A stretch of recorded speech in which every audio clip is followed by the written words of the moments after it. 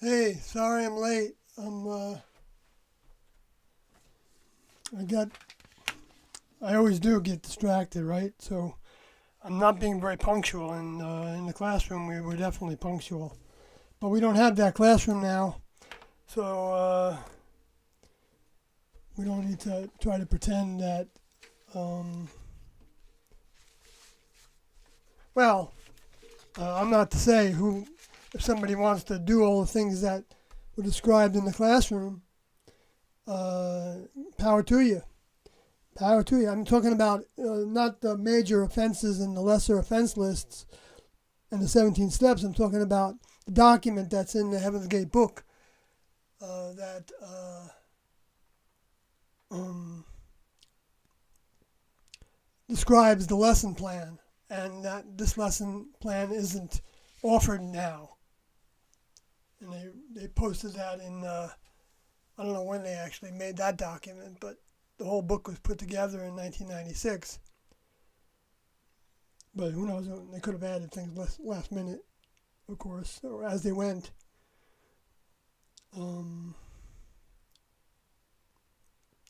anyway, so I started with this picture here of Senator Richard Blumenthal because I keep getting reminded by seeing things that are talked about on Coast to Coast and Ground Zero and and and not seeing this.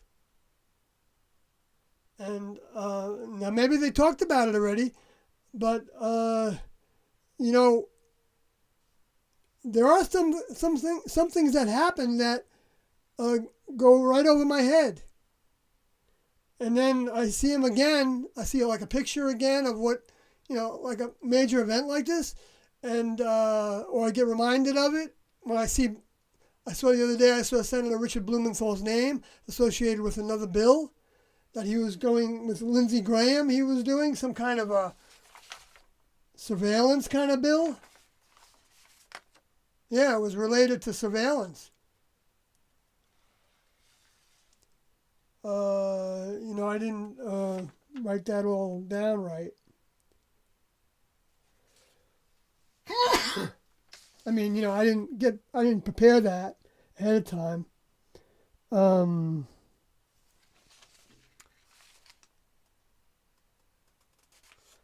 Because I didn't really want to talk about that right now. I wanted to actually talk about, well, I just got reminded of something, though. I did want to, I mean, this can look like boasting, but you don't know that it's true, of course.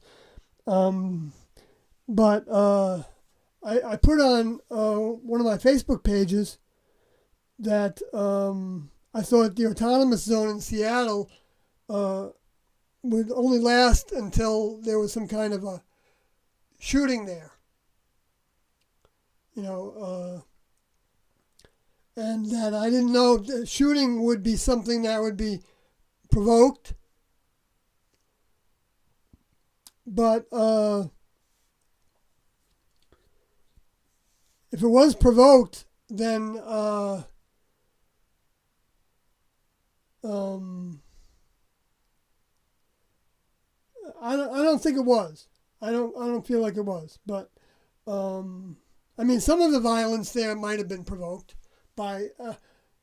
I mean, the police reported that there were, I think, one or two cars that were filled with people that had weapons.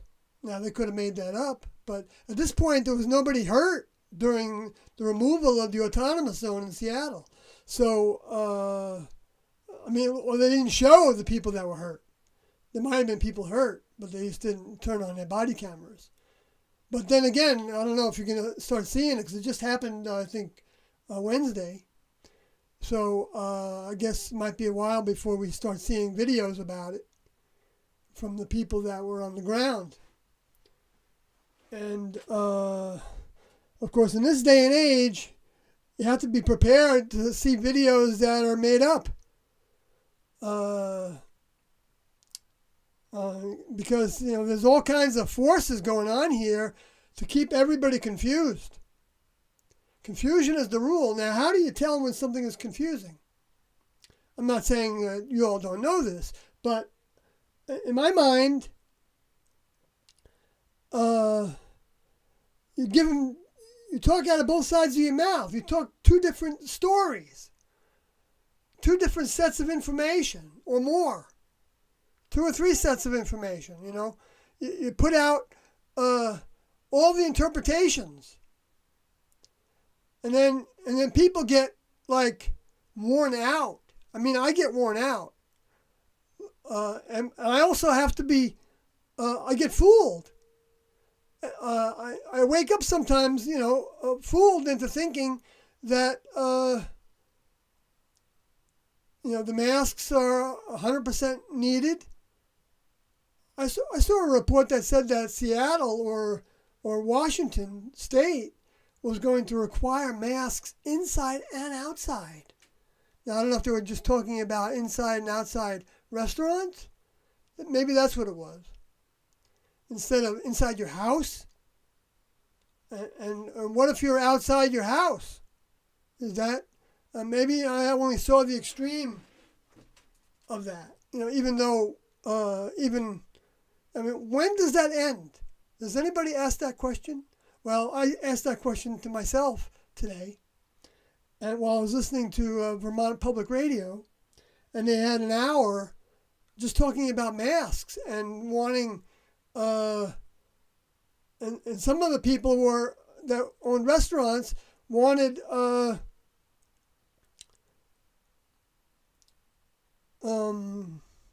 Governor Newsom, not Newsom, that's the California governor.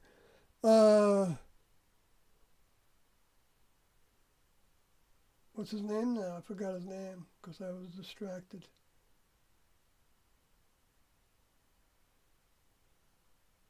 Anyway, the governor of Vermont, doesn't matter if I remember his name or not. I'm old, I got an excuse. But,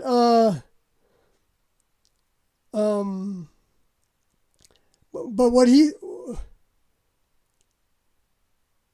they wanted him to pass a law to make masks mandatory inside of restaurants and outside of restaurants. And, or maybe at least inside restaurants. I don't know exactly if outside of restaurants was mandatory all the time. But they are kind of talking that way, And they just had one case that they announced in Vermont that was somebody that went to the hospital. Now, they don't say anything else about it. Did they go to the hospital first before they were tested? Or did they go to the hospital because they were sniffling and sneezing?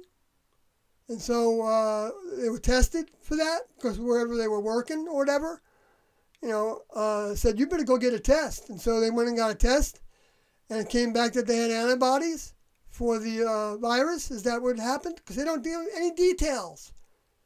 Very important details. They don't give any of them. And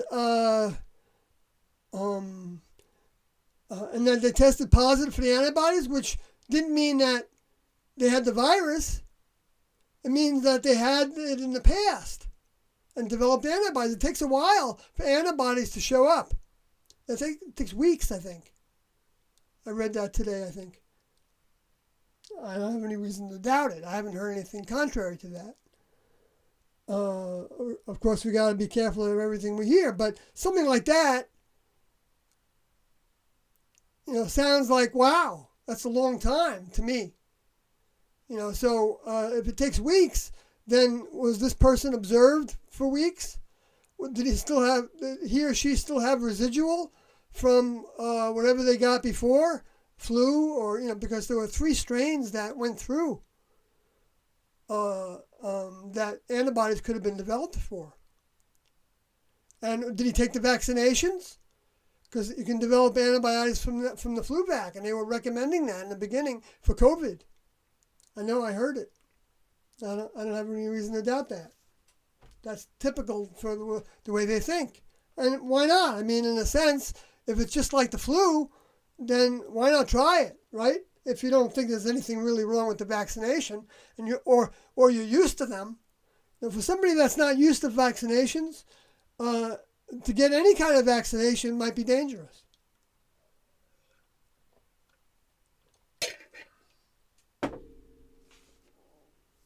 You have to be used to monkey blood and fetal tissue from living babies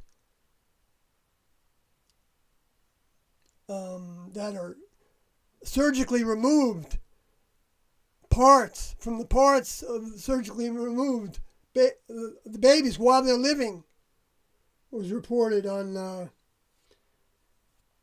somebody that's very reputable, Robert F. Kennedy Jr.'s website, Children's Health Defense, who had a doctor that was a professor, also had a biology lab and worked in biology labs and knew the procedures for coming up with the fetal tissue that was used in certain vaccinations, maybe even a flu vaccination. I don't remember exactly which one it was. But they also use monkey blood and also cow DNA, according to this person. And I've heard other people's, also dog DNA. And then I heard confirmation of that from Dr. Judy and Professor Judy Mikovich, who worked with Fauci. And Fauci didn't like because, and tried to discredit, and did, because she was going against what they were teaching. She was like a whistleblower. I believe her story too. We can't only believe the stories that the mainstream media give us of doctors. I mean, that's actually the last people that we should believe, because they have such a history of lying and being deceitful and trying to, have another agenda in mind behind their actions. Fauci said that the masks weren't. They were silly. They were stupid to wear the masks, and I found out why from OSHA when they quoted why people in the shipyards didn't count on the masks unless they were sealed, because you get the fumes through the mask on the side of the mask when they don't fit really tightly to your face. Now, they probably have masks now that maybe those fishnet masks are what they're using. But then why don't they tell people that to get the fishnet mask? I haven't heard that. Oh, you know why? The reason that Fauci said that he wasn't telling people to wear masks in the beginning, he said they were no good, was because he wanted them to be available for the healthcare workers. So he was lying on purpose, and Jimmy Dore did a good video on this. I had been wondering about Jimmy Dore and whether he was going to do anything on this whole thing, when he was pretty much sticking to politics. But see, that's a good thing for Bernie to drop out and basically get solidified to be Biden, who, real progressives wouldn't be able to stand Biden, because they know of all the lies that. Well, I was disconnected there. Am I still going? I don't know if it's come back yet. It looks like, I don't know if it's come back yet, because maybe my audio's come back, but my video hasn't. Good evening, Kathy Southwestern, if you can hear me. Welsh Dragon, hi. How you doing? Welsh Dragon. So you're from the Welsh lands, maybe? And you're still going. Okay, great. Because my OBS software cut me off. And last live stream, I played a video and I turned off my mic, and I want to play that video again tonight. But I wanted to do some other things. But I was just kind of getting going here with Richard Blumenthal's. If people don't know about that, I think it's crucial to go watch my videos that I think show in the picture my live streams that I did several months ago, showing Reagan and showing Richard Blumenthal, and all their public presentations of space aliens were a genuine threat. They've been thinking that for a long, long time. Certainly ever since Roswell, and maybe before that. Maybe back into the 1930s. By the recognition of these, what they were calling Foo Fighters.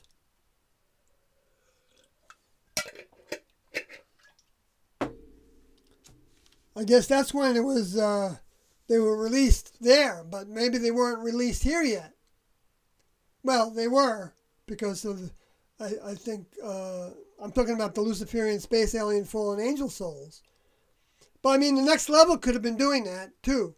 So they didn't have to be released from the bottomless pit, the underground jail, that under the sea or under the ground is the way the Revelation talks about it. That where the lower forces are hiding. They have to hide because they're vulnerable. The Next Level would be vulnerable too if they didn't know how to block or turn off being visible and move very quickly, and I'm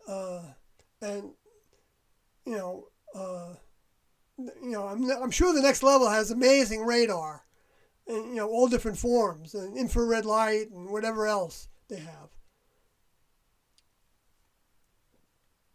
to stay out of humans' way. But they can be physically among us with huge spacecrafts, big and small. And that's what I wanted to do tonight, is get to that Comet Atlas. When the humans said that it broke up, let me see if I can find that quickly.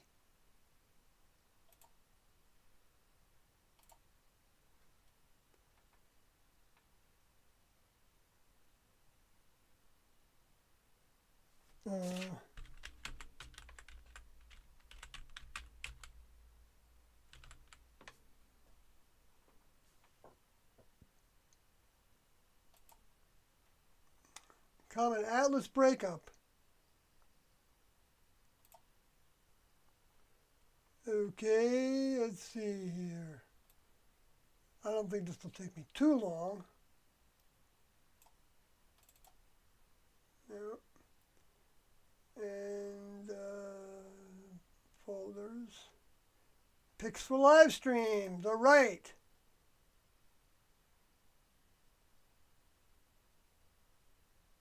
Atlas. Okay, I need a date sort.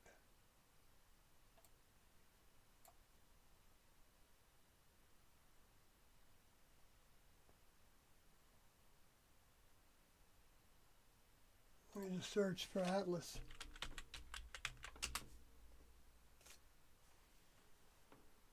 Comet Atlas, so I've got 3 of them.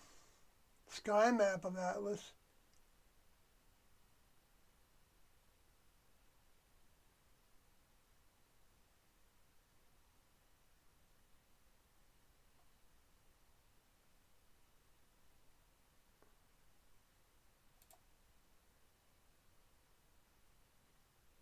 That's not the one I wanted. That's not the one I wanted, but I'll put it up here anyway. Got really bright.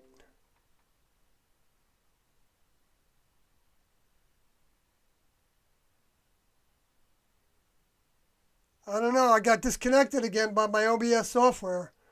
I don't know what's going on with this.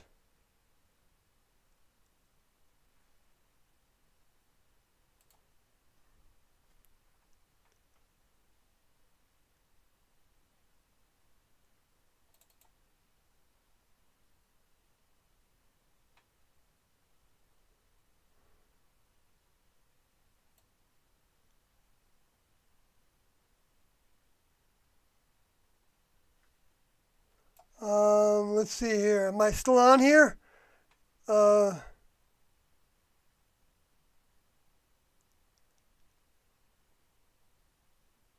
I don't know if YouTube is doing it, or sending a code out or something that trips up OBS.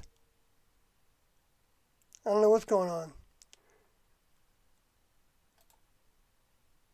Or maybe I put it in the wrong folder.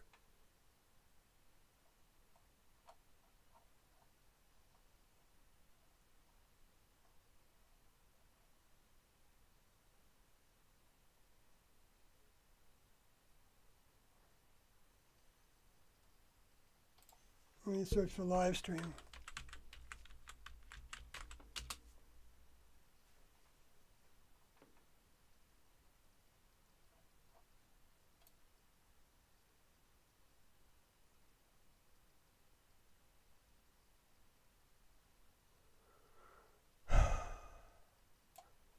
Live streams, live stream chat room text, live stream chat. Huh.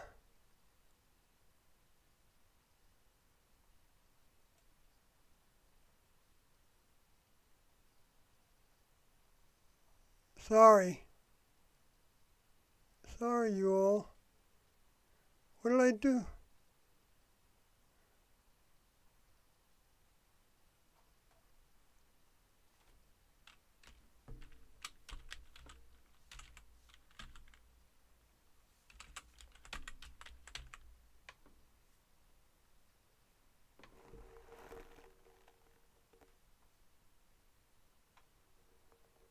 Four comets brightening in solar system. Comet Atlas, so-called. Oh, there it is. Comet at LAS. Okay, I don't know why I didn't find it in the other spot. Over here. Let me try again.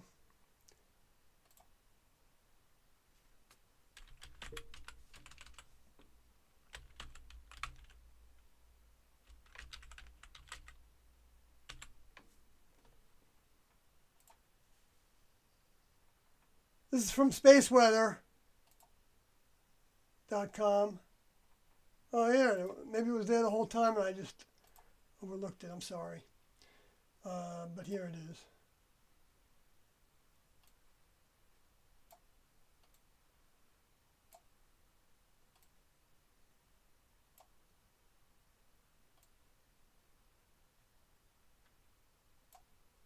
That's probably big enough.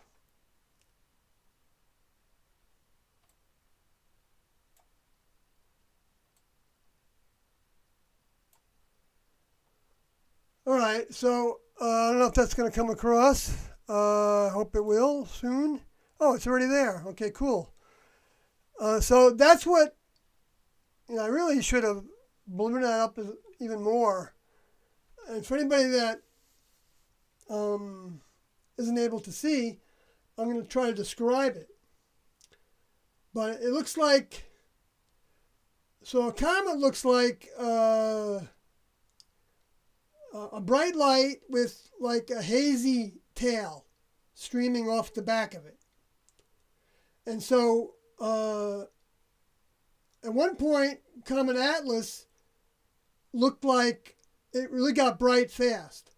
And so they thought it was going to be a seeing eye, a naked eye comet. In other words, to where you could actually see it with the naked eye at night, I guess. But Hale Bopp you were able to see during the daylight. Or maybe it was twilight or something. I'm not sure exactly when I saw a picture of it. But I could be wrong about that. Maybe the picture was lightened or something. I don't know. But anyway, it kind of looked kind of oval, but not real oval, not oval like it was really that far away. Anyway, that's another story. But these look like they got kind of different shapes. Each of them is a little bit different.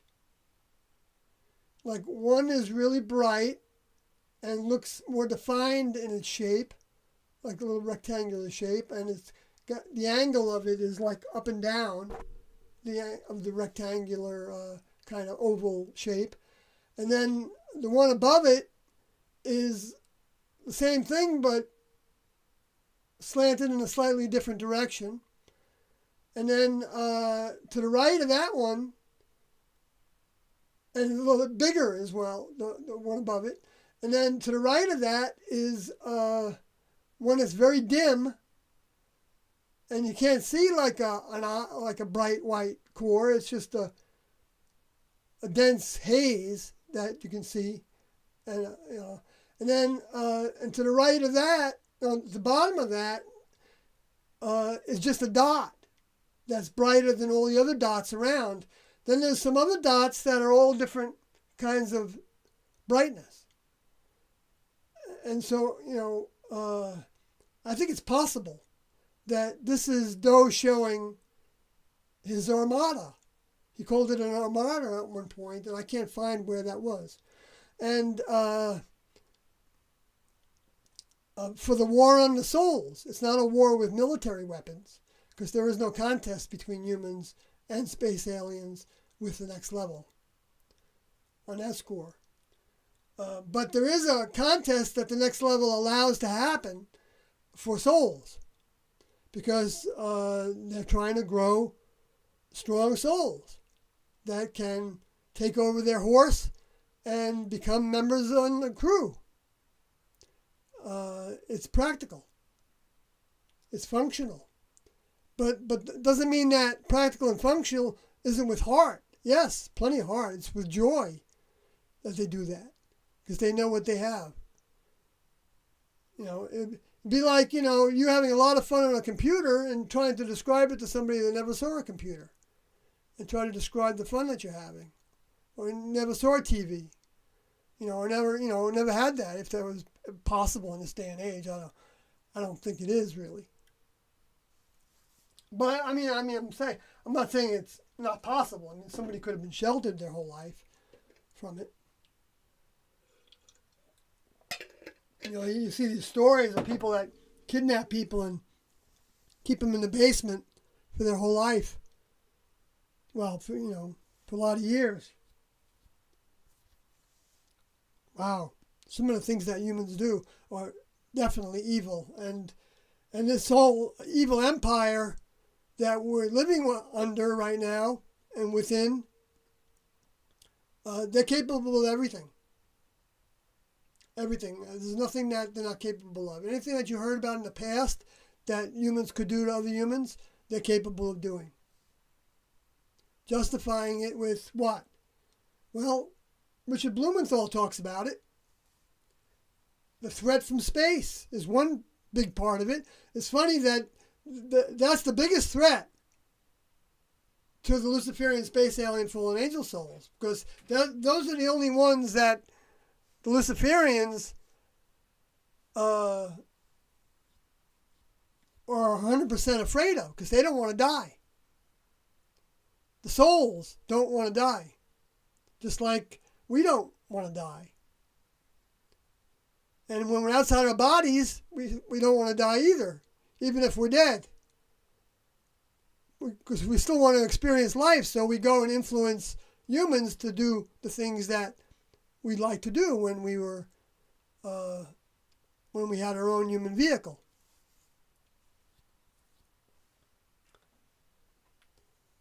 And the souls don't want to die, in us, because we have lessons to learn in the human kingdom.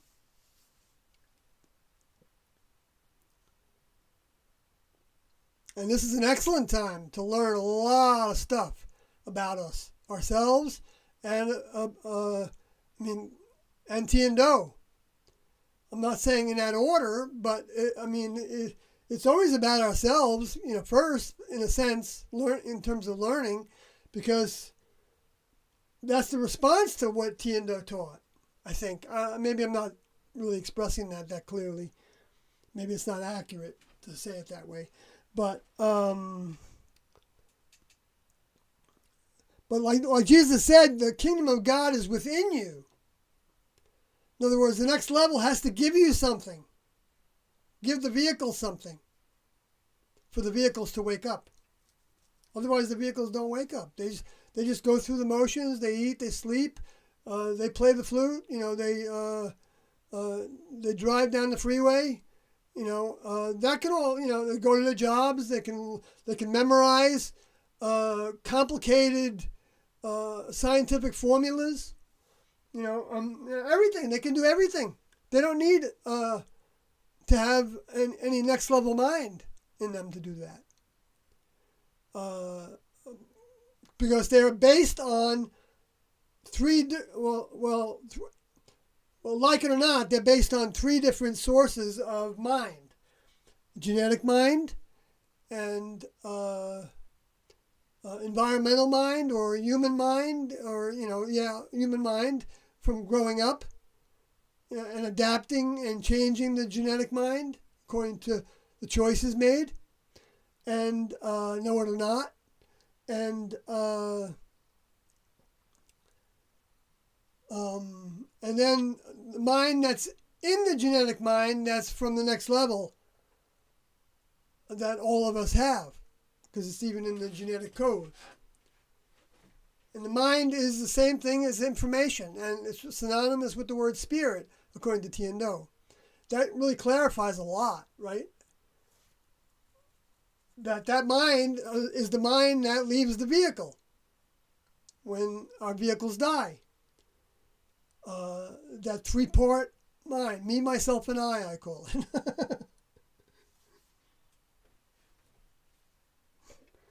Now we can make the next level mind into the I guess. I'm just going to use it that way. Tiendo didn't say it that way that I ever heard. But kind of, because they did teach that we were developing our eye to see more. The eye, that's, you can think of it as focused on your pineal gland in the body. But it's actually it's actually around the whole body. The mind is. It's bigger than the body. And but it's not brighter than the body unless it's getting more and more filled with next level mind. Then it can become brighter than the body. I don't know at what point it would become visible to humans, but I remember seeing Tiendo on the stage, and then on two different meetings in two completely different environments, and I saw this haze around them, and I also saw it around the room, and like lingering in the beneath the ceiling, as if it was smoke. That's what they're talking about by the smoke from the incense. Is the prayers of saints. Oh, that's what they mean by that. It's the mind. And that's why the flames of fire over their heads was some next level mind. It might have actually been visible. It didn't necessarily have to look like a flame. It could have been just like a point of light that was very bright. So they would think of it as, like the heat from a fire, or not the heat necessarily, but the brightness from a fire. Maybe that's the best interpretation for that, or one of the best. Because Tiendo didn't give me that interpretation, so I might be wrong about that. But I mean, all these things are scientific. The next level does everything scientifically. It's all science. I mean, science of mind, science of body. Tiendo talked about that in terms of frequencies, being the mind and the genetic code. They said that the genes could be changed. And that came true, that they said that. People know now that the genes can be changed, because that's what genetic engineering is. But what they meant by it is that, well, I'm not saying they didn't mean it that way, but what they meant by it for the sake of the classroom was both changing the genes of our flesh and changing the genes, the mind part of the genes. The mind part of the genes always puzzled me when they talked about it this way, was separate from the brain.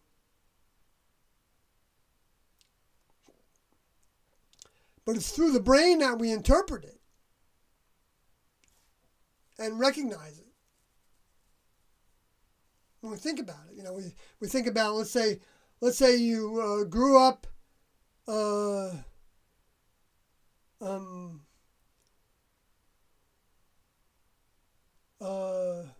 thinking that sports was everything.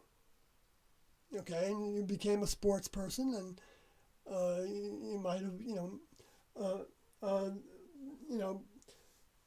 and then you found out that your grandparents were into sports, and that's a genetic mind, the interest in it, and even the ability of the genes to match what the vehicle wants, because what the vehicle projects, and through the vehicle's mind, can actually change the genes. And that's why even through your diet, you can change the genes. Like the Transfiguration diet talks about.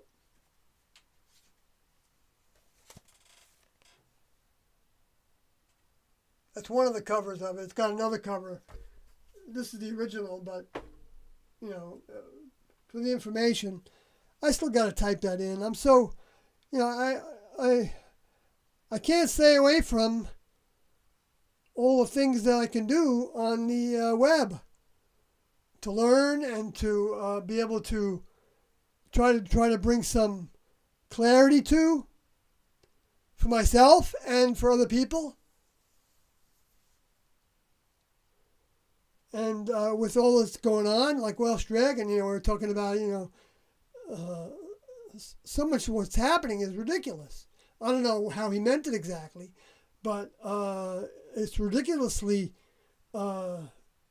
disturbing. And, it's like being at war, but your body isn't in danger immediately. It's your mind that's being, the tactics in war are to confuse the enemy. And we're the enemy for the people that want to take us over so that they can do what? So they don't have to justify anything that they do. That's what I say. And they got a lot of things that they're doing that are not on the mainstream radar. You see little reports of it here and there, but they're not making a big deal of it. They report stuff, if you go to the right places, but the general mainstream media, of the major, you hardly see anything about it. Yahoo does some reporting on it. Maybe some other people do too. But I'm talking about the colony on the moon. They're progressing with that. And they've got things, all kinds of things in motion regarding that. And they just saw like a cloud over the moon, which I didn't actually follow up on that article because I know that China's, trying to colonize the moon, and they've got all kinds of probes going up there. So I don't really take what happens on the moon as being a sign from the next level anymore. But I could be wrong about that. They did say Jesus was going to come as a cloud. They might want to, fulfill that. But to me, it's more likely that that would be a Luciferian tactic to make Jesus come like on a cloud. So that if they showed like a hologram of a cloud coming closer and closer, like that thing over Mexico, was it? That was drifting by. Oh no, that was New Zealand. That was like a little circular, kind of a well-defined, like circular object that held the same shape and size and brightness the whole time. It was just kind of floating like a balloon, but it didn't. I think somebody might have said that it was a balloon of some sort that was testing something. But for the time that was happening, people were, I'm sure, wondering what the hell it was. But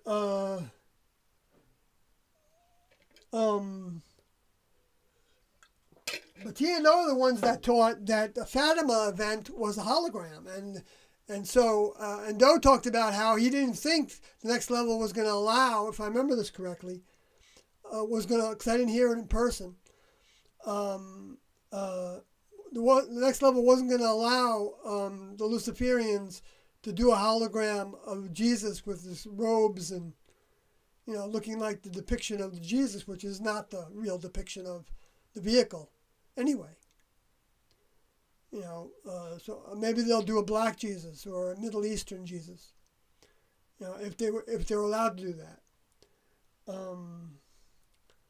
But the next level can change from if they said that. He didn't mean that it wasn't possible that they could allow that. The next level changes.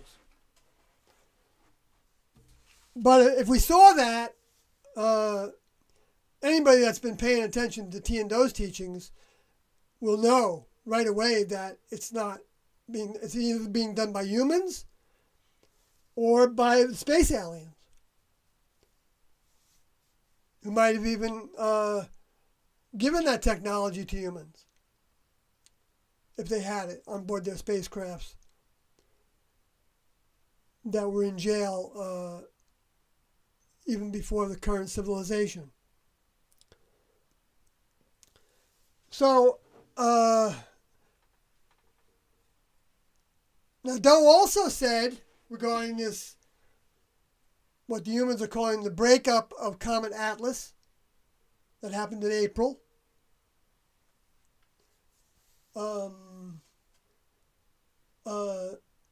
That he said, I think in Beyond Human, I think it was tape 11, but I might be mixed up with 4. He said that the way it could happen, he was trying to describe the way his final return would happen. And he described it as that he wouldn't be coming down, you wouldn't have that Jesus vehicle. Well, he didn't say he wouldn't have that Jesus vehicle. What he said was that they won't be showing any scars to anybody. Because he'll be in a spacecraft. He's not going to be in person with us. It's not also a teaching. He's also said it's not a teaching time. The teaching time already happened.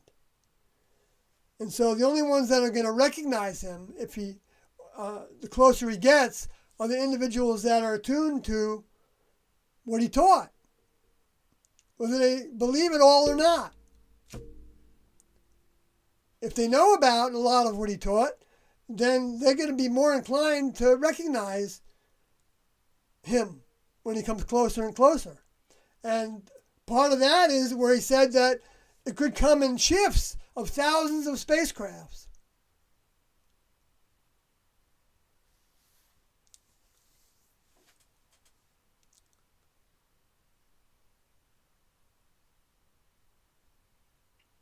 I got confused when he said that in the video that I watched, or the audio that I listened to.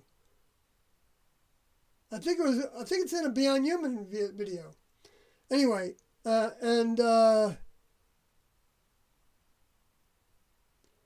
see, whenever I refer to it, I refer to the transcripts, so I don't have a clear memory of as clear a memory, because I lose some of my memory. I know that. But if I don't use it, you lose it.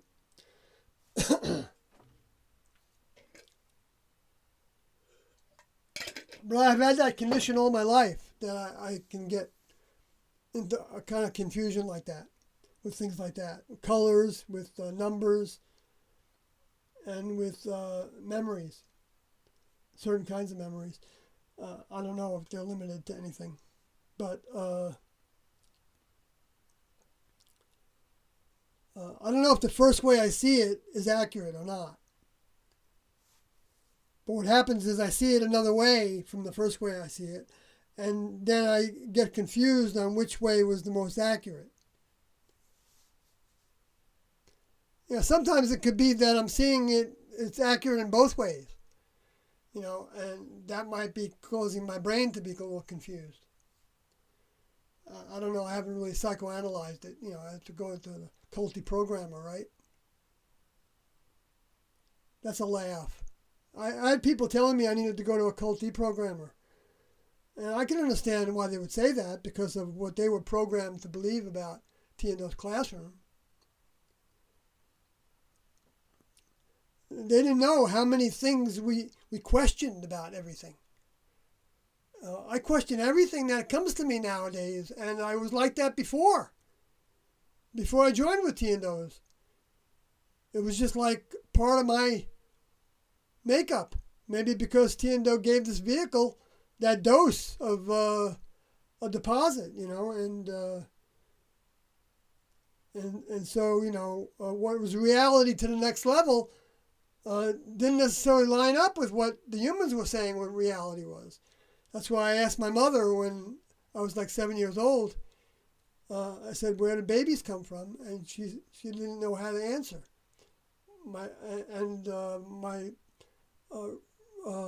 neighbors were there too. They were having like a little nightlife party at my mother and dad's house, my vehicle's mother and dad, and I've told this story before, but I got reminded of it in 1994, but by my mother. Anyway, so they didn't know what to say because they were kind of awkward with the whole subject, of where the babies come from, and so finally I saw their hesitancy. I finally put up my hands, like shrugging my shoulders, kind of thing, and saying, "Well, things don't just happen."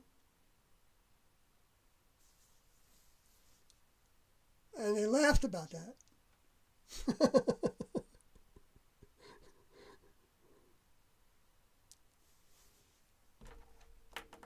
And to this day, I say that now. This earth didn't just happen. Those automobiles don't just happen. A lot of work goes into them. A lot of preparation, a lot of design work, a lot of experimentation. And that's what we're in the midst of. We're in the end of the experiment. It's irrelevant how long the end is. I mean, if you want to plan, whether to buy a house or not, I suggest you don't. But I don't know. That may be a stupid suggestion. Maybe if you bought a house, with some acreage and some ability to grow food, and for yourself and other people in your life, to me that would be a great idea. But I could be wrong. Maybe for someone else, it's not a great idea. Maybe the next level has something else in mind for somebody else. But being in ground zero of any city is going to have its roughness, but then you could do some positive things with it, documenting it, so other people can wake up. They just took apart the autonomous zone in Seattle, right? Did I say that already? I had talked about how I already mentioned that, so I'm not going to make that into a repeated thing. I'm trying to make myself look like a big shot because I predicted when the autonomous zone would be over, when they would, have some kind of a shooting or something, some kind of a violent event. And they had a couple killings there, according to the documentation, which who knows if that was manufactured. I don't know for sure whether those things really happened. They said like a 16-year-old was killed.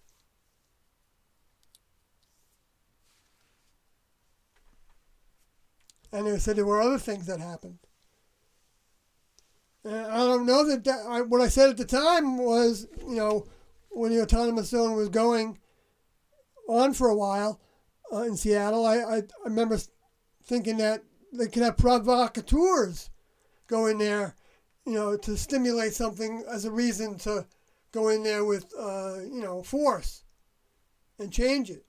Because then they wouldn't be looking like they were going by what Trump said. Because he said, you should do something about this or I'm going to do it.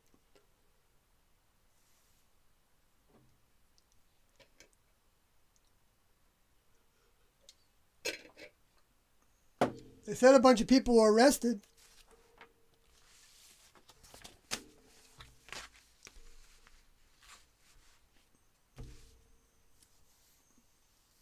I guess they got to a point to where it was, they didn't want to deal with it anymore, so they weren't going to keep on playing it as a, looking like they were doing what Trump said. I already said that already, right? But, that's one way to look at it. They have strategy sessions. If anybody doesn't know it, if anybody's not worked in the corporate world, then you don't know that they sit around tables and they talk things to death about their plans. And they want devil's advocates. They want people to say, what's wrong with this? What is the left going to say about this? What is the right going to say about this? What is the,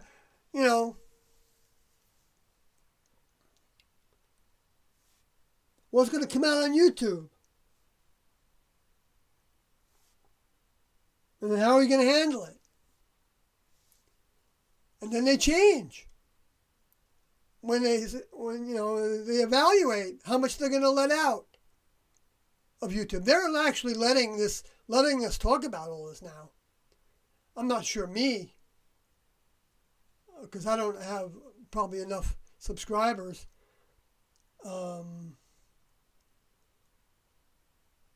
But then again, they did say that 1,000 subscribers was like a benchmark to where they were going to start making it hard for people to live stream if they didn't have at least 1,000 subscribers. But see, they don't get any money from me. So I don't know where I am on the database. Let me go to the chat room. I'm going to follow those thoughts every time I have them so that I don't turn off the microphone by mistake. And I'll go down to the bottom of it to see if you're saying anything. But I looked at my microphone when I did that. So it's the time when I'm caught off guard that's the problem, right? So Deport TGV says, I think it's healthy to question, doubt everything. Sometimes after struggling through doubt, you come out with an even stronger faith. Yeah, I agree with you. It's like you see more because you're struggling. A doubt experience is a struggle. And Tiendo used to call, they used to talk in terms of having thirst for the next step. So you can have thirst for the next step, which comes in the form of seeing something on the news and doubting or just wanting to know more about it. That's thirst. Not wanting to just take it for verbatim as what it is. A lot of people do that because they don't also have the time to dig into the details and the energy to dig into the details. It takes a lot of energy to keep on, looking through all these nooks and crannies. Trying, like the other day I searched through, I was puzzled by, all these cases, and yet I saw somebody got cut off on VPR that was talking about how the deaths are still going down in Florida for West Palm Beach. The mayor was saying that. The deaths are still going down in Florida. But they're not talking about the hospitalizations in a way that I can count on getting the truth about it. They're saying that they're cases. Now, and so I was like, are they actually making cases? Are they actually putting coronavirus in places? I started to wonder. And, to try to get people sick so that they could justify clamping down again? I wouldn't put it past them. I don't have any doubts that that's possible. And the Wuhan virus might have been that. It might have been also an accident that they took advantage of. Trying to test a vaccine against somebody that got the virus. So they would release the virus. People that would get it, then they would say, okay, you got these symptoms, let's try this vaccine on you. And then they can see if the vaccine works, produces antibodies in the body that they can then use to make a better vaccine, and also to make other drugs to help with it. So it's not like they had necessarily 100% evil motivation. The evil part of it is that they can use humans as guinea pigs against their will. Don't even know it that they are guinea pigs, or pay them, But that's the same thing. You're coaxing them. That's holding a carrot in front of somebody. That's how you brainwash somebody. Tiendo didn't do any of that. We knew that being in the next level was a huge reward for our efforts. But they didn't say, they didn't repeat that over and over again. I mean, they probably heard them. If you were able to, actually, I'd love to see all the audio tapes transcribed. So then we could search for keywords, and then we could see how many times Tiendo brought up what some people might call a carrot. You're talking about, well, I guess a carrot would be anything that they talked about the next level, right? I mean, they talked about early on that the next level task, when they were asked a question, they didn't just bring this up. When they were asked a question about it, they would say, okay, what was fun in the next level like? And they said, well, it was fun, but it was like humans can't understand that fun as well, but it's compared to horses running in a field. Now, remember, this was 1975. There weren't any personal computers to have fun with. There were TVs to have fun with, but TVs aren't nearly as much fun as computers by a long shot, right? So their example was that you wouldn't understand their kind of fun because just like, you see horses having fun, rollicking in a field, and they're having fun, but we don't think of that as necessarily fun, even though running around is fun, but it's not fun to a lot of people anymore because we have other things to occupy ourselves with being fun, making movies, feeding our families, taking care of our health, and seeing some benefit from it, from our actions. I mean, I'm just saying stupid things in a sense, but I mean, everything in the human kingdom that people can have fun with, and so by being locked down, that fun is being restricted in some ways. And that's a good thing in the sense that we can start to have more time to put towards, thinking more about the reality of our world and where it came from and all, and where the truth is on any subject, and how can I make a positive impact on the world, or the world, using the world, the term world. Peggy Hall could probably do a show on use of the word world and universe in California. If people say, "Oh, the universe made me do it," and we're going to save the world by reducing our carbon footprint. They got to make it into something that you're benefiting the world by doing it. So you're like a god, right? You're benefiting the whole world and the whole human race by recycling your plastics, even though they take those recyclings in many cases and give them to the incinerators to burn and pollute the air with.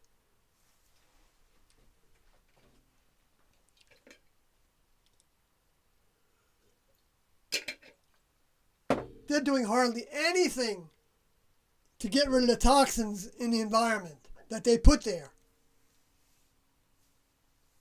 People have the audacity to say that God couldn't exist because then God would be evil for letting a child get cancer and die at a young age and suffer through that. And yet, it's the humans that are stimulating the cancers. And even so, the next level can take that spirit or soul, if that vehicle has a soul, and learn an awful lot about how to deal with pain and discomfort, and also be an inspiration to humans that be shown that your problems aren't so bad when you see what they have to go through chemotherapy and all that. I mean, people that have been through chemotherapy, I'm sure know what I'm talking about. I've never been through that. But, if you're vomiting all the time, I know what that's like, to do a little bit. So I know that that's not pleasant. To not be able to hold down food, to have no energy, to have no positivity. When you don't have energy, you get depressed easily. It's hard to maintain but if it causes you to ask the next level, the highest source you can reach in the universe for help, then it can be a positive. It can be made into a positive. Now, there's only a certain amount that could be maybe a positive in a vehicle that's totally unable to function in a positive way, like without drugs to help them, drugs to counteract, the depression. And they say that marijuana helps with that, right? With nausea.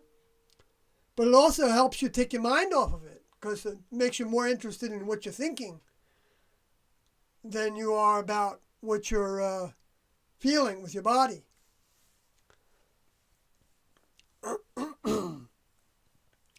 So I think those are all positive things that the next level wanted to see having us have availability to. And not only that, but the drugs that help us through this. But see, if we're just on the drugs all the time, they become their own negative. Because we need more of them. We need to change dosages. They have side effects of drowsiness and who knows whatever else. All the Prozacs and I don't know what there's probably dozens of them. And if they help us in some way, get through depression, then power to you. But if you can get off of them and get on to more natural means, I think that's also power to you. But I'm not the judge of anybody in that regard, because I'm certainly not an example of not having my own forms of addictions or, strong habits. I can't say addictions all the time because,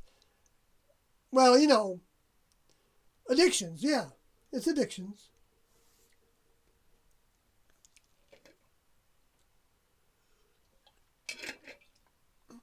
Like Doe said, that if he, knowing what he knows, if he had to live in this world, he'd have to be drunk. He said that when he knew a lot already.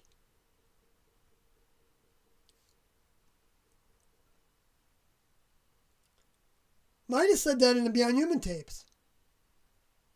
I never actually remembered exactly where that was. He said that.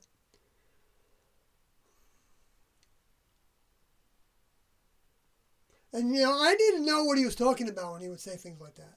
When they would talk over and over again about, not the same setting, but, through the years, they probably said at least a dozen times through the 19 years I was with them that they hated it here.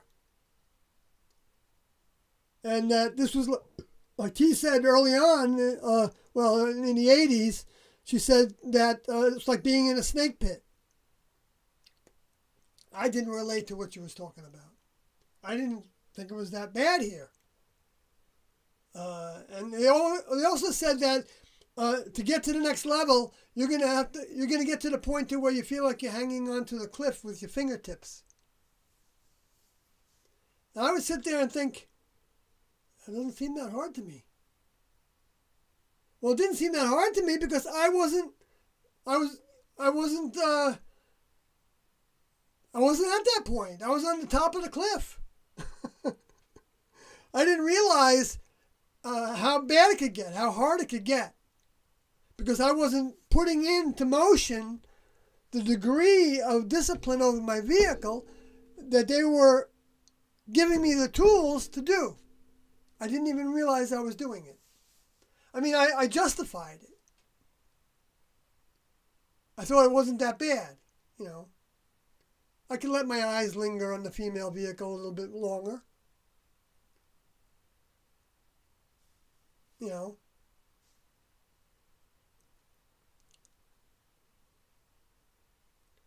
And so that kept on building until I was, willing to just give in to the thoughts and images in my head.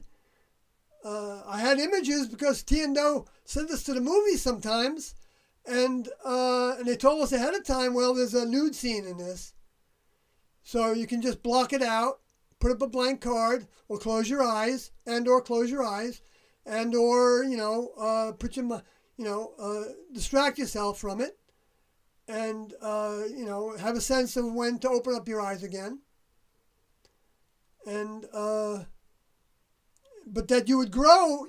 If you kept on growing in next level behaviors and ways, you would grow to be like Doe. He said that to him it's like seeing a grapefruit to see a woman's breast. I mean, he gets about the same kind of buzz from it. I don't get any buzz from a grapefruit. I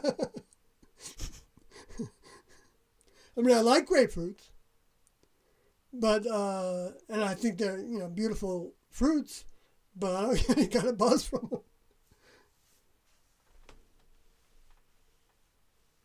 Not on that level.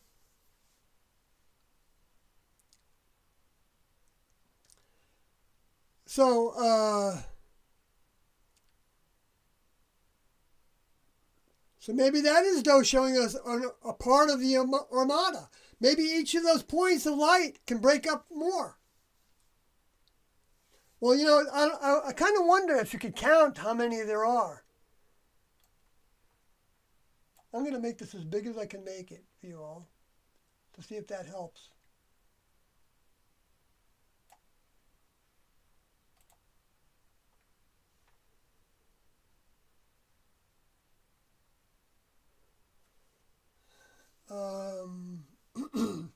Because I'm just curious because of the thing in prophecy that says that the four living beings have 6 horns. In other words, which I believe are 6 crew members. Now, each of those crew members might have a spacecraft. Because it could be that they all have spacecrafts with crews on them, and then that there's 6 or did they say 4? Let me go to that spot, and I'll just put it right over here.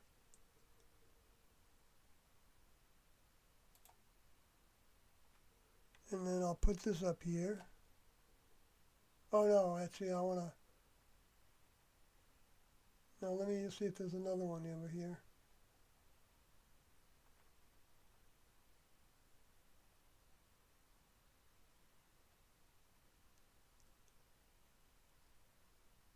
I know I'm bouncing around like I always do, right? You've come to expect it, so in my awkward ways about it. Boy, where is that? Oh yeah, okay, I have to bring it in, okay. I don't know if I remember how to do that. Is that video capture? Or game capture? Display capture? It's not video capture. Window capture? I think it's a window capture. Oh yeah, there it is, Strong's. New Testament. I did want to do some little talk about the New Testament today. And then I have to open it up here.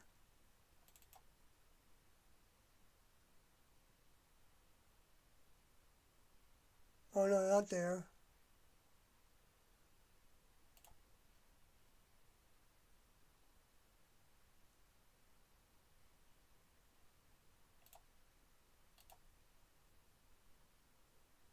Okay.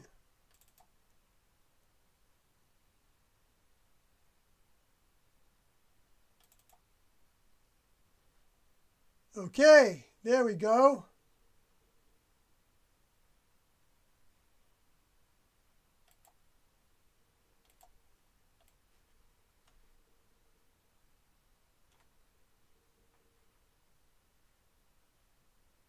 I want to get back to counting that. But I guess I can fit me in there. Well, I'll expand it when I come back to this. Because I want to be able to see this.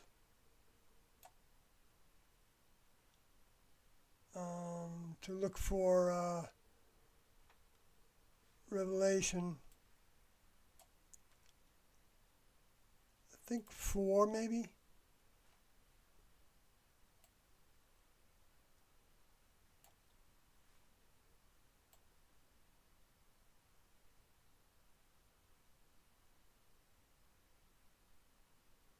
Okay, I'm going to start from the beginning of chapter 4, because believe it or not, it seems like the next level had a hand in even arranging these chapters, influencing the individual, the monk that did it.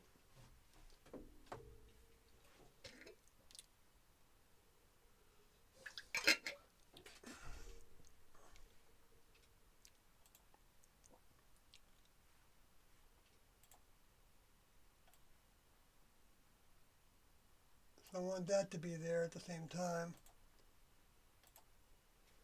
Okay. All right. So, chapter 4 of Revelation. After this I looked, and behold, a door was opened in heaven, and the first voice which I heard was as it were of a trumpet, talking with me, which said, Come up hither, and I will show thee things which must be hereafter.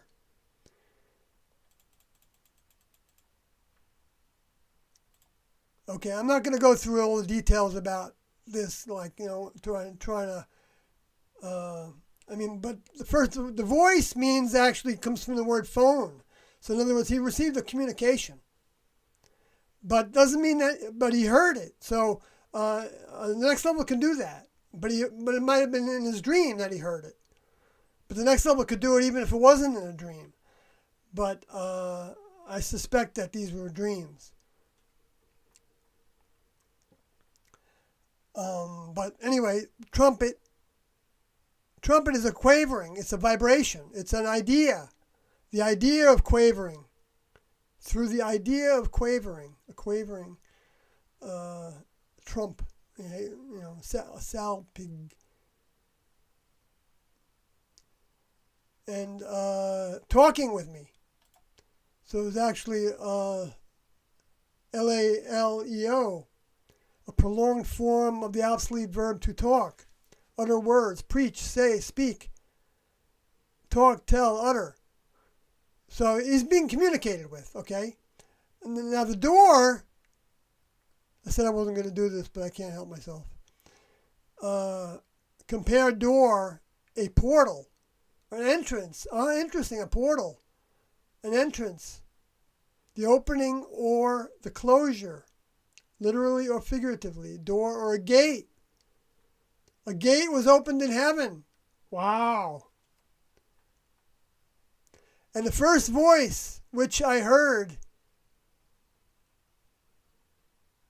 a trumpet. Now it's compared to a reverberation, right? Okay, so that's a salos. Comes from, I already went through this, but I didn't go down to vibration. A billowing wave. Is that like a sound wave? Trumpets make sound waves. Tiendo are like a sound wave. The song in Revelation 14. Things which must be hereafter. Okay. Right, hereafter. And that's happened to be about 2,000 years later. Give or take, a bunch of years. But, okay, so I'm going to read the next verse, Revelation 4:2. And immediately I was in the Spirit, and behold, the throne set in heaven, and one sat on the throne, and one, now that word one is not in blue, so I don't know if you can see it that well on your screen, but it's black. So that means that it was assumed. But when you say sat, it's from the word kathamahi, from keta, and hemi, combination, so it's a conjunction. To sit down, to remain figuratively. And a lot of these things are figurative because they've been given to us like in dream form, so they're figures. More, like Jesus' teachings, a lot of them, most of it wasn't, it was literal, except when he was talking in parables. And occasionally he would do something figurative. But most of it was literal. Reside.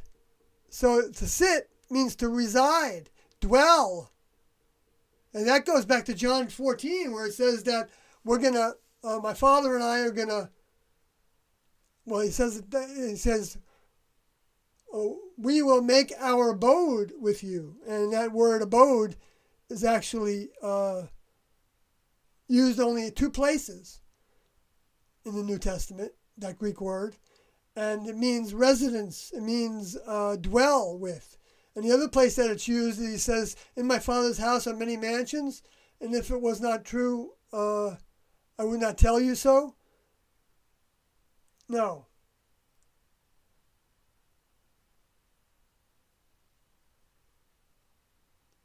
So where you will be, I will abide with you also, or something like that.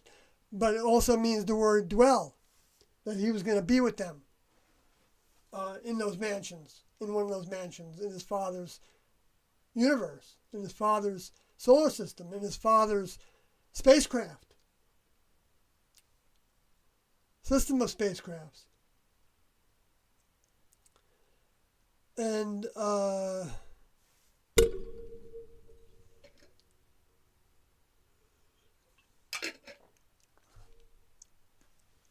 that's what throne means. Throne is the definition of the task. From to sit. You sit on the throne so that you've got a position on the throne. That's the one that's running the show. Like Doe said, he was the chief administrator of the earth. I know, it's hard to imagine, right? But it is. I think it's true. I think it's 100% true. I don't have any doubt about it. That's not the kind of thing I have doubts about. I do have doubts. And when I told in the last live stream, I talked about how I thought I was doing an okay job. What a stupid thing to say. What a stupid thing to think. Why do I need to compare myself, with anybody else? Or with doing an okay job? My own opinion. That means I'm satisfied. And that's to the next level. Being satisfied with our growth it's just kind of weak. It's weak. Well, I know I have weakness. I'm not going to be down about it. They don't want you to be down in the mouth about it when you make a mistake like that and say something that you recognize was not from your next level older member's mind. And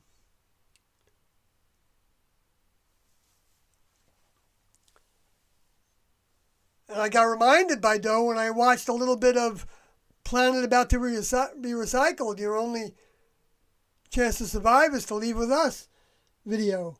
And where Doe was, towards the end of it, was talking about how after Jesus left, the truth went quickly left, so that people couldn't really perceive much of the reality that Jesus was bringing upon the earth. Jesus and his crew were bringing upon the earth, including the souls that were returning to go through their second trimester in the 3-trimester birth process that Tiendo talked about like that. So, and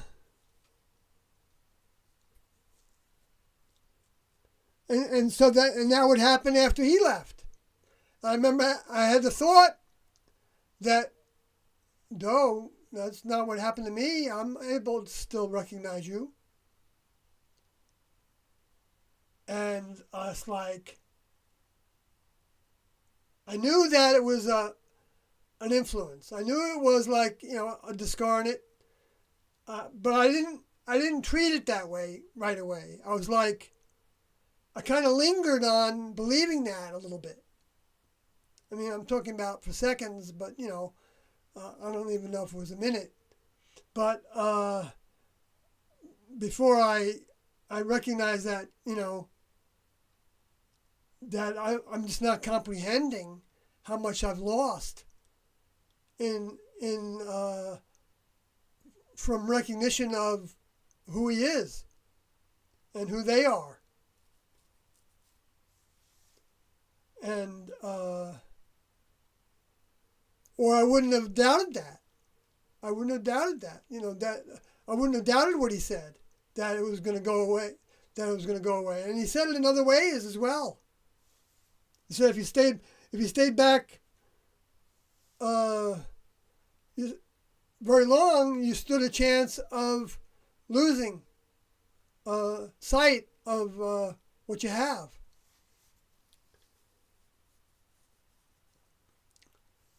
And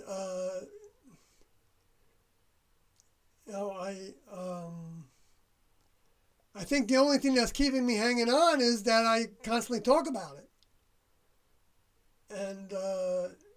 and I'm asking questions of Tiendo, and so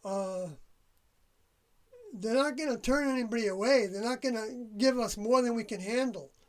If we ask for the help to grow as fast as we can, and we trust them, then they won't let you down on that.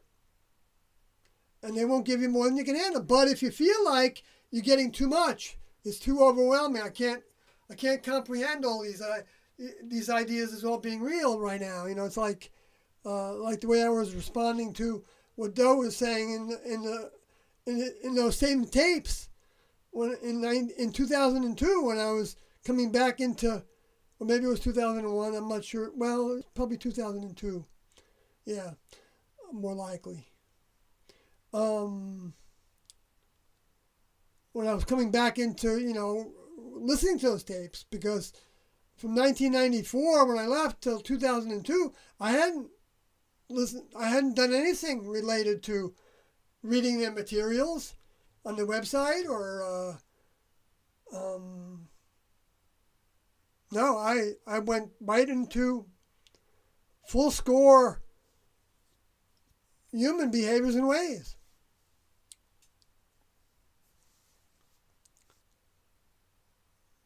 Trying to date and like seeing through that pretty quickly. After 3 dates, well, one was more than just one date, but I was like, I'm done with that. And that's when I moved up to Woodstock, New York. Actually, I moved up to Saugerties. Not Saugerties. I lived in Saugerties too then. But before that, I was in Ashokan, where I met the woman that would be my partner for 17 years, and we would have a child with. And we would participate in helping my stepdaughter, who was 4 at the time. Anyway, so I went full-fledged into family, into all that, and also trying to start a business selling blue-green algae product lines, a health product line. And that's when, so anyway, so I went full-fledged into that. And so when I came back to it, it was like bizarre watching Doe on the screen with his, in that big headshot, with the, I'd seen him with a shaved head before that, because he had a shaved head while I was in the classroom, before students were shaving their heads.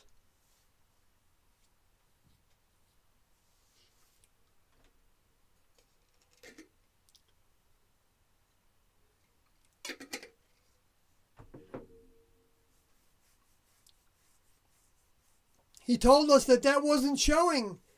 The desire to shave one's head, if they wanted to do that, if they wanted to be, mimic their older member in every way that they could, that was a positive. Because Jim Odie asked that question of Doe. That since we're making a commitment to you, your behaviors and ways and your teachings and everything, which T is the one that instructed us to make a commitment to Doe, by the way. Not to make the commitment to T, make a commitment to Doe. That's the way they were. They didn't put themselves on a pedestal. The other put the other on the pedestal. Doe put T on a pedestal. And T put her older member on a pedestal. And we were putting T and Doe on the pedestals of the throne. Anyway, I'll go back to that. Well, maybe I didn't say enough about that. Because I was going to... No, I guess I went enough in that direction. And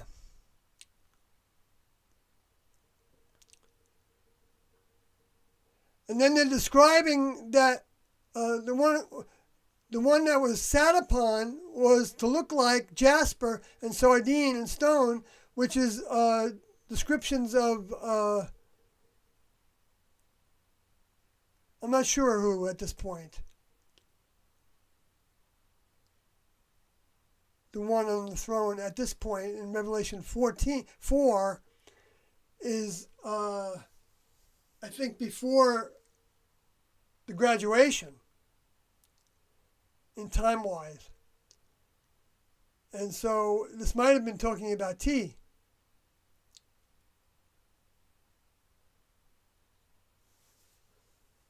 I mean, they were both sitting on the throne, so maybe it's talking about both of them.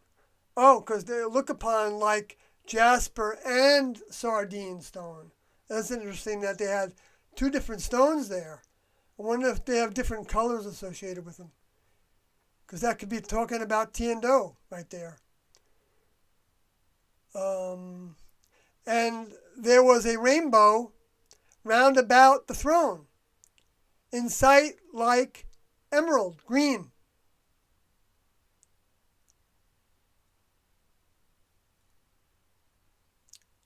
There are emeralds, I think, that aren't green, but I might be wrong about that. So I can't automatically assume it's green. But if you click it, it says it's from the word smargados, snogganos. And it says green. The emerald or green gem, so-called emerald, of uncertain derivation. Anyway, okay, so, well, I guess I could stay there, but anyway, so in sight like emerald. Okay, so I'm not sure how to think about that, except for it's interesting that, the author of the book is listed as Little Green Ink Think Tank. You can see it on the bottom there. Little Green Ink Think Tank.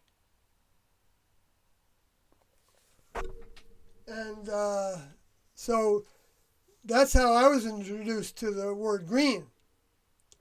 And I think that was referring to the way that little green men were from Mars.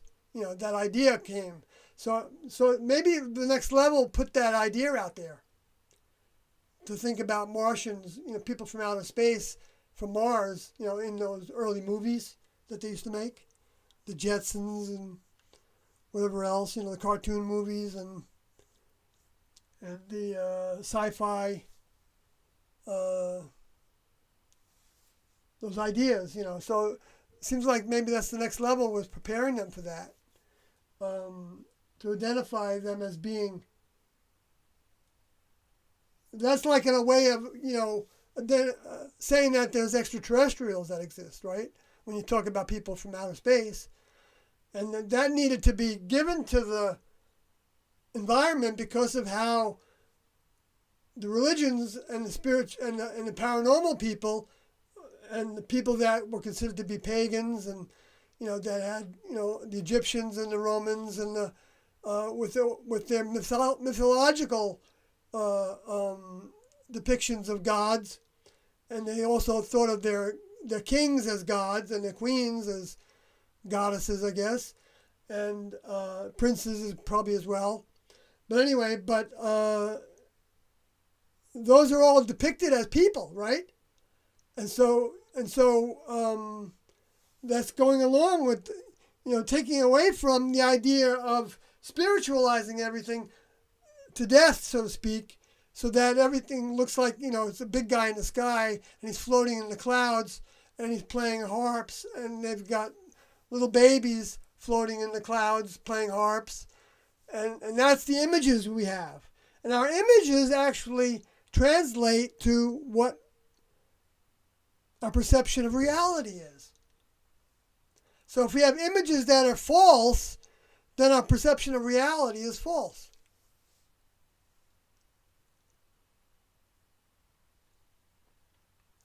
And that's why Jesus and Enoch and Moses and Elijah all left with their vehicles, even though T&O said that Moses left, his vehicle left also, but they didn't say whether he died first and then the next level took the vehicle.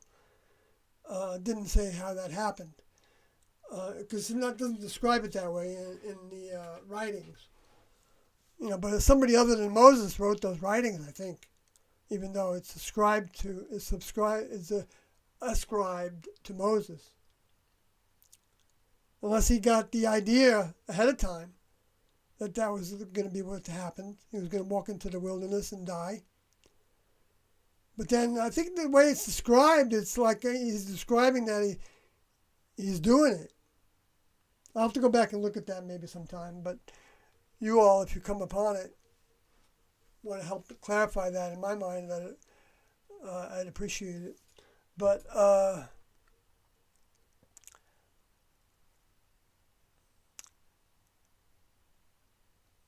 and Jesus said that only the ones that were depicted as leaving with their bodies were the ones that came from the next level, came from the kingdom of heaven, kingdom of God, kingdom of his Father. A God in the next level, a deity in the next level, a member of the next level, an older member in the next level, his older member of the next level. The one that birthed him into next level membership.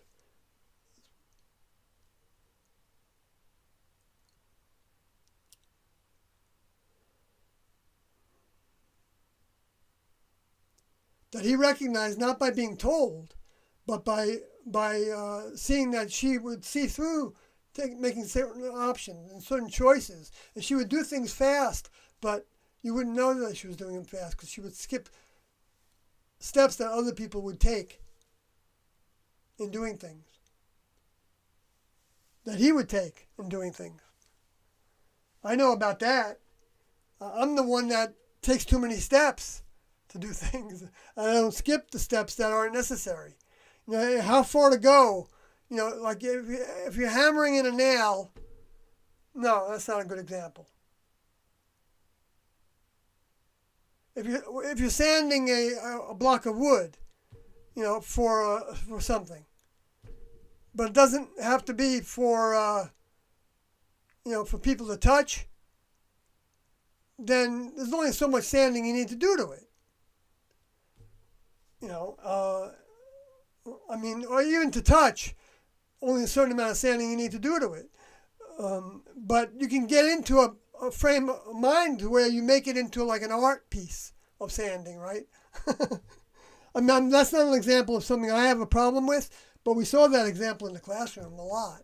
I remember one member of the classroom that wasn't among the 38. When I was partners with him, I'm going to say it was Frank. It was Andoti.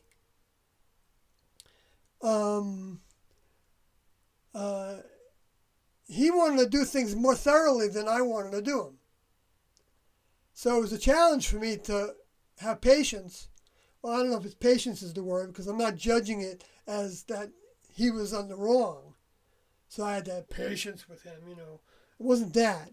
But I did have to hold back not saying something about it. Like saying that maybe that's going a little too far. Maybe we're doing it a little bit too exactly. Because we did have instructions that you could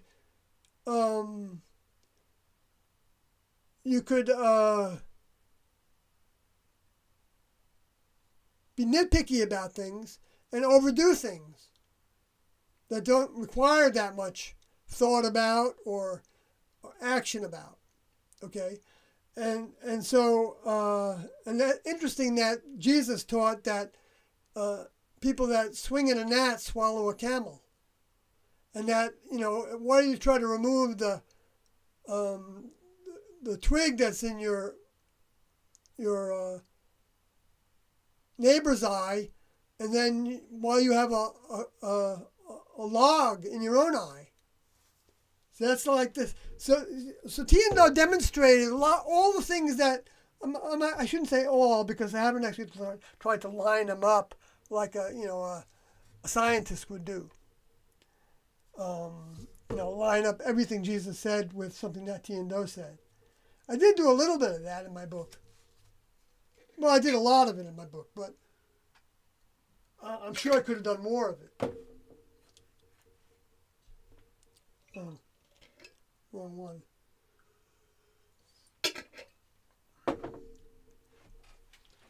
So I'm going to keep on going through Scripture. Well, maybe I'll go back to the chat room for a second here.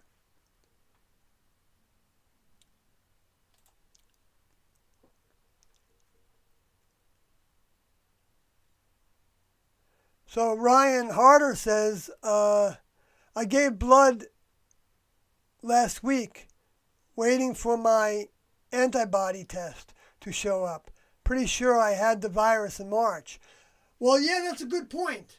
That's a good point, because what I'm seeing being documented is that even the CDC or the WHO, or I forget, but one of the official sources is saying that even millions of people were infected with the coronavirus even months ago. So the antibody test isn't confirmation that you have it now. You don't need to be contact traced now if you had the coronavirus 2 months ago or 3 months ago or 4. I'm not talking about you in particular, but Ryan, but you do what you want to do, of course, but just the whole mindset that these tests are surfacing cases, and they're equating them, in people's minds, they're equating them with infections, when all the cases aren't infections. And most of them are not infections, actually, if you look at the data. And the infections, you don't know what degree of infection it is. Somebody could have a allergy to dust and be sneezing. Or somebody could have had the virus and still has residual of it because they never got over it 100%, but they test positive for antibodies because they got over it to some degree. Okay? Now, so they could potentially be contagious, right? So if that's happening, and a lot of this testing is being done on the border, well, they're being tested all over the place, but on the border of Mexicali and El Centro, California, where they're testing people coming in that are American citizens that go to work in Mexico. And so they test them when they come back in, and they have to wait on big lines now to get across the border. So they have to their days are so much longer now because they have aerospace companies in Mexicali that are United States companies. They go beneath the border, right? Because the labor is cheaper for a lot of the labor. And who knows the people that actually go back and forth, I don't know whether they're of Mexican origin or Mexican Americans, or I guess they're probably a lot of them are Mexican Americans that are probably, the managers and things. Who knows? Because, the labor, for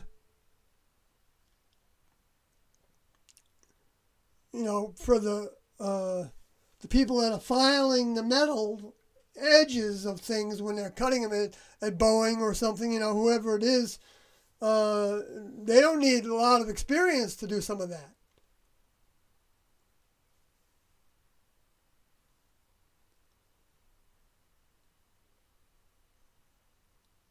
It's very opposite of what they would be doing if they were really patriotic about this country. They wouldn't be sending all those jobs across the border. But I'm glad that the Mexican people have those jobs. So I'm not, if they're going to make weapons, then at least somebody benefits from them.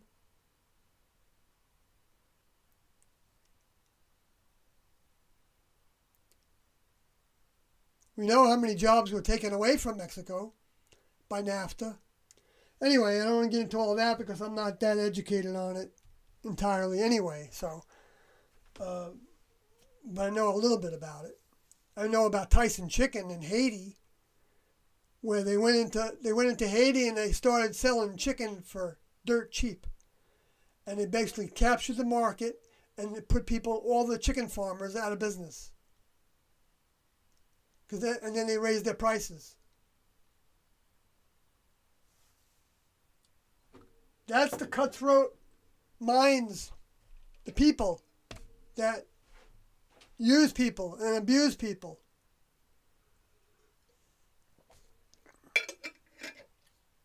And that's who's running the world. I mean, running the world in terms of through the governments that they're all a part of and playing into and profiting from, and with their contracts all over the world. And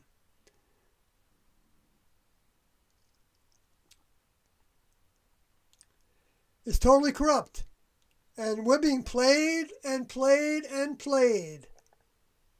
I said it 3 times. Not that, I think there's actually only 2 times that are the biggest plays. I thought it was to include 9/11, and then everything led up to 9/11, and then as the first one, the first fall of Babylon in Revelation 14, and also in Revelation 5, maybe it is. I'm not sure I remember right. But also, then the second one I thought was the 2008 financial crisis, with 5 million people having to foreclose on their homes, and then the banks buying them back, and then reselling them or rebundling them and trading them, and going through all that continuously. To date, continuing to profit and gamble on it going up, gamble on it going down, in the options market. And all these schemes, and then doing token busts once in a while of somebody, when they get caught red-handed.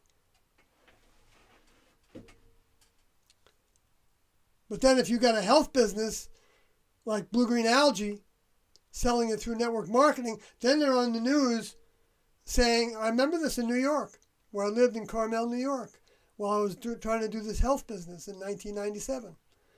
And then when we come on the local news station was talking about the pyramid schemes, and they actually talked specifically about the company that I was working for, Celtech, who were they were harvesting their algae from Klamath Lake. It wasn't the only Klamath Lake algae, But they were harvesting it from there, and it was proved to be not toxic, and it had a lot of good qualities to it. And Doe even used it, but he said it was too expensive. After. I didn't know about that he used it.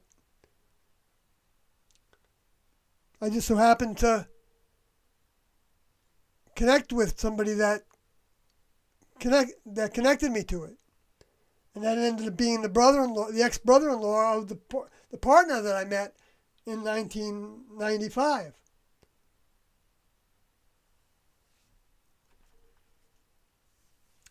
Anyway, but so they were saying it was pond scum and it was a pyramid scheme. While I was doing cold calls to people to see if they would be interested in this blue-green algae health line that had enzymes associated with it, that had a little bit of blue-green algae with it that they said helped the enzymes work better, and the probiotics, the Acidophilus and Bifidus and the other bacteria that the doctors were poo-pooing years ago, but now some of the doctors are waking up to the value of having probiotics naturally the best through fermented foods. But if you don't have the time or want to take the time or to make fermented foods like cabbage and kefir and and make your own yogurt and things so that you got a good dose of bacteria that's fresh and isn't coming from something that's cheap, because they probably use in those yogurts, they probably use the cheapest bacteria they've grown. They probably buy it in bulk, and it's probably not refrigerated. Who knows if it is or not. They don't have to really prove it to anybody that it gives you probiotics. It might be better than nothing into our diets. Since the yogurts are pasteurized, you don't get them naturally. Raw milk, you would get natural probiotics in that, and natural enzymes, lactase, to digest the milk.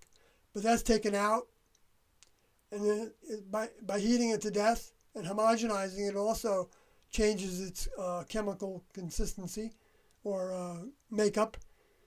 And so basically you're drinking dead matter that then the body has to figure out how to digest it. And it draws from the pancreas and the gallbladder and the spleen and from the stomach, I guess, and wherever else from the blood, wherever else it gets enzymes, formulates enzymes to maybe hormones from the glands, the glandular system.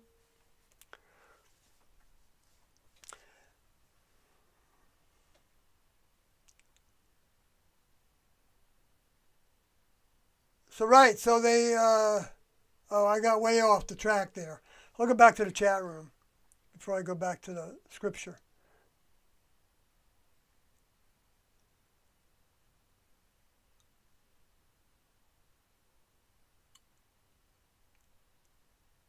So millions of people might have, and yet they're going to be building that into, a case against Trump, right? Because he said it was just a flu. And he wasn't the only one that said that early on. I forget which other I think Fauci gave that indication as well. Yeah, he definitely did. He wrote it in the New England Journal of Medicine. He was talking, which is a doctor, a very well-known, qualified, whatever you want to say it, authority of the health world. And he wrote in that, and I have the document on a screen that shows that he was saying that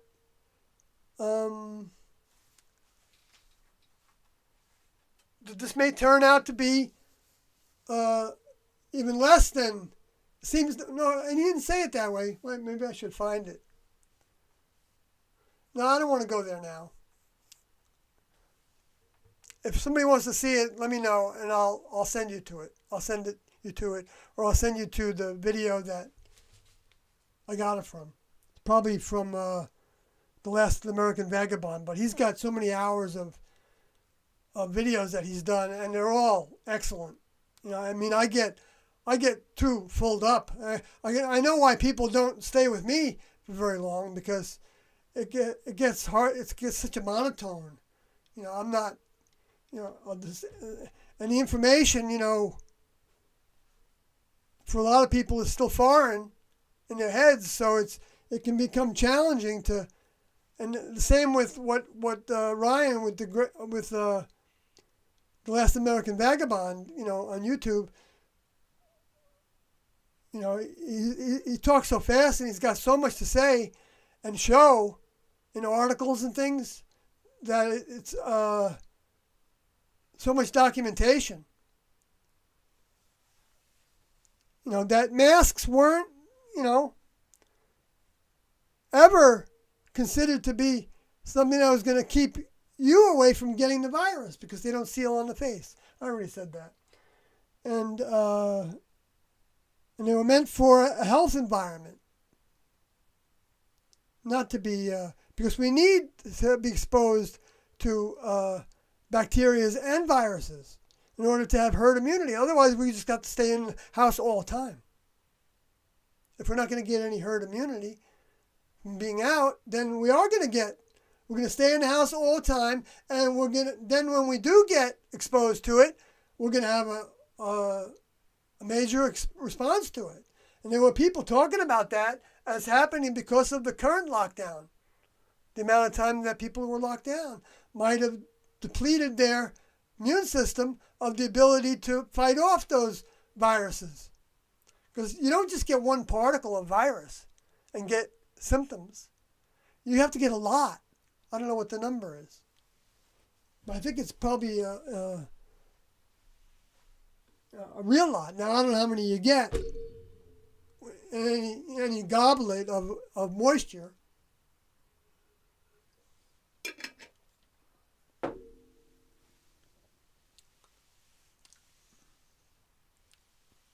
I guess it depends on the person and their immune system and how well it's functioning. Whether they can withstand a little bit or a lot without even knowing that they're sick. Because that's happening all the time in our bodies. So the body's always trying to reach a homeostasis with the pH of each organ. The stomach has a different pH than the intestines has. There's a different pH in the mouth. The digestive enzymes that start in the mouth are different than the enzymes that are in the stomach. Anyway, you all probably know this kind of stuff, but it doesn't hurt to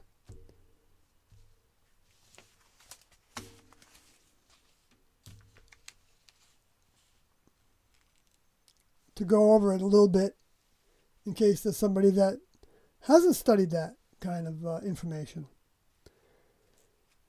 And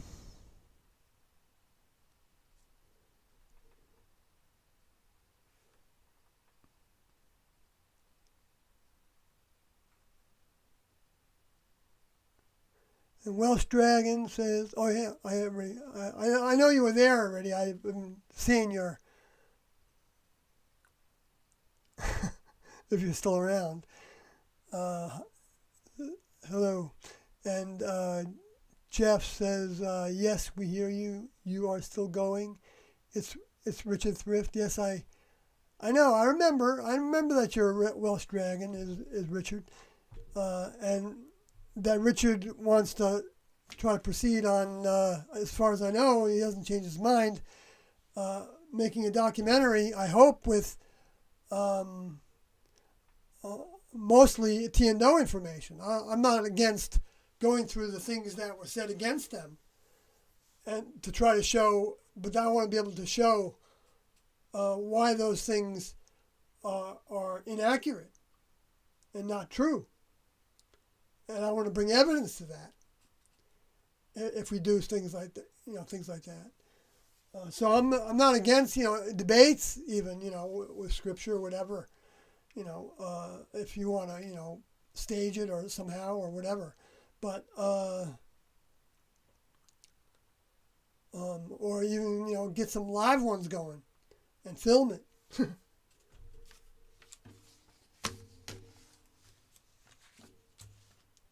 Because I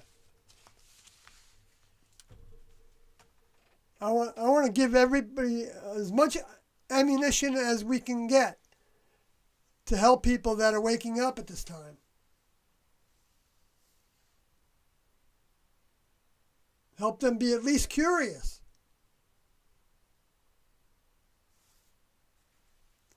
And I've got another person. Well, there's one that's still going to be filming with me a little bit. Who's done a lot. The same people that did the Heaven's Gate podcast. I've been working with them for over a year now, I think. And then there's another person that wants to do a podcast with an interview. But, those are all going to be still sound bites only, and there's so much material that, has been given to the news agencies, a number of them already through interviews with me and other people, I imagine, that, like I don't know how much they got from Carl and the times that the media interviewed him, and, that they don't use. Because they don't really want to make a case for Tian-Do. But some are more willing to say a little more. And I think this next documentary that's going to come out in a 4-part series on Netflix, I think. No, maybe HBO Max. Or is that the one that just came out? No, that's Oxygen. Wasn't HBO Max. No, they're going to put it out on HBO Max. And it's going to be 4 parts. That's what I've been told about it.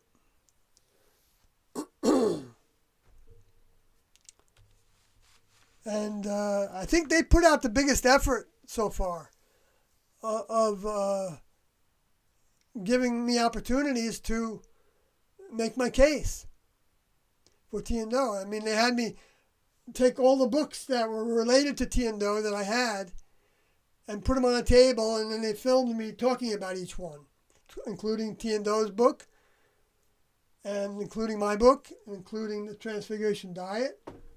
And so I gave them a little blurb about everything. But they're not going to, even in 4 episodes, I don't know how much they're going to have and how much they're going to use. But if the Next Level wants that to come out, they'll see to it that it comes out and the lower forces don't squash it.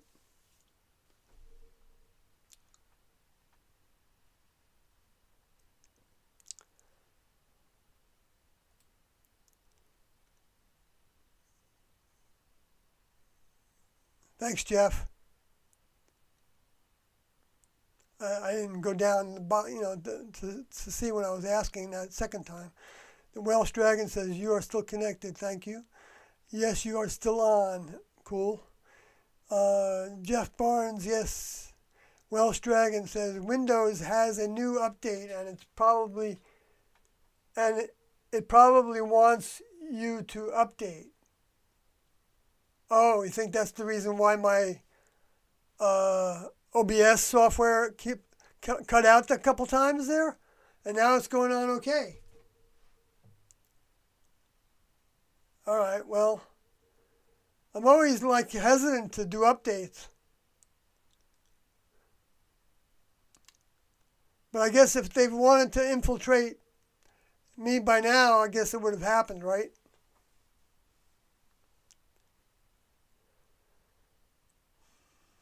Because you never can tell. I'm not saying I'm a bigwig or anything, but the lower forces don't like me.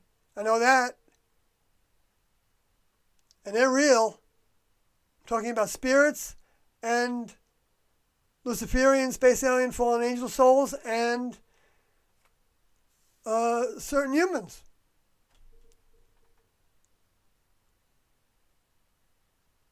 They tried to hoax me a couple times with a fake. They tried to put up a fake TV news station. Fake TV news station on the internet with a website that I believe I recognized was fake because I went through a lot on it, and you can read on it if you go up on my blog and read about Gay Son. Search my blog for Gayson, Gay Son. I think they even chose that word because they were making fun of Doe to describe a criminal who they were saying had something to do with the disappearance of 4 people in Arizona. And they went through a lot of stuff, elaborate over a period of time of posting of articles on this and creating a blog that talked about stuff and creating this website.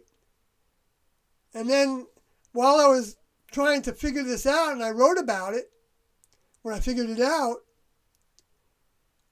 I got a message from somebody that said they were not supposed to talk to me, but they were from NASA, and that was a hoax. What happened? They knew that it was a hoax. I think that was real, but it could have been the same person, playing with me, Doesn't matter to me. I knew it was a hoax before that. There were a lot of signs. They didn't cover all their bases in their connection of data and the different stories that they were telling about this guy that did these things and how he was in prison in Arizona and then he set fire to a house when he got out of prison. But he didn't get out of prison for any genuine reason. You could tell they didn't do a good job in building out the story. So I saw through it. Because I was suspicious of it the whole time. Well, not initially. I wondered if they were trying to set up Doe because they were making it... Because Doe was supposedly, they were saying, had a relationship with these 4 missing people. That he told Gayson, while Doe was supposedly in Arizona,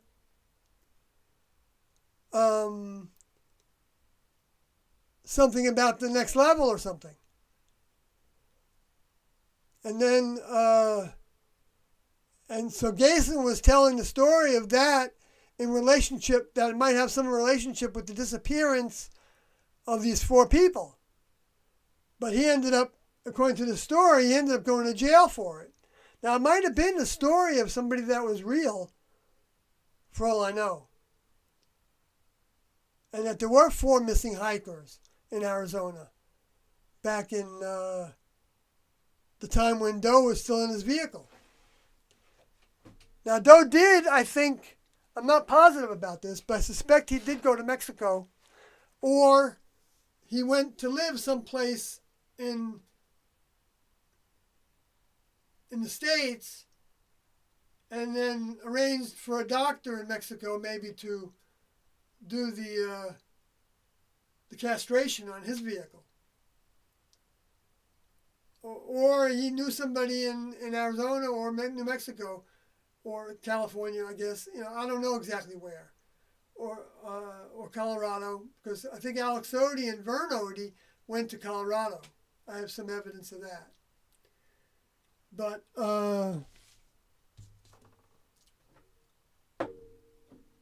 and had to get jobs.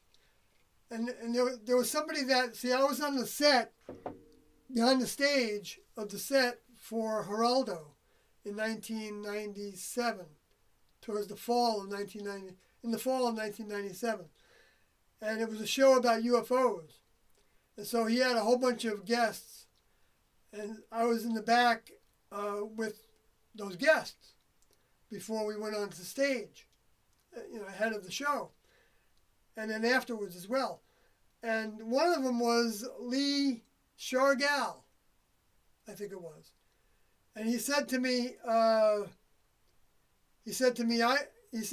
met Doe, and he told me a lot of things, and he was working as a janitor.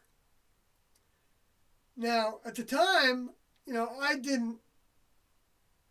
I was completely detached from the Tiando information that had been circulating for years. Okay, well, not at that point. Well, yeah, circulating for years, and some of it. Well, ever since the early '90s with the Beyond Human tapes, and 88 update actually, when we mailed that to a bunch of UFO centers. But so when he said that, I didn't. I didn't believe him, but then there was a part of what he said that made a little sense. Because Doe sometimes would talk about while I was in the classroom how, one time he came to us, this was well after T left, and he said he doesn't want to be, when he circulates in the classroom, he doesn't want to be seen as a teacher anymore. I forgot about this. Now, I didn't put that in the right words.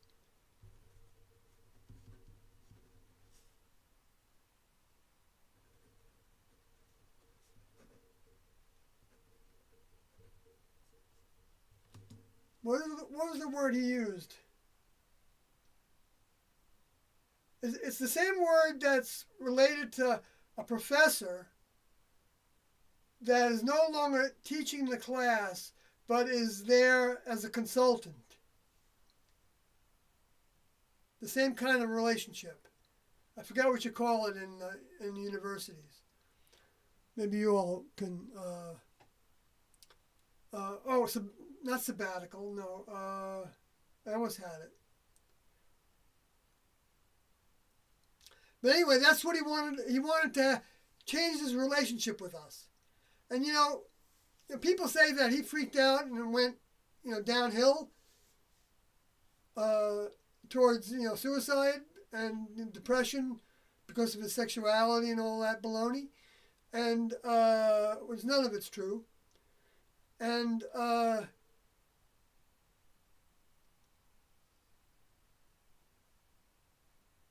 but he started up the health program, which was good for our vehicles to have longevity. That's the opposite of suicide, right?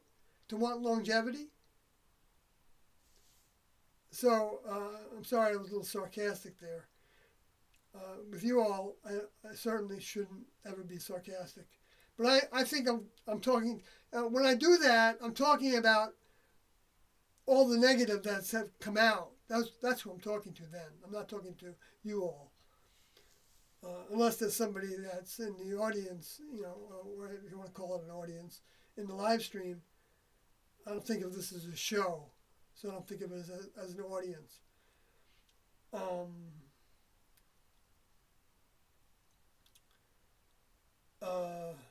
not performing for anybody.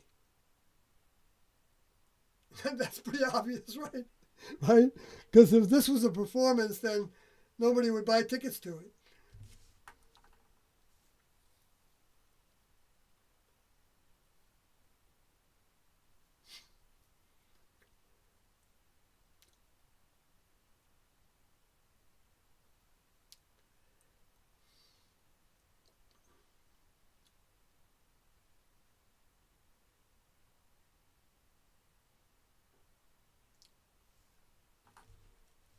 I'm going to see if you guys responded to that before I say any more. A fellow? No, he didn't say fellow, not a scholar. Oh, I almost had it. Isn't that funny how you can actually see the word, but not actually have it register in the brain? I think the mind is actually finding the word in the database of the spirit of the body.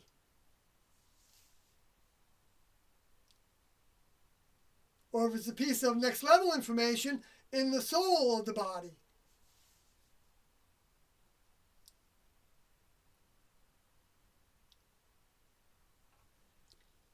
Hello, George. You came in a little earlier tonight, I think. I started earlier, too. George Hope. I just saw you came up there because I was looking to see if you were saying anything about that. I guess Deport did, but that wasn't the word. Well, I don't need to linger on that. It's not important. But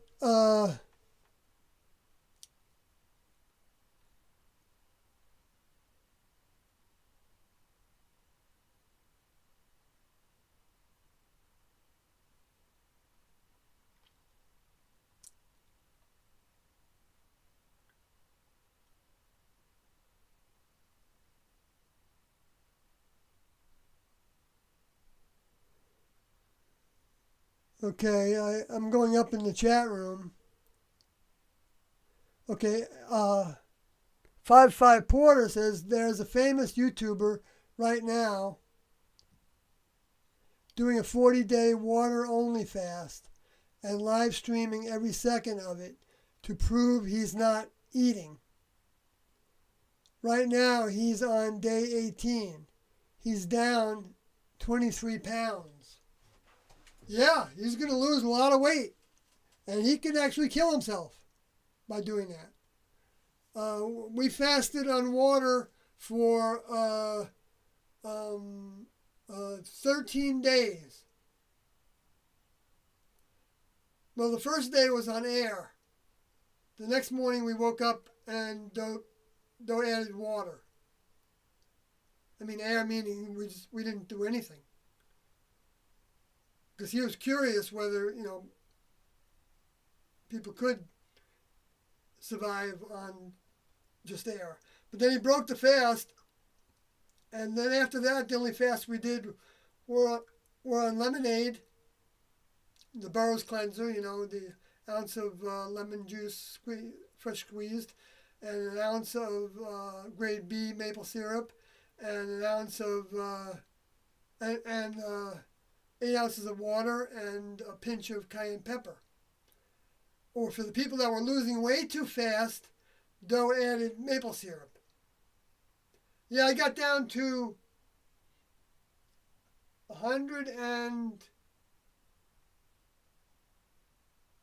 teens, I think. Or maybe, no, 120 something. 124 or something like that. And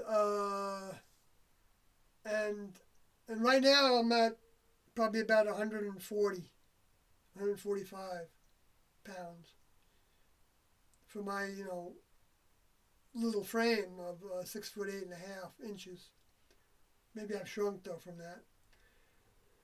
Anyway, so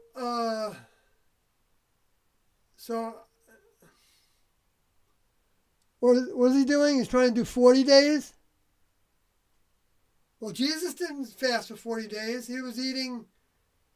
Oh, no, did he?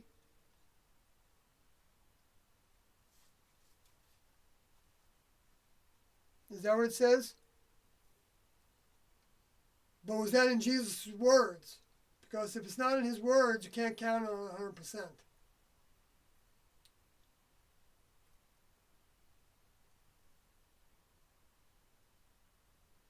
According to T and Doe. They said the red letter is what we can count on being kept accurate.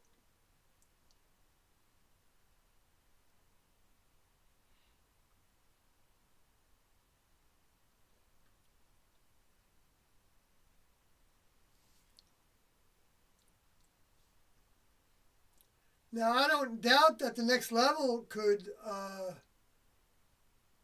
probably help you stay alive that long, but you're going to have a big problem. What day is he on again? 18? Wow, he's already got the problem. because your digestive system stops. And your body is eating its fat. I don't know if it starts to eat the muscle. But your muscles end up atrophying from lack of use. We were active during the 13 days. We were doing flea markets, selling some of the things that we had left over from the houses we lived in, because we ended up transitioning to living outdoors again. We were living outdoors at that time in just west of Phoenix, in the desert, maybe 10 miles west or so from the outskirts of the suburbs of Phoenix. We're beyond the suburbs. And it was either BLM land or national forest, but there weren't any trees. But I don't know if they still called it national forest land. Forest of scrub oaks, or the tumbleweed. Those plants that were really good for fires, and I think they're sage. Some of them. They grow in balls and they roll away. They roll around in the wind, and then you take them, you capture them, and then use them to start a fire with other wood.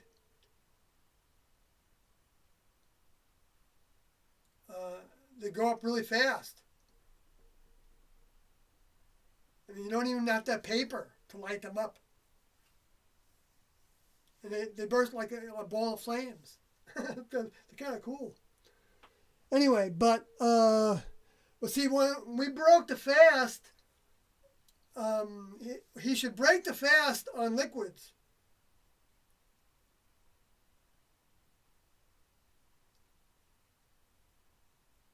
I think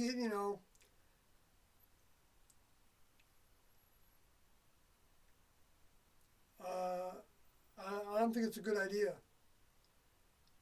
For him to learn less. I mean, he can learn something from what he's already experienced, but he doesn't have to prove that to anybody. If he's doing it to wait for Jesus, then did he ask his heavenly Father?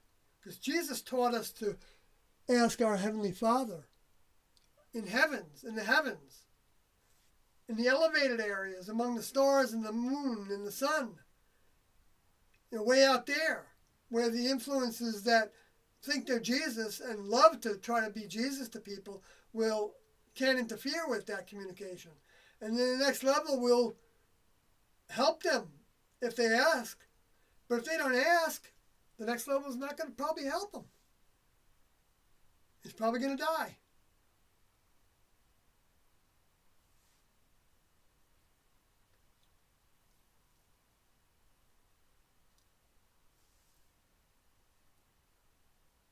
I would ask him. I mean, if it's something that somebody else wants to do, did he ask his heavenly Father in the heavens, thinking of his Father in the deep heavens, if this is something that he would have him do? Or if there's something else that he would have him do? Tell him Jesus was here again. And he's going to miss out if he dies.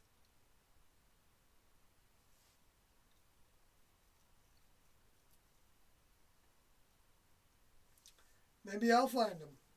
Tell him that. If he's taking messages.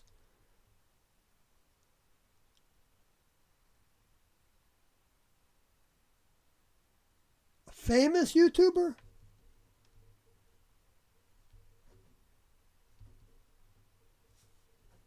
Do you have a name or anything? 5-5 Porter? He claims he's doing it to show others what's possible.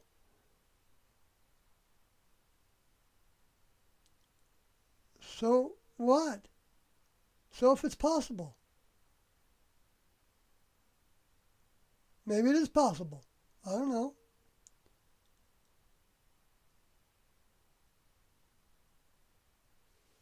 Because if you break your fast on something that's too dense, you will be constipated so bad.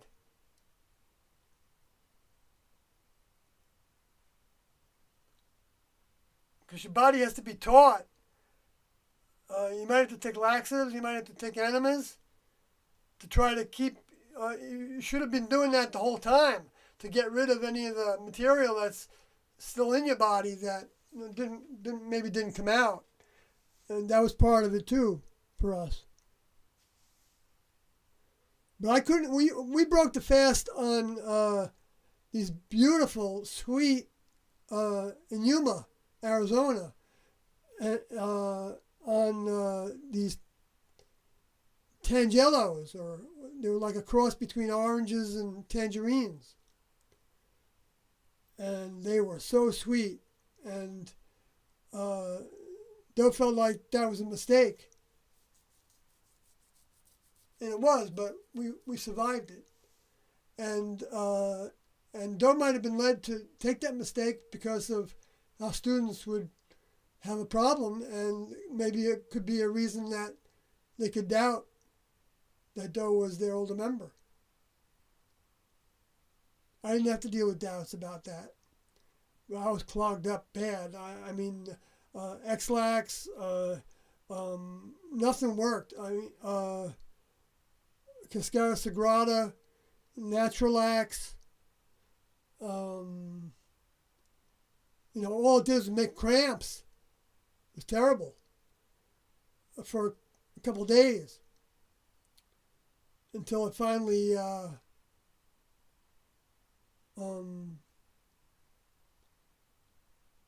finally what I ended up doing was this is kind of graphic and gross, but I used my finger to pry the feces out of the vehicle. Because nothing was, I knew there was a plug there, and that's all it took. And then I was pretty good after that. I might have had to do that another time, but not more than that. And then I was fine.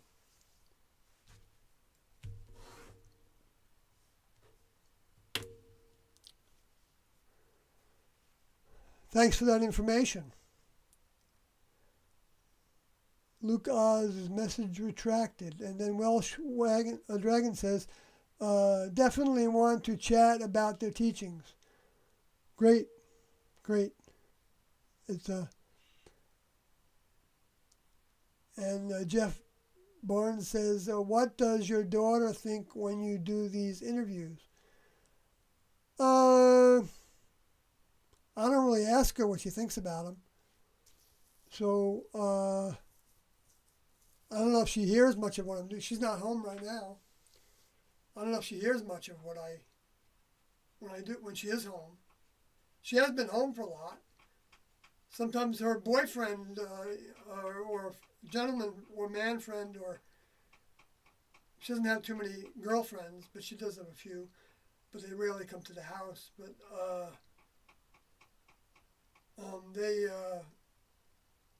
they've heard me sometimes. But I don't know what they hear exactly. I don't want them to hear me, really.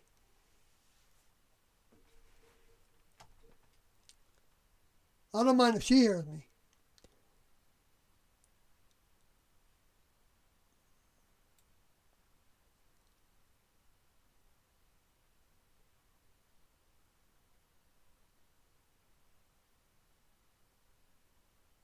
What? Hi, DJ Taconic. Greetings. I've got the volume on. I think you maybe were here the other day when I didn't have it on. Again, it was probably Windows making notifications which interfered with the OBS. Oh yeah, Welsh Dragon said that before and I read it. Okay, so then the Shin-O Dog. Good to see you, Sawyer. Did you contribute to the HBO documentary? It's a new one? I was in an HBO documentary. They came out from England. Oh, no, not HBO. Oh, yes. The one I said was HBO Max, I guess. Yeah, a lot. They came out, you know, I met them places, and I had them. They came out to my house where I live. Um, when people prove to me that they're a legit organization, and they have only they're not going to be somebody that wants to you know find me there so they can shoot me or something. Uh, I've opened my doors to people, and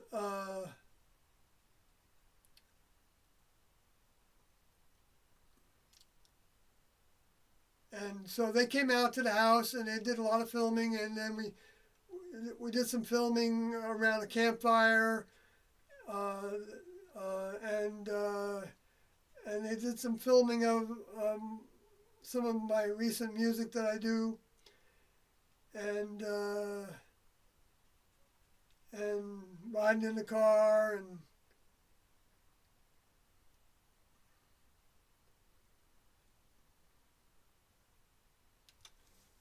so I don't know what they'll use.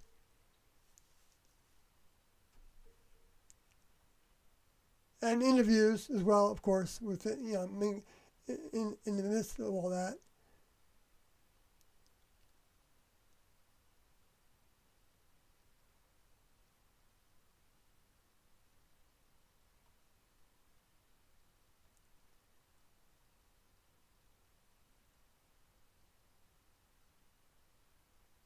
Thanks to Shittabug by dog. Then Deep Port says, my girlfriend hates how phones and computers update themselves automatically and make it nearly impossible to disable them from doing so. I know what you're saying. I kind of don't like that either. I want to be in control of the updates. I don't trust them, but I mean, I don't. I got to go with it. I just got to hope that it's not going to be a virus of some sort with it, or whatever.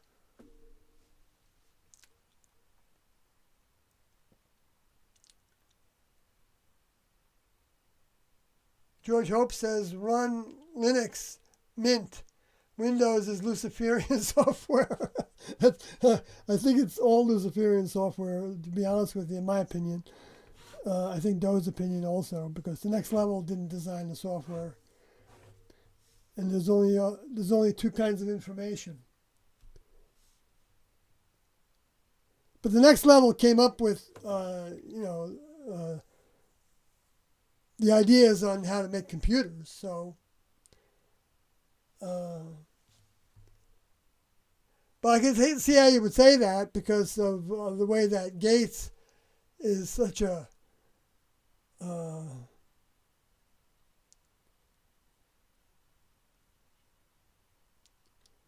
man he's been taken over by the Luciferian space alien fallen angel souls.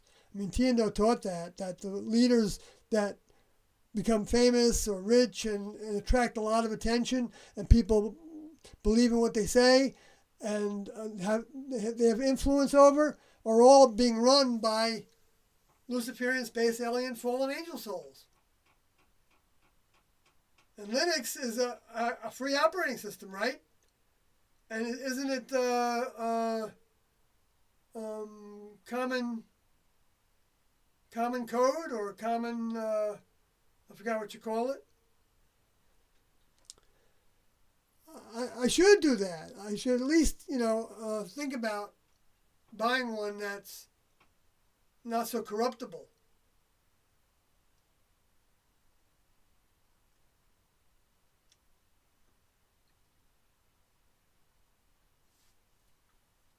I do have somebody I could get maybe to help me do that.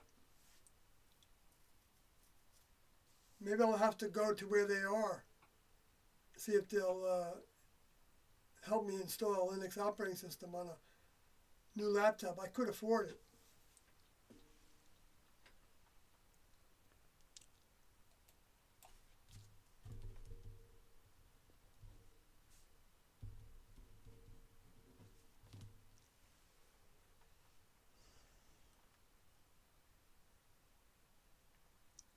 Emeritrust. Oh, you mean as the person that...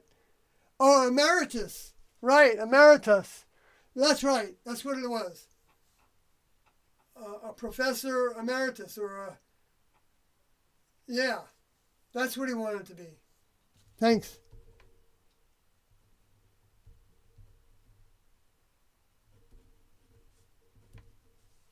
Thanks, Deport, TGV 2020, who then says, longest I fasted was about 25 days when I was 19. Had to break the fast because I suddenly lost my vision and my legs collapsed under me. Holy smokes. A friend had to give me an emergency Snickers bar. Oh, wow. So you broke the fast on a Snickers bar? Were you trying to shoot for 40 days? Well, I remember when on 13 days, walking around was like slow motion. And I remember climbing into my bunk because we were in pop-ups and trailers. I was in a trailer at the time, and so it had bunks in it, and I had to climb up to the top one. And I remember climbing up was like tough, hard. And I got into my bunk, and I remember kind of curling up and thinking, I wonder if I'm going to die this way. I wonder if this is the way that we're going to exit. I was willing to have that happen. Because Doe did that with the thinking that maybe T would pick us up. If she saw that we were willing to lay down our lives. But it's interesting that Andoni didn't have that interpretation when I asked him about that. Frank. He didn't think that we were thinking that might be the exit. Well, except, by dying, as opposed to the exit by getting on board a spacecraft, which we did wait for a second time. Doe had us prepared to leave by a spacecraft picking us up, which was also in that same area of Arizona, I think. Or no, that was in New Mexico, I think. Actually, that was in the Manzano area, I think. South of Albuquerque. I just realized that.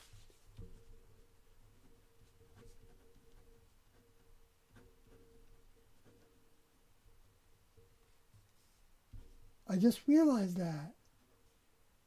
Wow, that's beautiful. There were two pickup locations. One was a triangular area around the Santa Fe, around Dallas, down to Austin, but like in a very narrow kind of form of a, well, I don't know that for a fact, but I talked about this in a previous live stream where I showed those 3 radar images that they don't know how they appeared. Should I put that on there? As I'm talking about it, I should do that, I guess. I've talked about it before, but since this is where it's leading me, no, that's not it. That's fireballs.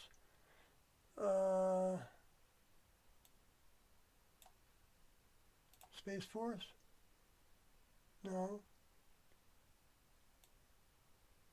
That's where I was. Oh, 3. There it is.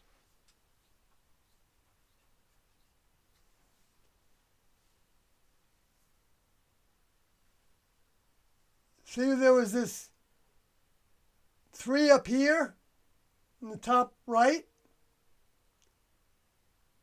3 objects that were photographed from space. And I don't know that that's related to these. And then this is in Texas, where the people had these radar blips that they didn't know where they came from. They had nothing from the military or anybody that would give them that kind of radar images. 3 circles.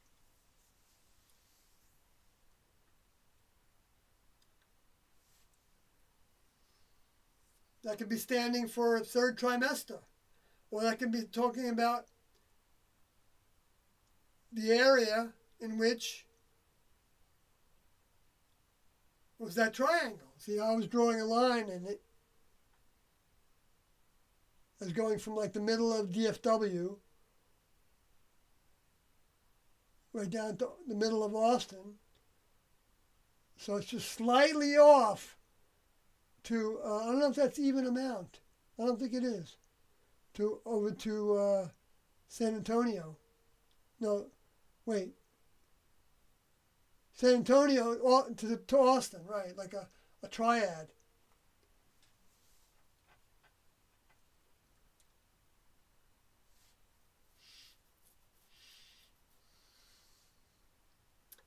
But the other area in New Mexico that's where they built the Earthship. And you know how Doe said, go to the southwest to exit? For the people that wanted to exit when he did, and approximately when he did, and that were that had been active students with a present rep, a presently incarnate rep, which was Doe or T. That's what that departure exit was for. For us, it's we don't know. It could be any of the ways that people exit their vehicles. It could also be standing up for T and Doe.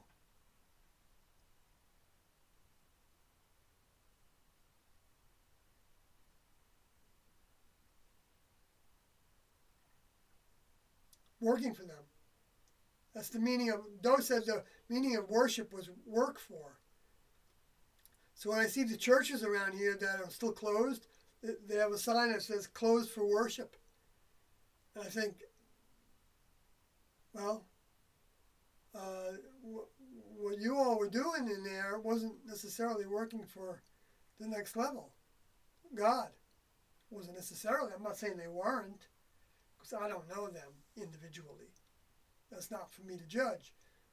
But, as a whole, according to the religion, they think that if they go someplace and hear somebody talk about God, and they sing some songs sometimes, and read some things from the Bible sometimes, and that they're working for God.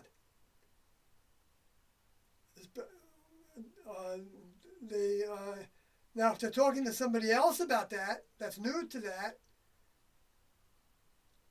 I mean, they can, in a sense, the next level can use them to work for God, if the next level wants to. So we can't judge them either in that score either. But overall, the fact that that's the pattern, that the religion is identifying people as doing that, as being worshiping, working for God, that's totally erroneous. Because if they were working for God doing that, then they would be paying attention to what all this time, going to worship God in whatever way, wanting to know the will of the Heavenly Father for them, then they would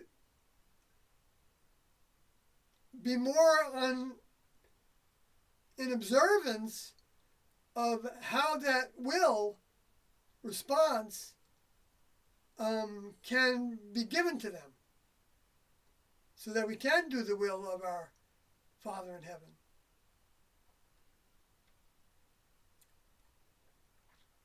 So if we're not asking for that, the next level doesn't just assume we want it. But they can look at each individual if they want to and judge whether they're doing the best they can or not. And many of them may be doing the best they can. I think the whole desire for safe vaccinations, safe before they're used on humans,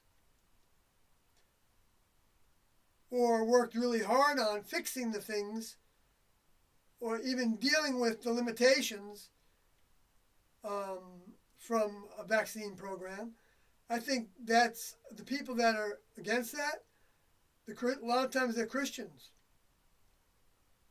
I think they're on the right track. I think that's the closest thing that I've seen to one group of people that want the choice. A lot of them say, you can vaccinate all you want, but don't take my choice away. And yet what are the lower forces doing? They're forcing people into vaccinations. I mean, they're making it optional right now. I think they started testing in Tennessee, this coronavirus vaccination. Who knows what they're going to put in that?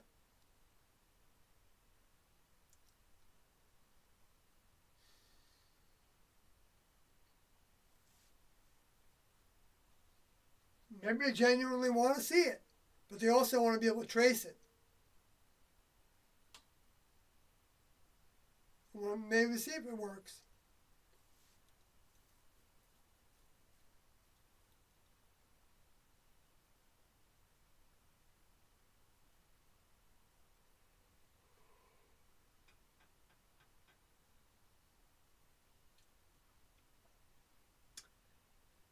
And so then maybe that looks like more and more as the Revelation 16 too, I was going to bring up some scriptures before. All right, I think I went through that enough, so I'm going to go back. Well, first I'll go to the chat room again.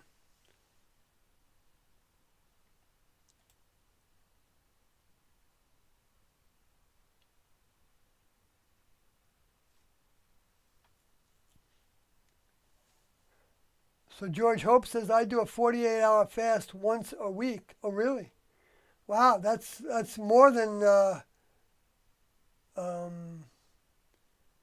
Jewish people do. With a partial day fast is what they do, right? Or does it end up being 24 hours maybe?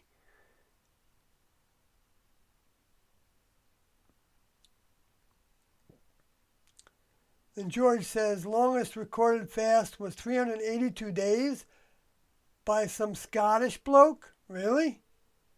Wow. I wonder how heavy he was before he did that. But what kind of a fast was it? Not on water, right?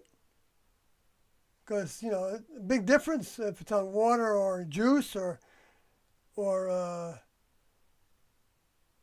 vegetable juice. People do vegetable juice fast. Now, I consider when I'm doing a fast with the Transfiguration diet because I don't have any. It's a vegan diet without any cooked grains.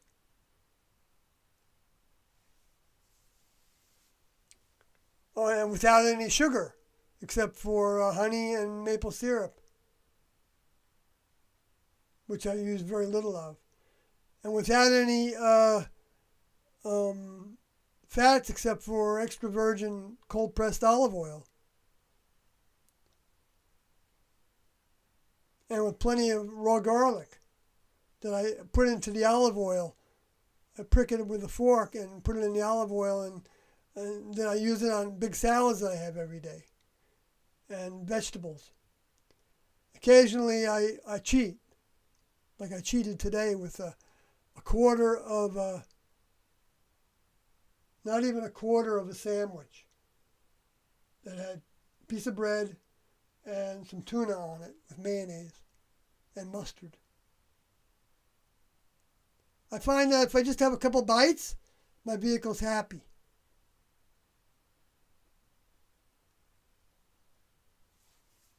Of the things that, not part of the diet, that are keeping the Lyme disease from crippling me, like I was crippled for a while because of cayenne pepper. I use that 3 times a day. I had to work my way up to a teaspoon with 6 ounces of water, and then chase it with 6 ounces of water, and then a tablespoon of apple cider vinegar with the unfiltered kind. So it's got the mother in it. And a tablespoon of that just every time after I do the cayenne pepper. I do it on an empty stomach 15 minutes before eating. And it can upset your stomach, especially if you have some solid waste in you. Then it can upset your stomach more, especially the first one of the day.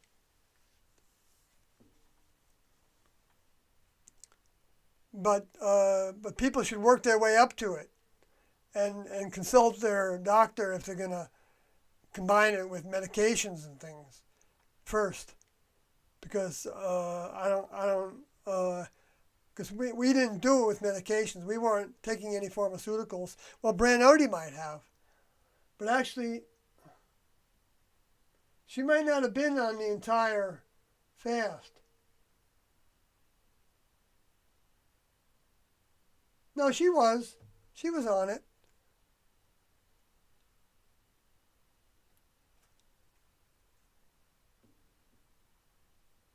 I don't know if it helped her.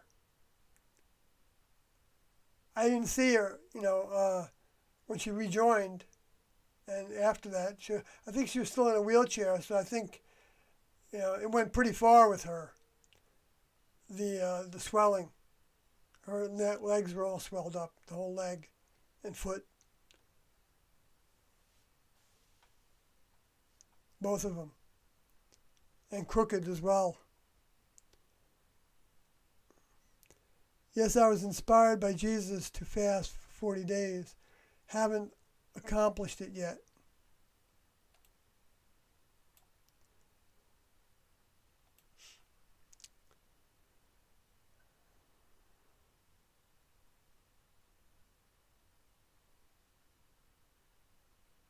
Free and open source. That's what I was getting at, George. Right. Free and open source software is the Linux system, right? Gates fancies himself king of the Luciferian kingdom. Yeah, he is kind of like that, right? I know. And then Jeff says, I'm going backwards now in the chat room, so forgive me on that, please. But shinobi like the Japanese ninja. Sawyer, shinobi. Too much information, but I respect your honesty regarding your using your finger. Oh yeah, I got you. I understand.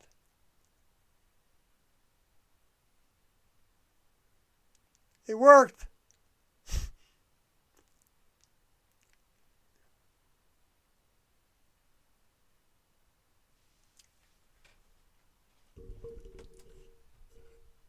If you ever have a baby, you won't even flinch when you think of that. Not that you have to do that with the baby, but you're changing the diaper all the time, and I know you're just joking around anyway. But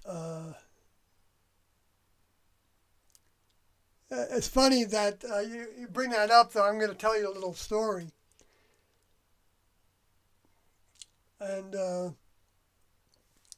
we had been, it was like over a year probably since we started the Transfiguration diet, and we were still experimenting with healthful diets for longevity and clarity of mind and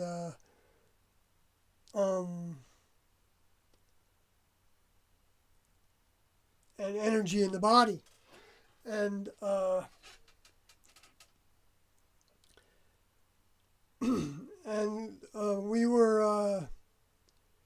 we had been through the Burroughs Cleanser and Ann Wigmore's Hippocrates Health Institute diet, and had experimented with fast supplements regarding the Gerson diet in Tijuana. That was for cancer patients. We were living in California, I mean, we started doing that in Arizona. No, we actually started in Texas, I think. Yeah, we did. We started in Texas in the same craft where he left because we had a Macintosh computer, the first Macintosh personal computer. I don't think it was the first Macintosh. No, it wasn't the first Mac because they had one that was called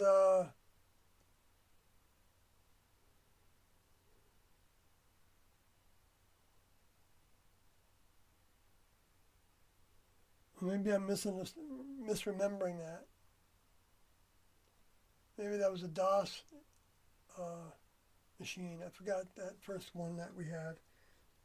This is like 1985, so or 6, or the end of 85. Anyway, around that time, and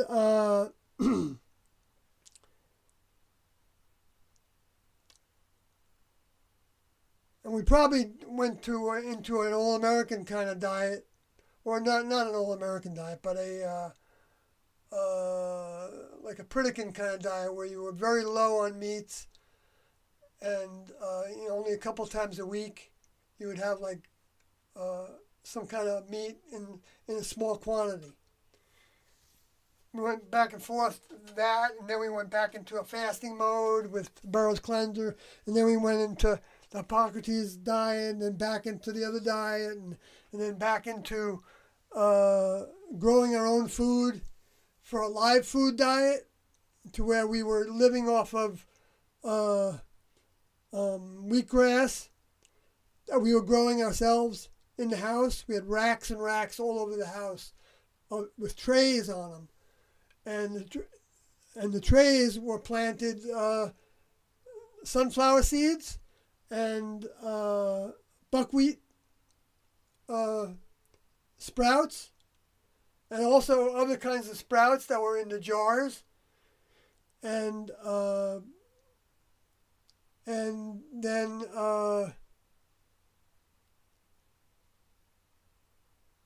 and we were growing them as greens, and then blending them with Rejuvelac, which was made off the soaked wheat berries that became somewhat fermented, which we got from Ann Wigmore's program, and blending it with that and carrot juice. Carrots were put in that, blending together. But we reduced the no. No. What I'm getting at, we weren't doing carrots. We did do carrot juice drinks as one of the meals in the morning meal. Not just carrot juice, but a whole bunch of vegetables. Cabbage and kale and... I don't know if there was kale, but there was some different kinds of kale, like maybe lacinato. I don't remember now. But exactly. But beet greens and collard greens and and apples in order to have some sweetness to them. And that was our morning, and sprouts. And that was our morning meal. Actually, our morning supplement was wheatgrass juice. And then a little while after that, we would have our juice drink. And, a big one, like 12 ounces or so. And then the middle meal was the sprouts blended into a mush, and then we had seed butter, which was we would take the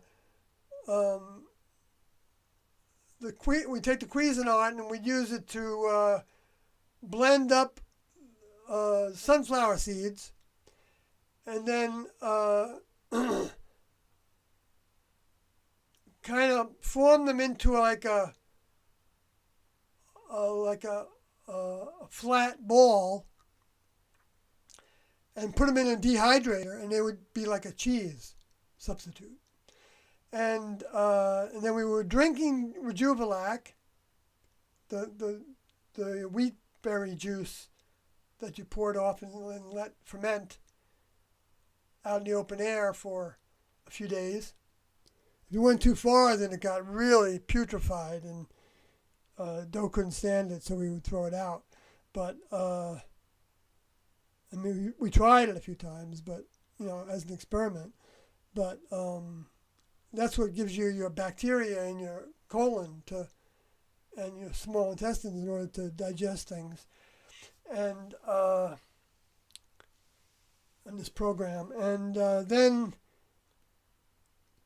we're also taking supplements at that time of like liver cleanse, and which was a combination, I think, of sunflower seed oil. We're taking like a tablespoon of it. I'm not sure it was sunflower seed oil.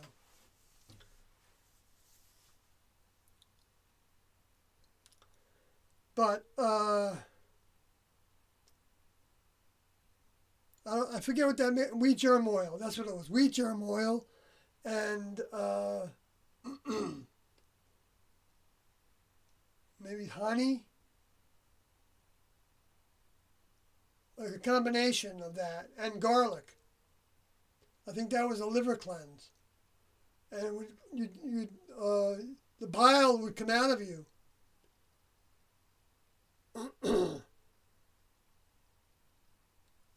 So definitely, because the bile was hot when it would come out through your solid eliminations that weren't very solid sometimes because of that. We're also doing coffee eners during that time, and that's where I'm getting to the story. Because I was taking my greens to work, and I took a blender to work, and I kept the blender at work. And I was working at the International something software company or something like that, and they were writing software for IBMs and other minis and mainframes that ran COBOL programs, and it was written in COBOL. It was a 3D spreadsheet. And just kind of like Lotus 1-2-3 software, or like Excel spreadsheets, the first ones, and but it was a 3D, so that you had 3 levels of spreadsheet that were associated with one another. And so I was hired as because I knew Lotus 1-2-3, they hired me as in technical support. So I would work through programmers that were having problems, and I would work with the programmers that were on staff. And so, I would go to my lunch break. I would go to the break room, and I'd blend these green drinks that were, chlorophyll. So strong in chlorophyll, they were hard to take, and apple to give them some sweetness so that you can get them down. Because it was like drinking wheatgrass juice times 100. Because the wheatgrass juice we drank, even though it was like sickening sweet and bitter at the same time, and very potent on the body, you only took like a little bit of it, like a teaspoon of it, right, or so, a little more than that maybe. But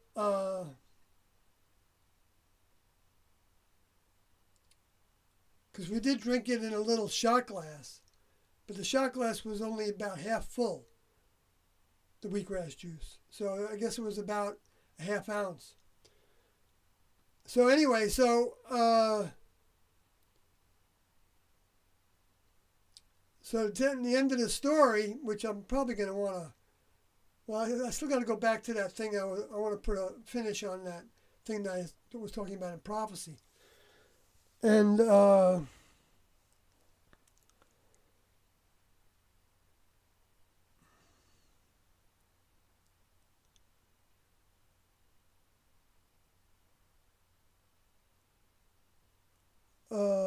not going to lose it. I'm going to get to it with the blender. So anyway, so they knew there was, something unusual about me, because nobody else was doing that kind of thing.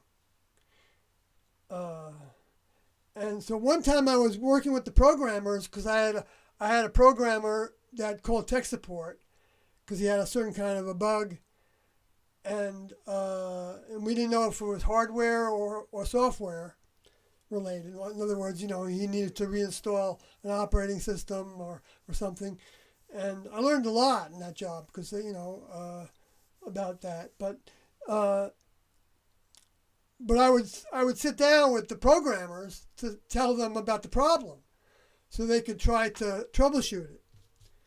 And I was sitting in their cubicle, or standing in their cubicle, and there were two programmers in that cubicle. And we started to shoot the shit, so to speak. I didn't use that word at the time. I didn't do much of that, hanging out. But, oh no, what they did is they asked me if I wanted some coffee. I guess somebody was going to go bring back a cup of coffee for me from the break room. And I said, no, I don't drink coffee through that end.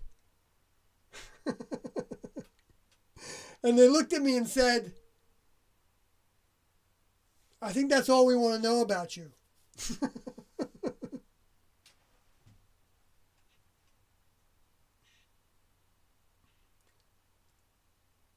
Because we were taking coffee enemas.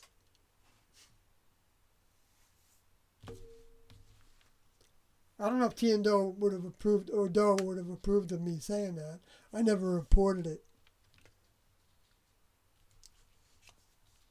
There was no negative to it that I was aware of, so I didn't do anything wrong. I didn't break any procedures. We didn't have procedures on. I mean, we did have procedures on that we couldn't talk about certain things among our employers because we didn't want them to find out that we were living in a cult, with 30 people in a house that was supposed to be zoned for a single family house. In that case, we were living in John Wayne's old house up Newport Beach area, and up the canal. And that's where we were growing all these sprouts. It was a huge house. It wasn't the biggest house we were ever in.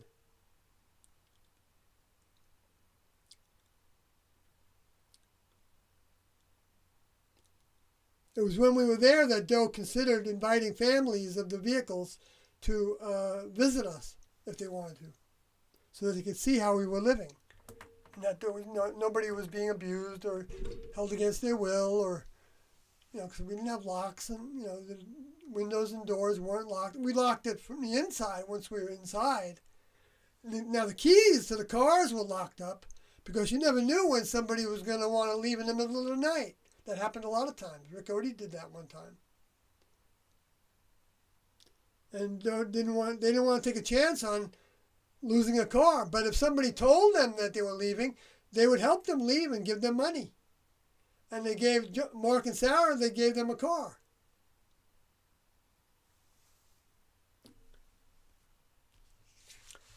I noticed, by the way, that Mark and Sarah have posted a whole bunch of videos, the Beyond Human series and other videos on Vimeo, Heaven's Gate, Vimeo. I don't know if some people can download them there, but they can certainly watch them. And if they have capture software, capture them.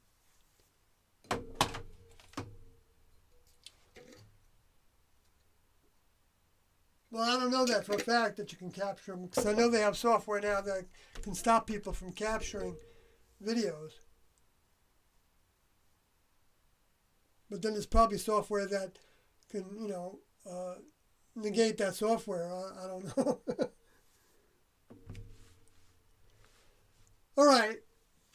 So I went through that little silly story, but I got to say a lot more about some of the details to the dietary things. I've talked about a lot of that before, maybe all of it.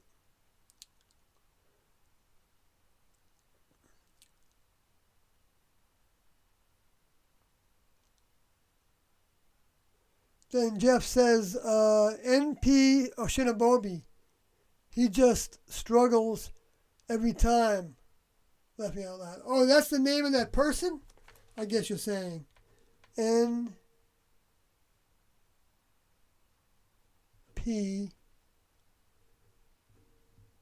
Shinobi.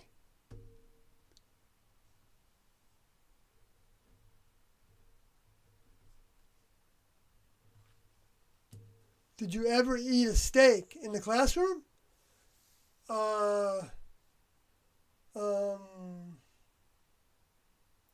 We had slices, thin slices of steak, and they were always well done.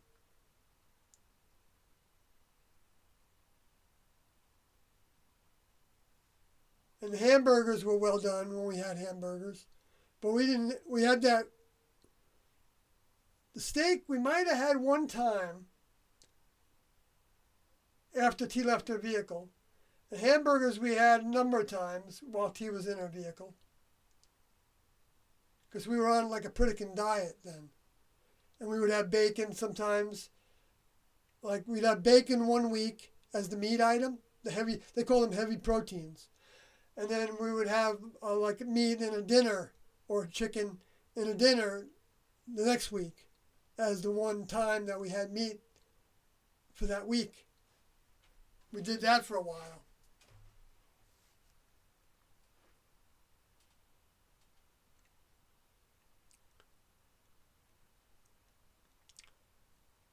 We never had shrimp.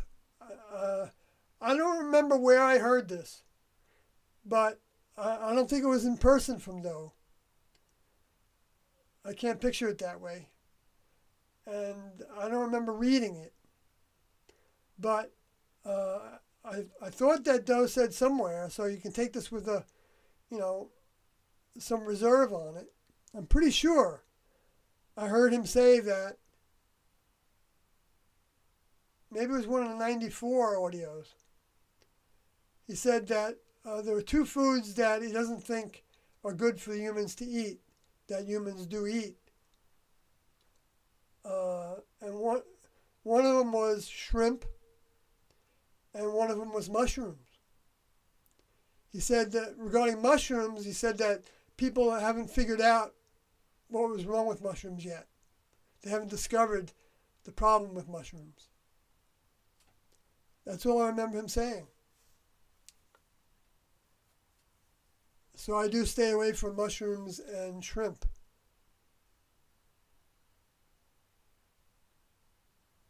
And we never had that. We might have had seafood just a couple times, but it wasn't shrimp. I don't remember what it was though. I think it was kind of some kind of a bland kind of a whitefish. Oh yeah, we had fish sticks one time. That's when we were eating breaded things too. Occasionally, we had a couple fish sticks, like two, I think. The hamburgers were small too, and the bacon needed to be well done. And eggs, when we had eggs, which we would have eggs maybe like scrambled eggs, maybe twice a week. Or maybe even just once a week. And once a week we would have pancakes. This is when T was in our vehicle. And then the rest of the week we would have either malto meal or oatmeal, or a cream of wheat.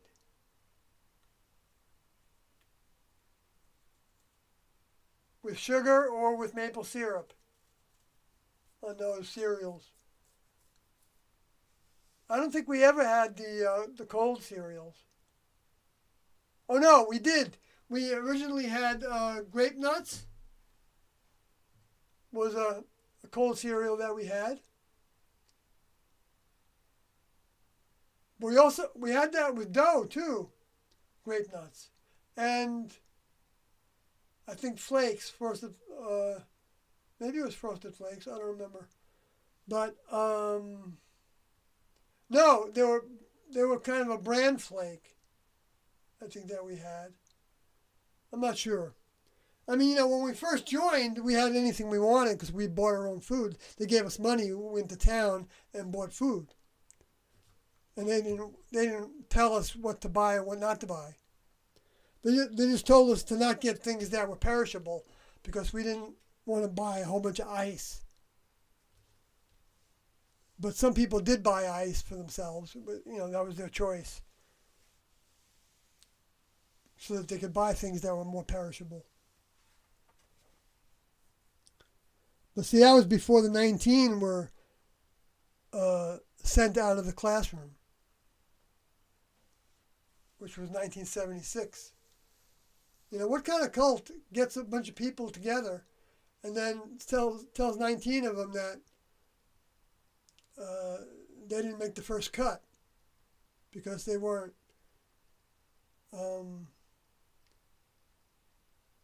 living up to the standards that they wanted the students to measure up to. Some were still having sex and smoking pot, which was on the sly at that point because we knew that those both were taboo. Not that smoking pot is a taboo thing for anybody else, but in our classroom it was a taboo thing, as well as alcohol, as well as anger, as well as sensuality in the form of crying because you missed somebody in the past. In your past, if you didn't want to be in the classroom, we were always free to leave. But it wasn't like a willy-nilly kind of thing.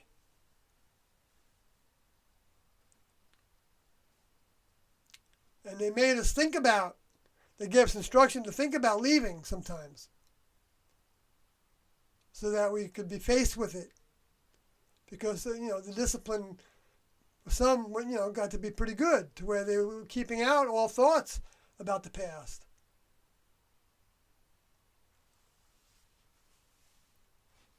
Or you could also be, your thing can be that you're correct about everything. You think you're right about everything. That's why they came up with the lesson step of I could be wrong. I talked about that in the last live stream too. All right, so let me go back to the chat room.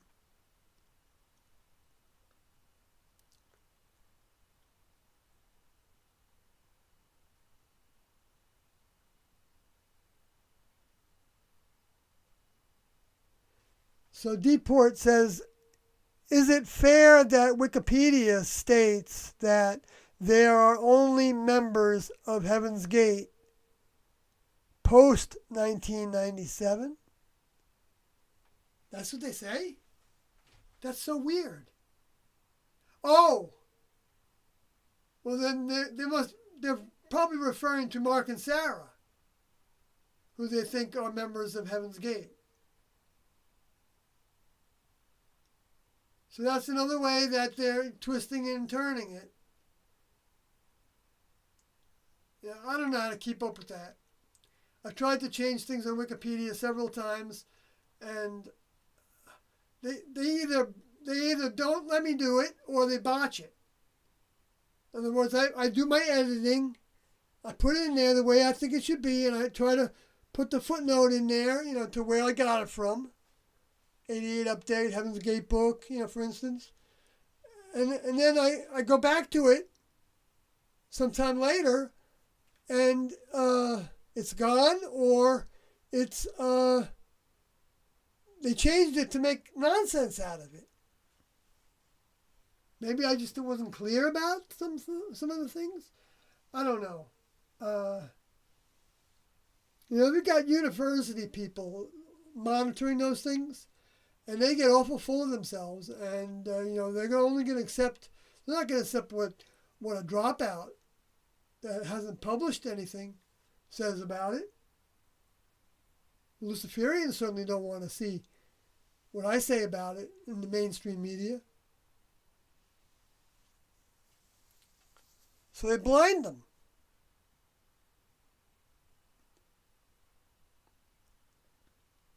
Maybe I could try harder. But see,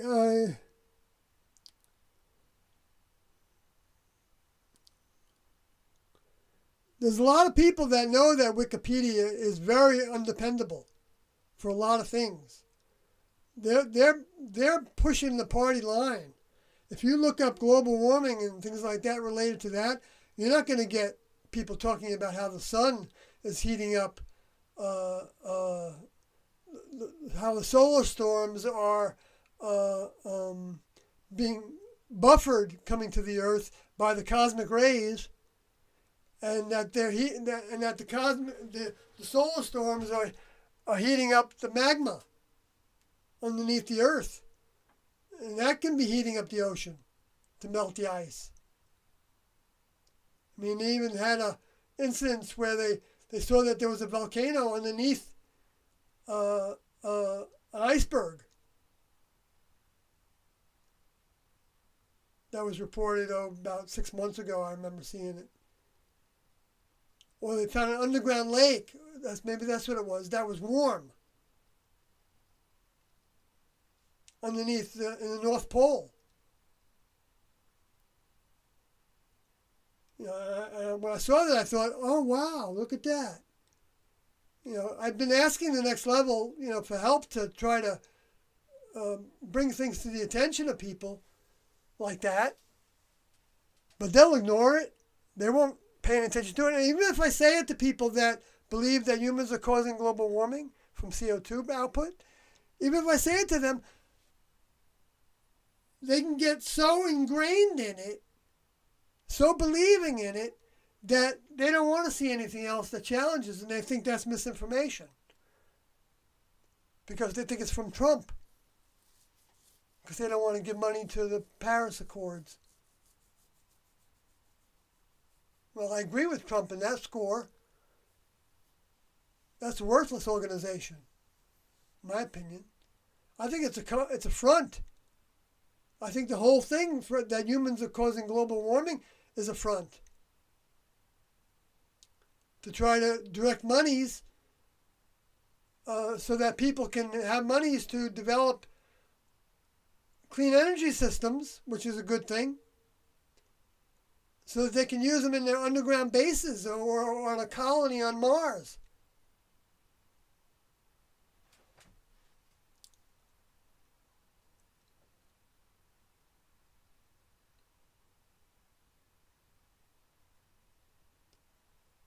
Or if they have to bring the infrastructure down, they can keep the infrastructure up for them. But let's say the sun melts all the wires. They want to make sure they've got strong enough systems to where the sun's going to have a hard time melting them. You had the Carrington event that showed that the wires could all be melted. Even though signals can still travel on them, but they degrade a lot.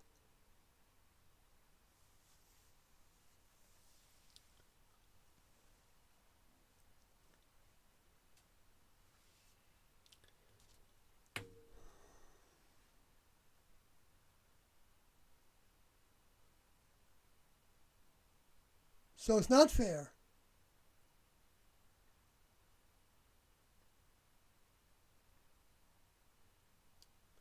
But it's interesting, though, that it's true in a sense, because everybody right now that is making an application to be on Tiendo's crew, consciously or they haven't gotten to that point in their heads yet, and they're still looking at things, doubting things, not looking at other things, whatever. whatever the degree of curiosity they have is potentially that they're going in that direction. Might as well tell you that right off the bat if you're somebody that doesn't really believe in much of this. That the more you stay with it, the more you're gonna believe it. Not because of repetition, except for repetition of the truth about what T and Do were teaching, and how it. And even if you're a Christian or religionist that thinks Jesus was somebody special, then you'll see how everything Do did correlated with things that Jesus taught as well. Did and said, but in different terminology. Because they were trying to speak generically. And it even says that he was going to speak plainly about his Father and the kingdom. No more parables. No more hidden sentences or, hidden meanings to things. That's what it meant by dark. I think they translated that somewhere maybe that was in Daniel, that said that, Daniel said that knowledge would be increased, but Jesus said that I can't tell you everything now, but in a little while I'll tell you more. So it's the same thing as Daniel was saying. And Jesus referred to Daniel. So since T and Do said that you could count on what Jesus said in the four Gospels, and since in the four Gospels he talked about Daniel a little bit, then you can go to Daniel and you can think that it's possible that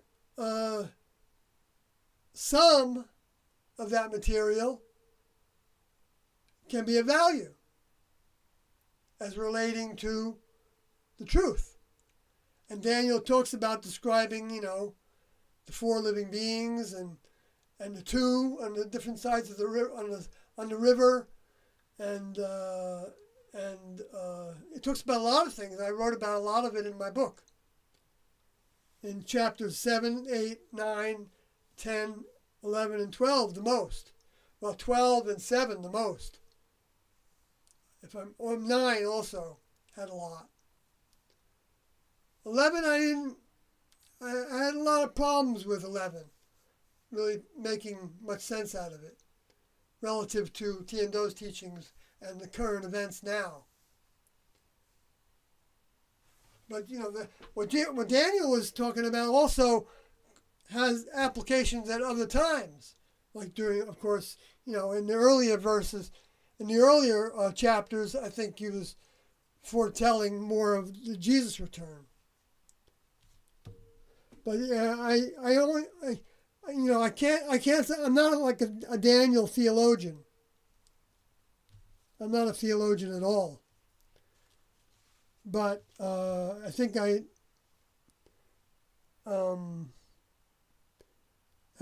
still have a decent grasp on providing a ton of evidence that T and Do were the Father and Jesus returned.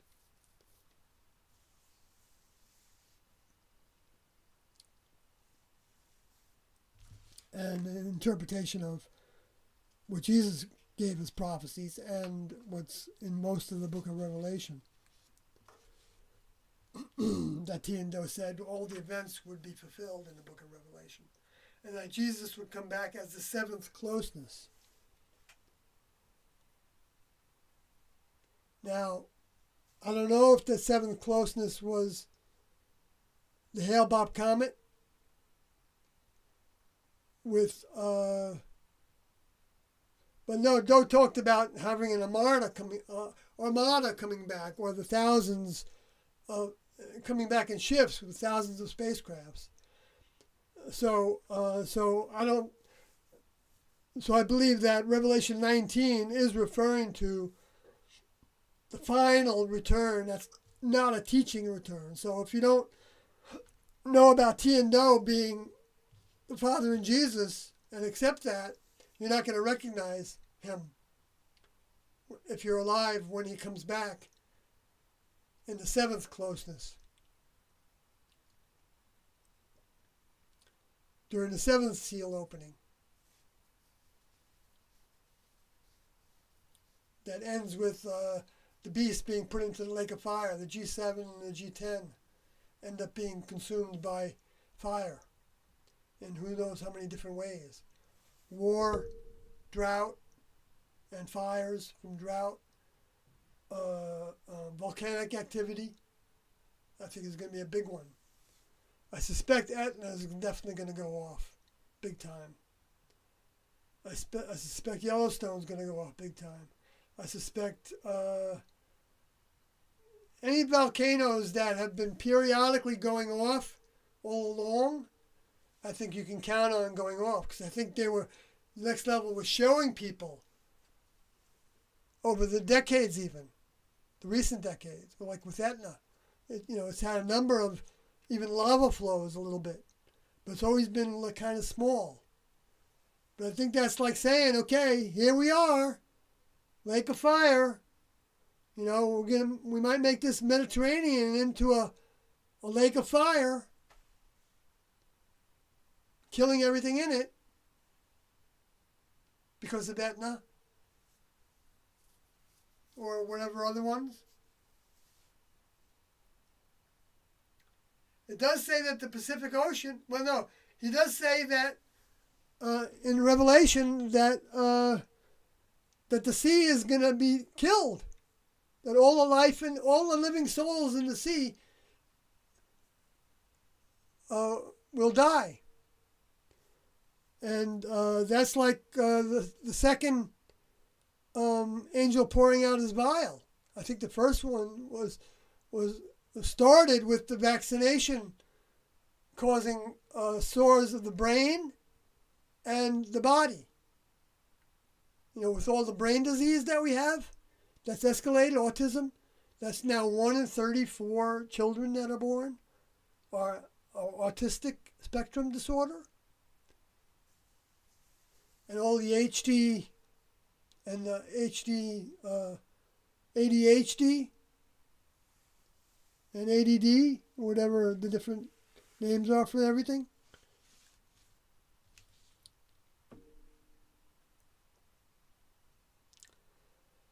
All right, so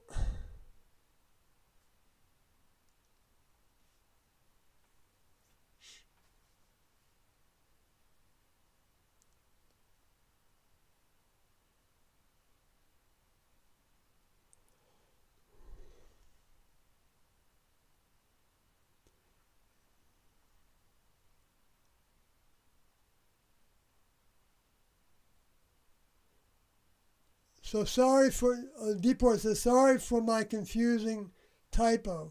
But yep, Wikipedia says 2 members post 1997. Okay. So they're talking about Mark and Sarah.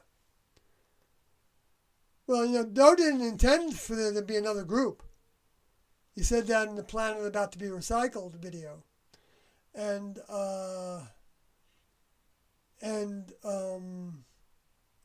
Mark and Sarah have contended that too, as have I, and that's one of the things that Carlin also agrees with. All of us, we're all in agreement with that. However, I don't know that it's wrong for somebody to form their own group. There's just not going to be a group that's got a leader in it. That's like an older member. There's no older member. There's no classroom group. But that doesn't mean that somebody, if 2 people, meet each other or want to meet each other and they both believe in T&O and they want to live that lifestyle and they don't want to be influenced, and they want to have a partner to do it with, then there's starting a group of 2. There's nothing wrong with that. I can't imagine that there's anything wrong with that. T&O wouldn't frown on that.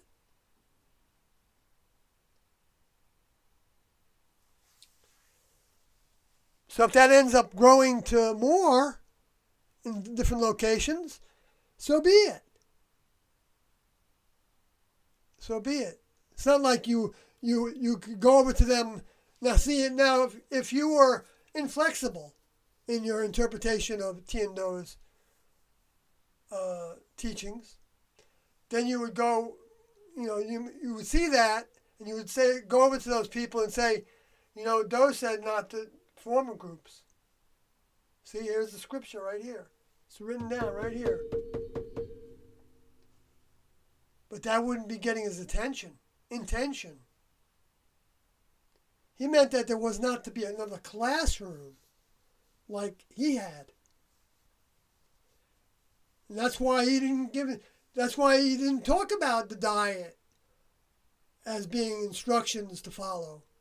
And that's why the classroom things that were required to be in his classroom is posted in the Heaven's Gate book, but it's not. It said that it's that classroom doesn't exist anymore. So to duplicate that is fine if somebody wants to. He didn't say not to do that. He wouldn't have put it in there if he didn't want you to know about it and apply what you want to apply. But to make that then, into a religion, to where you say, okay, these are the behaviors and ways. These are the only foods we're going to eat. These are the only, meditations we're going to have. These are the only. Now, these are the only older members we're going to look to. Yes. Yes, yes, yes. Older members and their crew. The Heaven's Gate book material. Those are the only materials that we would use if people were together in a group. I'm not with anybody in a group, so I say we there. If I just happen to be with other people that believe the same way, then I guess I'd be with a group. But I have no intention on trying to start that. But if somebody else starts, gets together and as an individual or as more than one, and I get invited, which I have been invited to do, and I've said that I will still consider doing, but I haven't decided yet.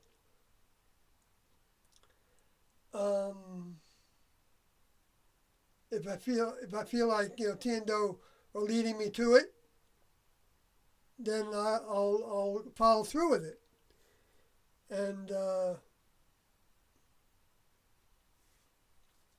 but if I do any traveling, I've got to be able to do these live streams the whole time and keep up with what I want to keep up with on the internet. So I don't want to be somebody that's doing all the driving, if it's done by driving.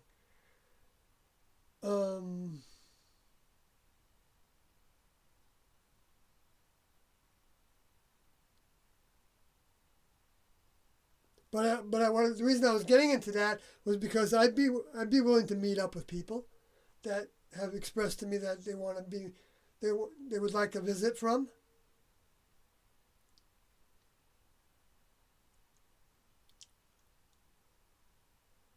And I would try to do it as cheaply as possible. So I would try to do it during months that it's good weather in the areas where we'd be going. And so that we could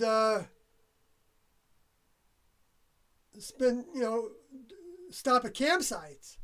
I'd rather not be in motels and hotels. Or even, KOAs or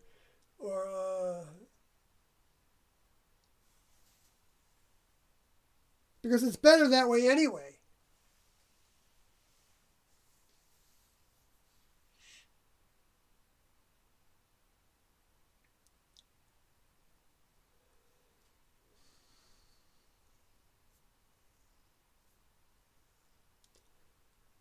I mean, if I ended up doing that and some people wanted to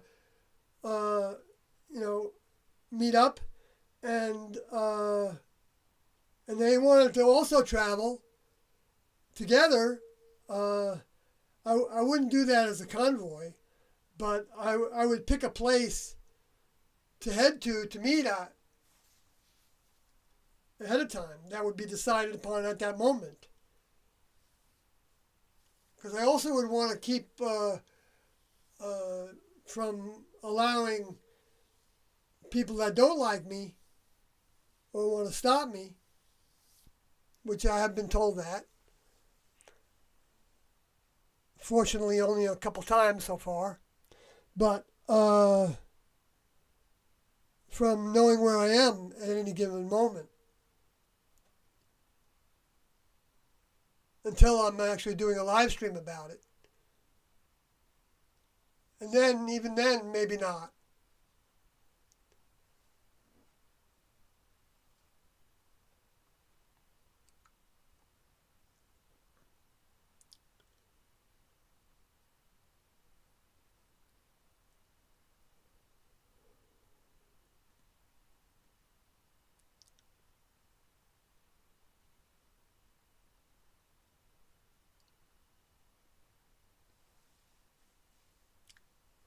I don't know. I'm just thinking out loud, about it.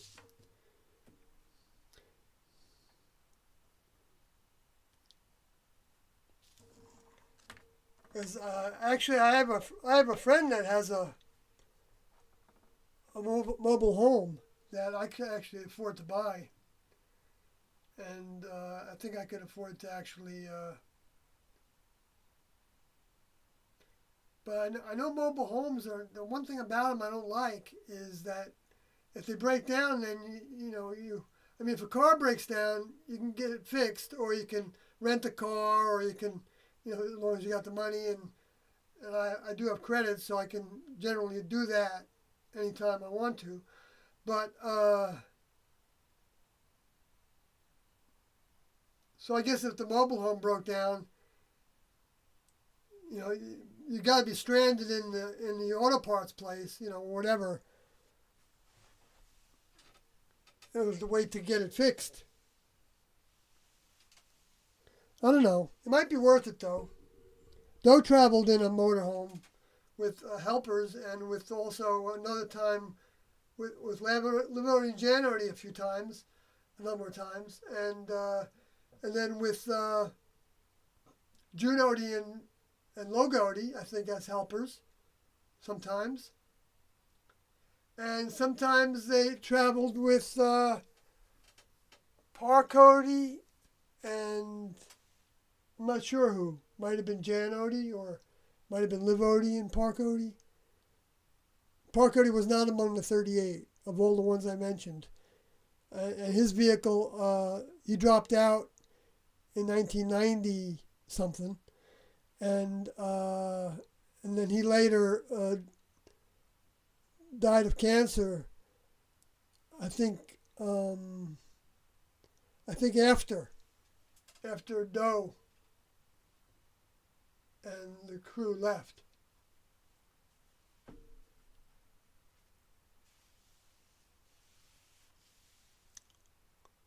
He was the individual I was in the trailer with when we were in the fast on water, and then we broke the fast on those Tangelos, and that was Parcody.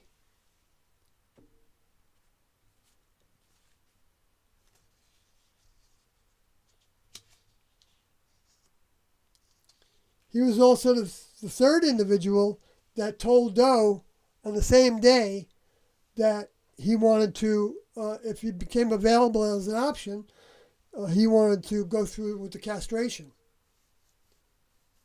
I told that story a bunch of times before, and it's in Heaven's Gate book, I think. No, it's in my blog, not the Heaven's Gate book, because I wasn't there then when they published that. And none of my writings are in there that I did while I was in the group.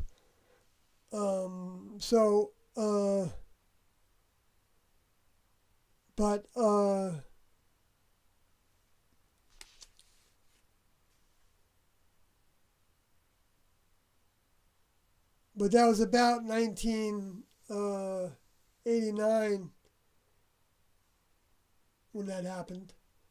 When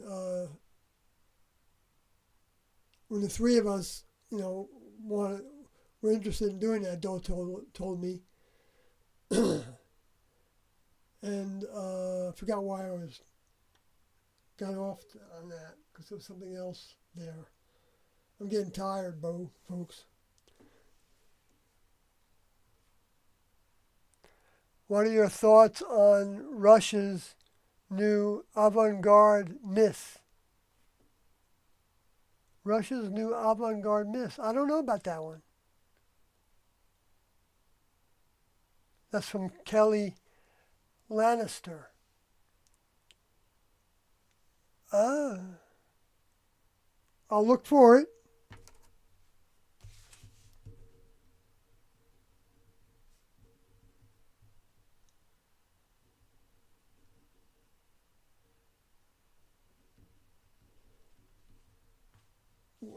Can you give me an idea of what some bottom lines are to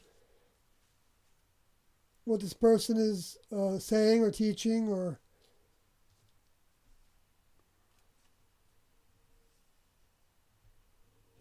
if it's avant-garde, I don't know. Because there's nothing avant-garde about Tiendo.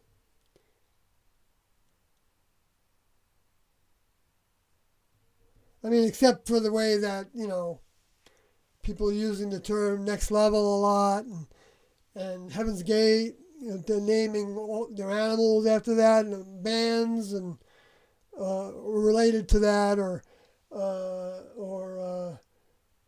the chapels, or their religions, or their church groups, I guess I said that already. Funeral homes. I mean, I'm not kidding, because I've been getting feeds. Songs are named after different things that Tiendo said and published on their website and said in videos, and a lot of songs have been written with different lyrics associated with Tiendo. Look at Lil Uzi Vert, the rapper, did a whole spread on, the Eternal A-Take, where he depicted himself as the father and son, or that he was the son and his father was, I don't know who his father was, but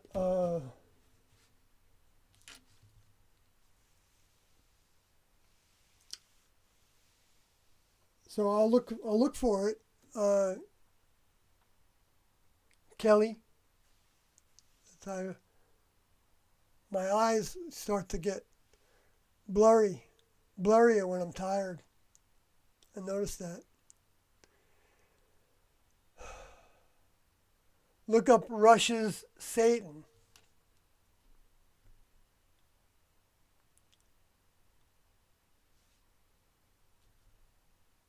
Missy.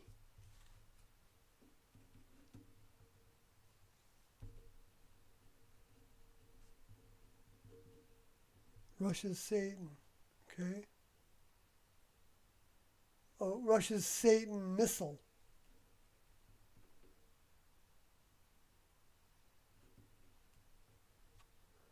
I'm talking about the new missile that Russia produced that is 20 times faster than the speed of sound and is undetectable. Oh, I did hear a little bit about that. Oh, missile. Okay. I was thinking when you said missile, I was thinking you were talking about like a writing, like a missive. I mean, I was thinking religion, and all that. Oh, Russia's Satan missile. Yes, I have seen a little bit about that, but I didn't really follow it up. I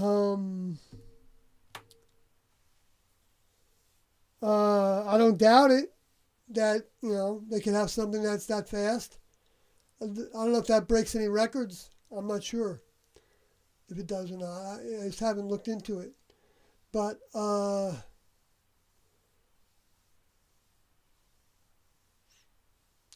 see, I believe Russia has also had technology given to it from Luciferian space alien fallen angel souls. Now, I don't know, if any of them got much of that element that provides help with anti-gravity and even crazy speeds. But in terms of, remember how in the Roswell account, Jesse Marcel, what he found on the ranch, materials that were swapped out for that press release where he was showing the balloon, swapped out for a balloon as their cover-up. But some of the, it was like aluminum foil that you could bend and twist and hit with a hammer, and it didn't change it. I mean, it would change, I guess, its shape and stuff, but it didn't damage it. Didn't make it any less durable, or he tried to burn it and he couldn't burn it. And so I imagine that if they got some of that technology, maybe they're working like crazy, I know, to develop new elements. And I know they work like crazy with new alloys. So, Russia might have been able to decrease the weight of something, but still have it to be really strong in order to get 20 times the speed, out of something that was driven by the same, nuclear even. They could even have nuclear reactors. I know they're developing those. The United States is also. The problem is what to do with the waste. Is it going to kill everybody that's, in the wake of it? All those heavy particles in that atomic waste, are they going to just float down to the ground, get into the oceans? Well, maybe compared to Fukushima and dumping radioactive particles into the ocean, Doe said that the humans would be helping with the recycling, spading actually, in the USA Today ad. Assisting with it. And the spading is death to human vehicles that have become weeds. Now, any of the people that are dying that are not weeds, but are dying because of the activity of the weeds, building their missiles and radioactivity poisoning and all that, they're not casualties to the next level necessarily, because the next level can take their spirits and save them for a future opportunity to live and to grow towards membership in the next level, to ultimately really live.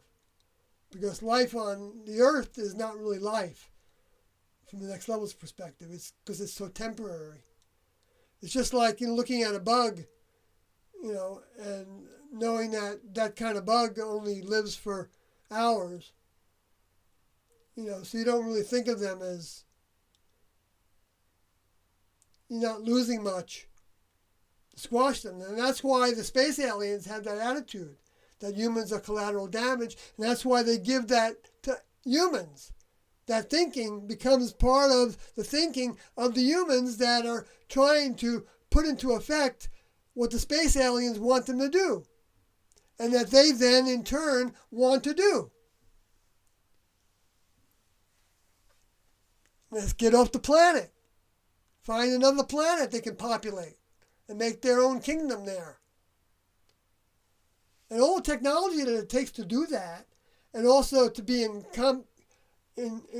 combat with people for certain elements, because, the United States wasn't working with China on the bioengineering of viruses in Wuhan and other places in China with the grants, with the millions of dollars in grants that were given from the NIH. That's all documented, and through Fort Detrick in Maryland, that same kind of research. But the United States wasn't doing it over in China for no reasons. I think they were doing it over in China maybe for the financial help of having the laboratories there. Also, maybe because the next level, next level may be involved in it, in the decision, but the United States people, they would know that if they were testing their formulas on people and their vaccines on people and releasing the coronavirus onto people, so that they could test their vaccines on them to see if they've got a good vaccine for it. They don't want that to be done in the United States, where they could be found out and they could even kill their own families because of. Releasing a biotoxin is a big deal.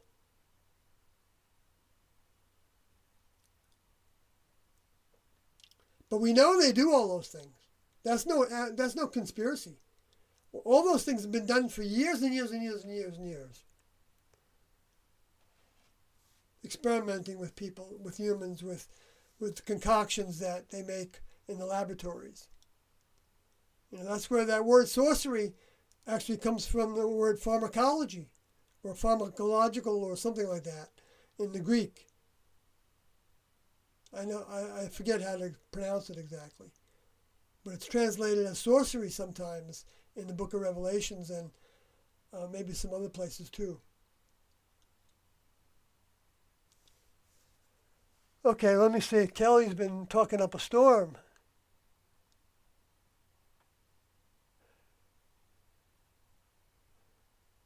So do you think it has something to do with Hale-Bopp? I can't imagine. The missile having something to do with Hale-Bopp? Were you friends with Riccoti? Well, yes. Classmates. Classmates were friends, but if you learn more about the classmates, we didn't have chummy relationships. We didn't shoot the breeze. We didn't hang out. We didn't, talk about one another's past. No, it was strictly business. But we got to like each other.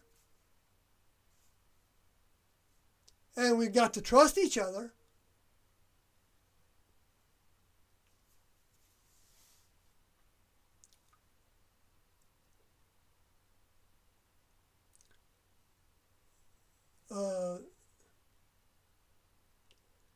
I don't know what it would have to do with Hale-Bopp. I can't think of any connections there with a missile. Because Hale-Bopp's gone for the most part. Now, Hale-Bopp wasn't alien or human developed. I know that. I can't prove it to anybody, but I know it. So that was next level design, and Jesus talked about that too. He said that the signs would be light strewn through the heavens, bright light strewn through the heavens from east to west. So you even see it according to the ecliptic. Now, I'm not saying all comets do that. In fact, they've had some recent ones that didn't show up that way, I don't think. I don't know. I'm not sure about that. But, so I won't I'll keep that on reserve. But the Hale-Bopp comet was visible from east to west, just like Jesus said would happen as a sign. That's what Doe said it was. He said it was a marker for the timing of the exit that he had already planned for 3 years. Close to 3 years, or actually more than that, potentially. Well, I think pretty much August of 1994 to March 1997. Well, that's 6 months. And 94, 95, 96, 97, 98. Oh, yeah, I'm not there. 94, 95, 96, 97. Is that 3 years and 6 months? Is that exactly 3.5 years? August of 1994 to March of 1997. Please correct me if I'm wrong about that. August to September, October, November, December, January, February, March is 7 months. Even from the end of March, end of August.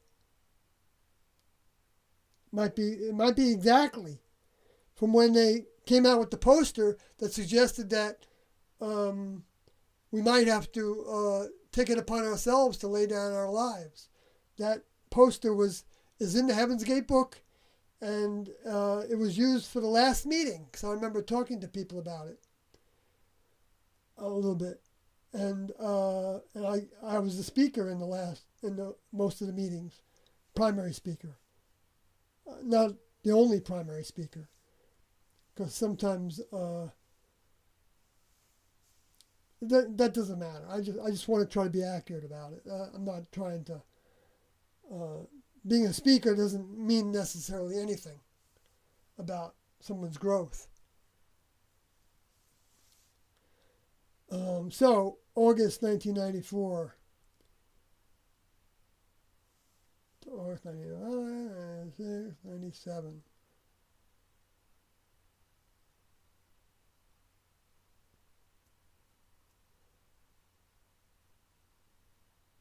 No, it's not 3.5 years. August 1994 to 95, 96, 97 would be 2.5 years. Okay, 2.5 years. Right. Because that's pretty much the time that I was not in the classroom. From September of 94 to March of 1997. All right. So it's not the magical, prophetically correct 3.5. I mean, I like when I see those combinations, but it doesn't bother me that it's not a combination. I don't have to see those combinations to. In fact, it's kind of normal that Tiendo don't repeat all the prophetic combinations. They even made a point not to. Okay, let me go back to the chat room. I heard a strange theory recently that it was the ghost of Jim Jones who was responsible for Chernobyl. Have you heard this? Oh, no, I haven't heard that. And it's pretty strange, pretty weird, pretty disjointed, pretty confusing. Seems pretty fabricated to me because,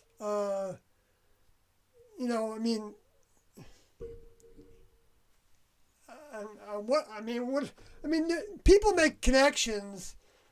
Even the connection of Jesus having a family and living in France and not being crucified or surviving the crucifixion and not descending, with his body into the next level spacecraft in the cloud, behind the cloud cover.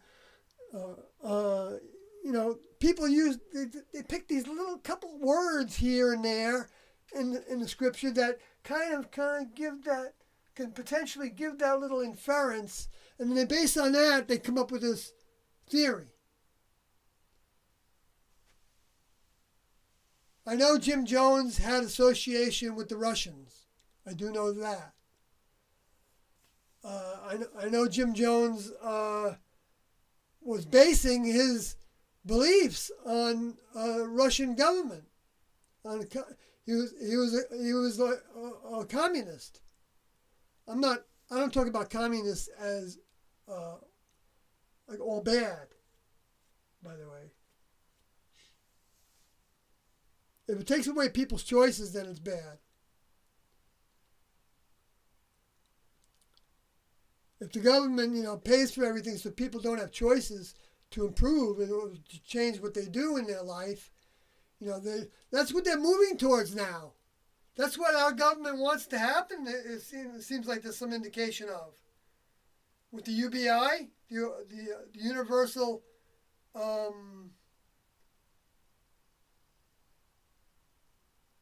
it's not UBI. Universal income.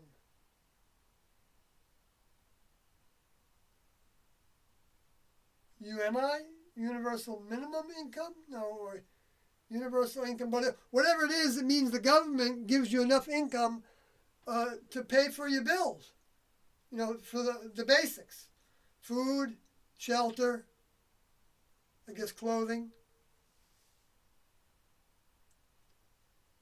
But then they would probably issue you certain kind of clothing to wear. Remember how we would see people in China all wearing the same kind of clothing? No different colors or anything? I don't know if that's going to happen here. But I know people are talking about the universal income and wanting it. Some of the progressives are talking about that. I don't know if it's part of the Green New Deal,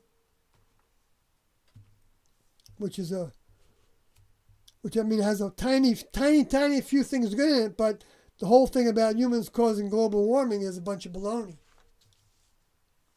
They want to control the weather and the climate, but they can't. They only know how to do little tiny experiments. Same with the transhumanism. Sure, they want to live forever. Sure, they want to grow organs and then transplant them into people so that they work inside their bodies instead of being rejected and require all these medications to keep them from rejecting their organs, and then that depletes their immune system so that they're subject to dying from the diseases. Sure, they want a vaccine that'll work for all the viruses. Yeah, they want all those things, but you know how far away they are from them? I don't know. I don't know how far away they are. Potentially, they could be very close to all those things. Okay, but is the next level going to let them get that technology? I don't think so.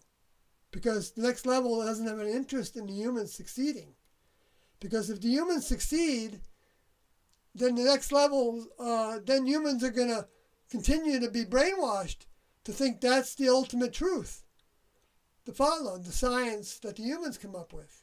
That's where, they're not going to ask God for help.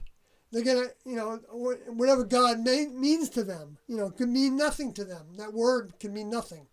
It doesn't have anything to do with anything necessarily. I mean, you can believe that the whole Catholic Church is and all the Christians are all are all off track. They're all living in an illusion. But you could still think that there are individuals that are significantly more evolved than us that had to have something to do with all this intelligence around us. And even the choice to not be intelligent, and the choice to make our intelligence mechanical intelligence or biological intelligence that is programmatic, through the genes, programming the genes to behave a certain way, coming up with the ultimate human, the same way the Nazis were doing. They're the same spirits are coming back to do that were in those vehicles, that were doing those testings, that were brought over to the United States. So those are the ghosts.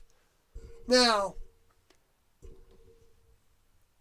if there's some connection with Jim Jones and Chernobyl, that disaster there, that I haven't seen it. I haven't read about it. I tend to not want to spend a lot of time looking for things like that because they don't go anywhere in my mind. Because let's say he was. So what? What are you going to do with it? You can't go anywhere with it. All you can do is have something that's kind of funny to think about, right? Or you can tell somebody about it, and then they'll think you're a nut, and you get off on that. Or you can get together with a bunch of people that all think the same way, and even come up with some rituals around these different kinds of ideas. spirits are very much real. Jim Jones definitely had a spirit. He might have had a soul, I don't know. But he was totally off the track. He had nothing to do with, there was nothing about his group and his so-called suicides that showed tremendous evidence of murder and manipulation, where T&Ds didn't show any signs of murder and manipulation. And I know that because I was there, and I was ready to lay down my life when I was there by that same method. Doe gave people lots of reasons to not stay in the group up until that point. And even Rio can talk about that. He never intended to actually lay down his life, but he gave Doe the impression that he did, but he might not have realized it. So I'm not saying that he was being deceitful consciously. He said that in his book, that he intended to wait till the last minute to leave, because they were preparing the whole time I was out of the group. They were preparing to exit. I know, because I was there when they talked about it, drinking the strong barbiturate. I don't remember if he said phenobarbital.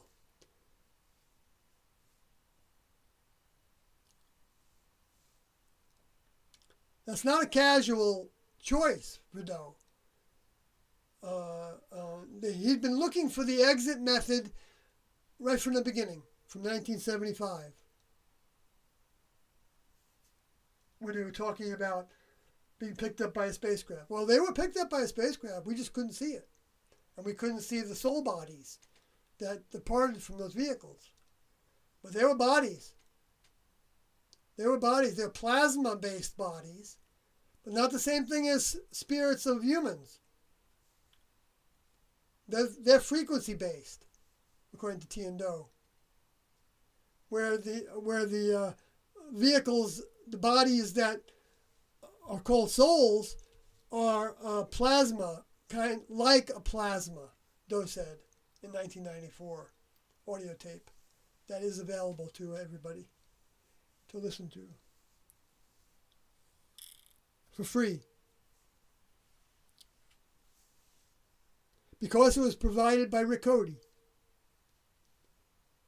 and Carlin provides it too on 4Shared, and I provide them. I send them in packets to email addresses. If you give me an email address and you want the tapes, the only thing I ask is if you tell me how much space you have for them, because I've got compressed 4 gigs of compressed data. So it probably opens up to, another 33% at least.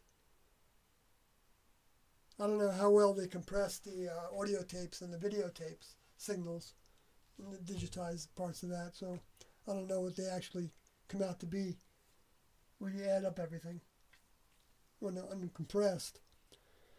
All right, let's see what else is going on there in the chat room. Oh, man, I'm getting to the 4-hour mark again. I can't seem to do less than 4 hours. You all are having questions, and not that I have to, but I do get kind of worn out.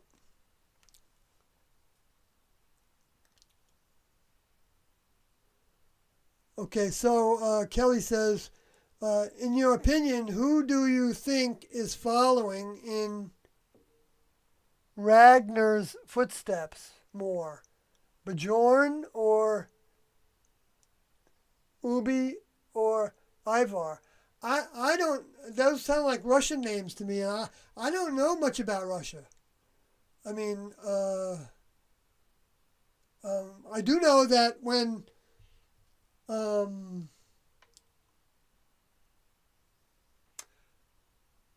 the United States started planning to shoot Comet Temple 1,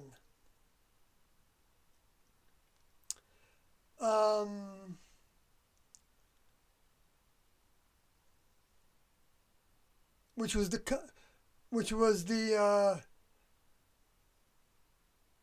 comet. It was a comet that was, I'm not sure where it was now.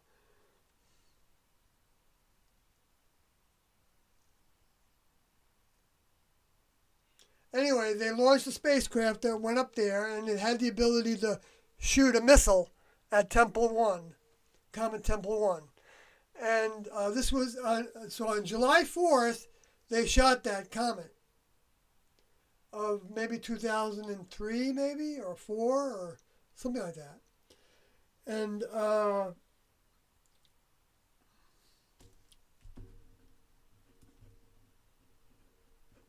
but before they did the shooting, it was talked about in the media that the plan was in the works. And I was following it.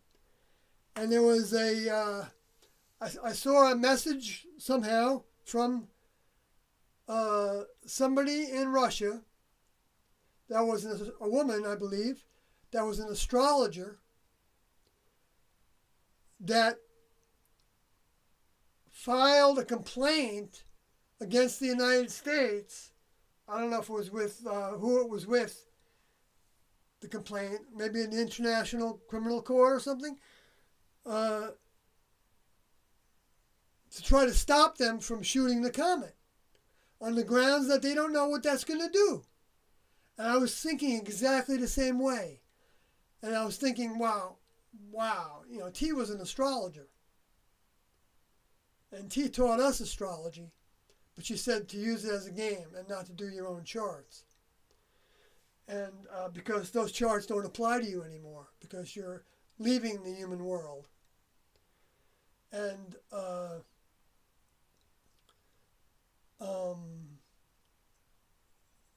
so I became an astrologer. So within the group, and even worked doing progressions and things. But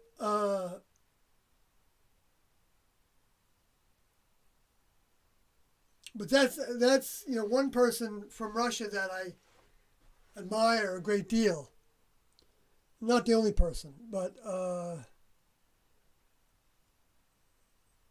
there were a number of dissidents that, wow, brave souls.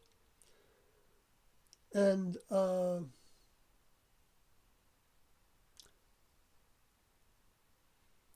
other than that, I don't have much experience with Russia. I just remember hiding under my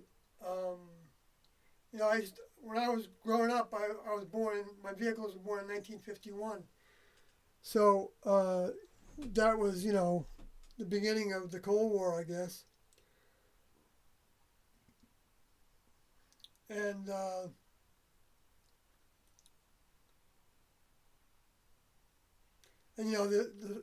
the idea was that the Russians were going to attack the United States. You had the Bay of Pigs, right in the 60s there. So when I was like a 7th grader, or what was that, like, 11, like 12 years old or something like that. We would have air raid drills for for nuclear attacks, and we would hide under our desks, or go in the hallways and hide, creep up against, bend down and cover our heads against the walls, and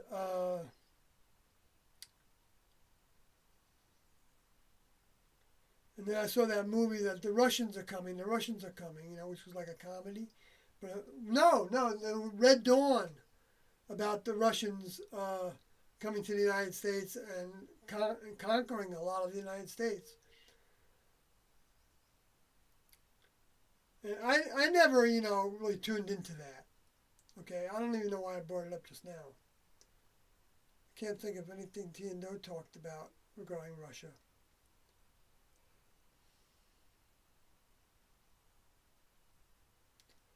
But I have a lot of respect for Russians, in a sense. I don't know. I just feel like that, plus the fact that they had a UFO crash, right? And in Siberia, and then they had that big event, the in 1907 or 1912 or something, the Tunguska event. And then they also had that huge event in 2013 of the Chelyabinsk meteor that happened. It started off a huge amount of repeated signs from the next level that happened to be 40 years after Tiando awakened.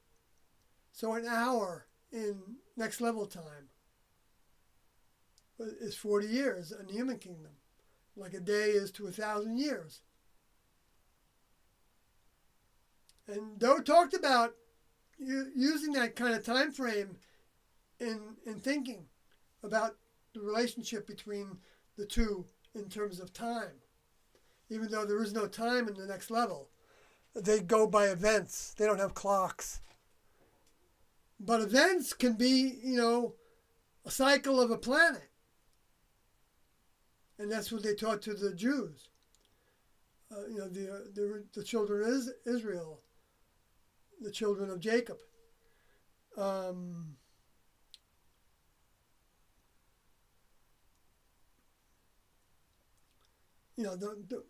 To go by the moons for your timing of events, festivals, put in terms of a festival being a happy occasion.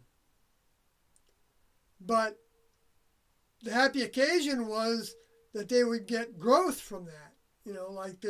Like one of the ones was to forgive somebody's debt to you during Yom Kippur, right? You're supposed to start off and forgive everybody's debt that they had to you. And according to, Jesus, you weren't even supposed to charge interest on debt. It was okay to loan somebody something, but you didn't charge them interest on it. That's where it went way off track, when they started doing that kind of thing.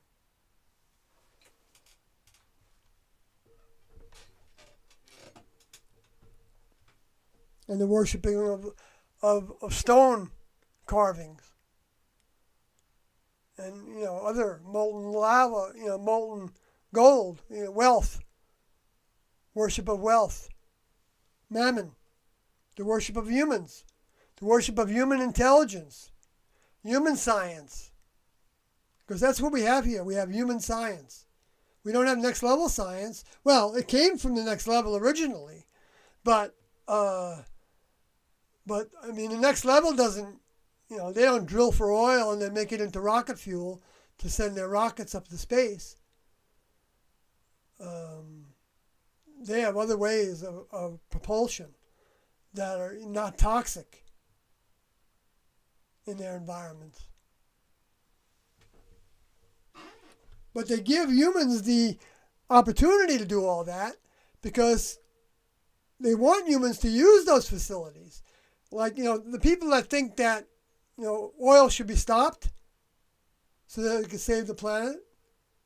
Oil, there's nothing wrong with that. There's something wrong with using oil. Like it's a lesser life form that uses oil. You're less evolved. You're less spiritual if you believe in using oil for anything. That's like the people that think that you can only be spiritual if you're a strict vegan. If you touch animal flesh or even use leather products, that you're not as spiritually developed. There's people that believe that, and they're not right. They're not right, according to Tiando, and I think they're the authority. They didn't specifically talk about, well, maybe they did. Well, they talked about, that the Ye Are Gods movement that thinks that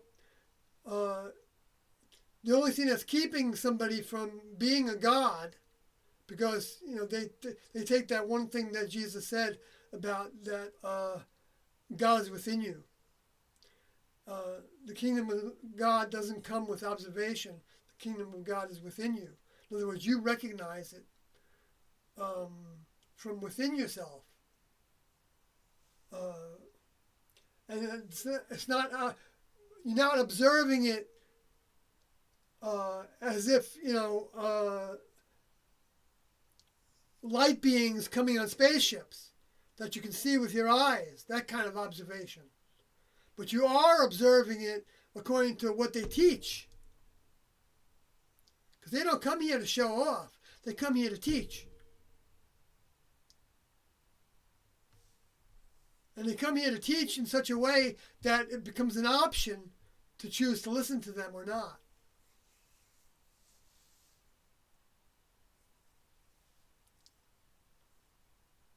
And that's how they can tell who's growing, the ones that want to pay more attention to what they were saying.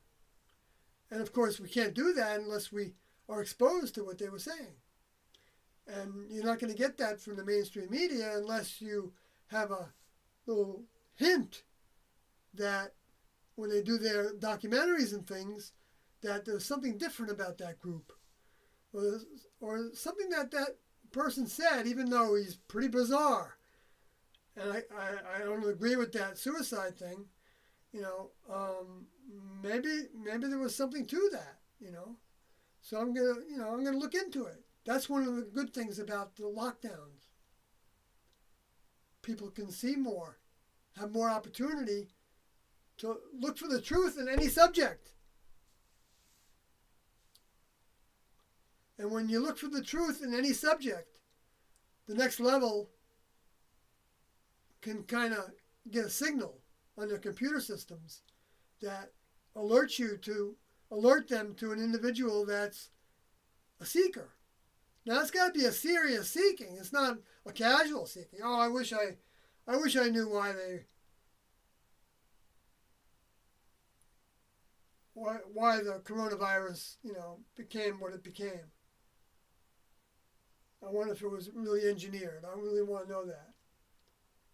But then you don't go looking for it through the data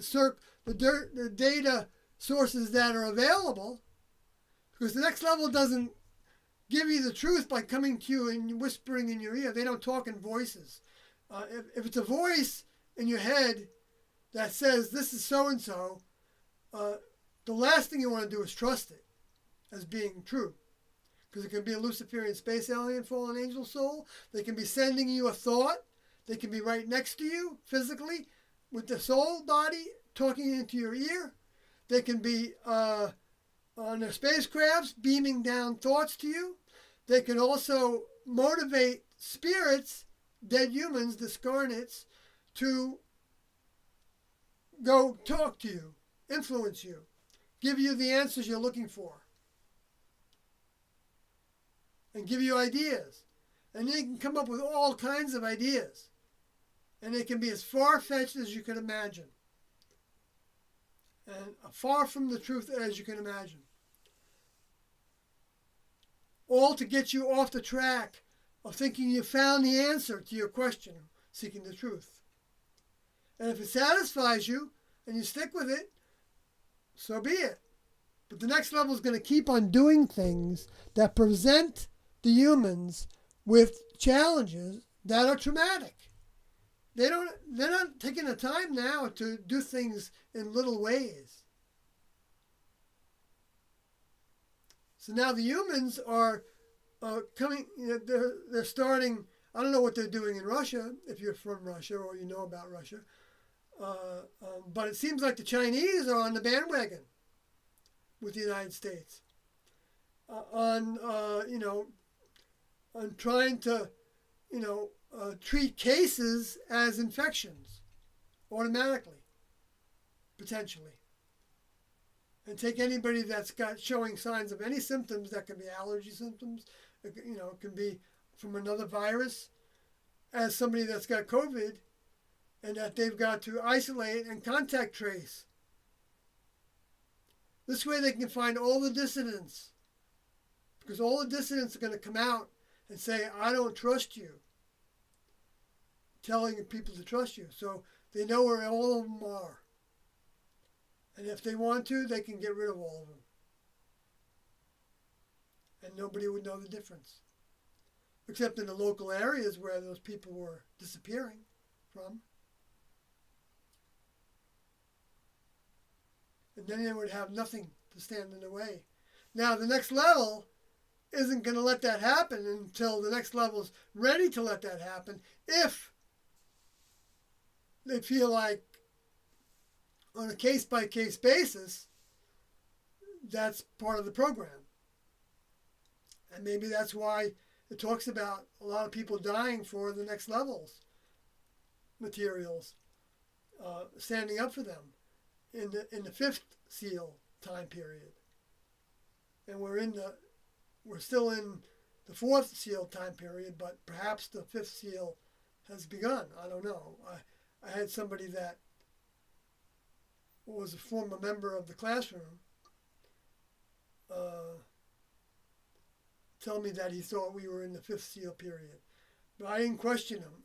He just said that to me, and I didn't know what to make of it, really. And so I just put it on the back burner and so, okay, well, maybe he's right. But when I start seeing people disappearing for tea and dough, which I don't look forward to seeing, but you know, if it's got to happen, it's got to happen.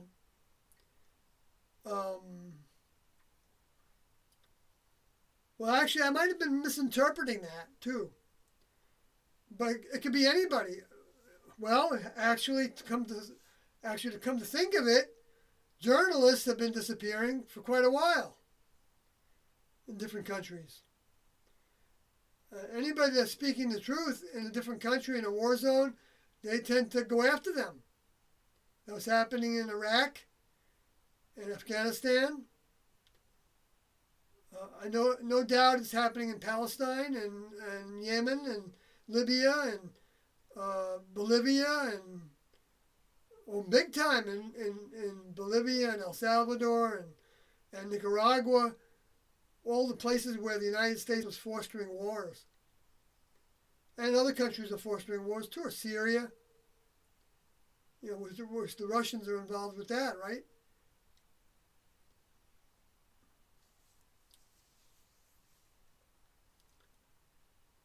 And clergy a lot of times disappear when they talk against the wars and the poor treatment of people and the raping of children. And so, of course, some of the clergy are responsible for that. But that's another side of the Luciferians' attempts to discredit the people that still have some belief in a creator of the planet. But of course, it's not limited to them that are raping and child trafficking and adult trafficking, for sexual trafficking. It's not just them that are doing it. The coaches are doing it, and Epstein's circles are doing it. You know. So the atheists are, I think of them as atheists. Not that the atheists are bad. And those said atheism was a good step away from organized religion and even religiosity at all. Because it kind of puts people want to see more science-based. And it's kind of hard to see some of the sciences. Actually, they're coming together now. I mean, they've been coming together for a long time. But more and more, science and religion are coming to the same place on a lot of things. I'm not talking about the ones that are saying, the planet was only here for 6,000 years. That baloney. The civilization, yes, no doubt, started about 6,000 years ago. I think Doe, I believe Doe believed that.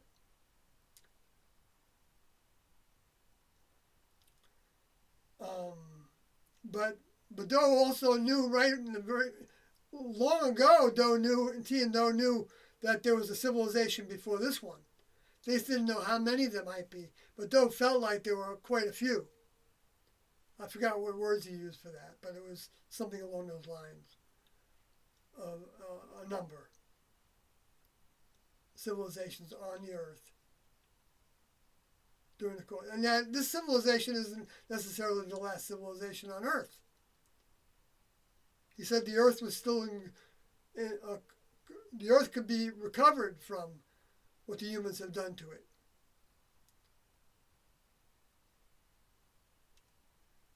By taking so many toxins and filling the waters with heavy metals and so that we're drinking heavy metals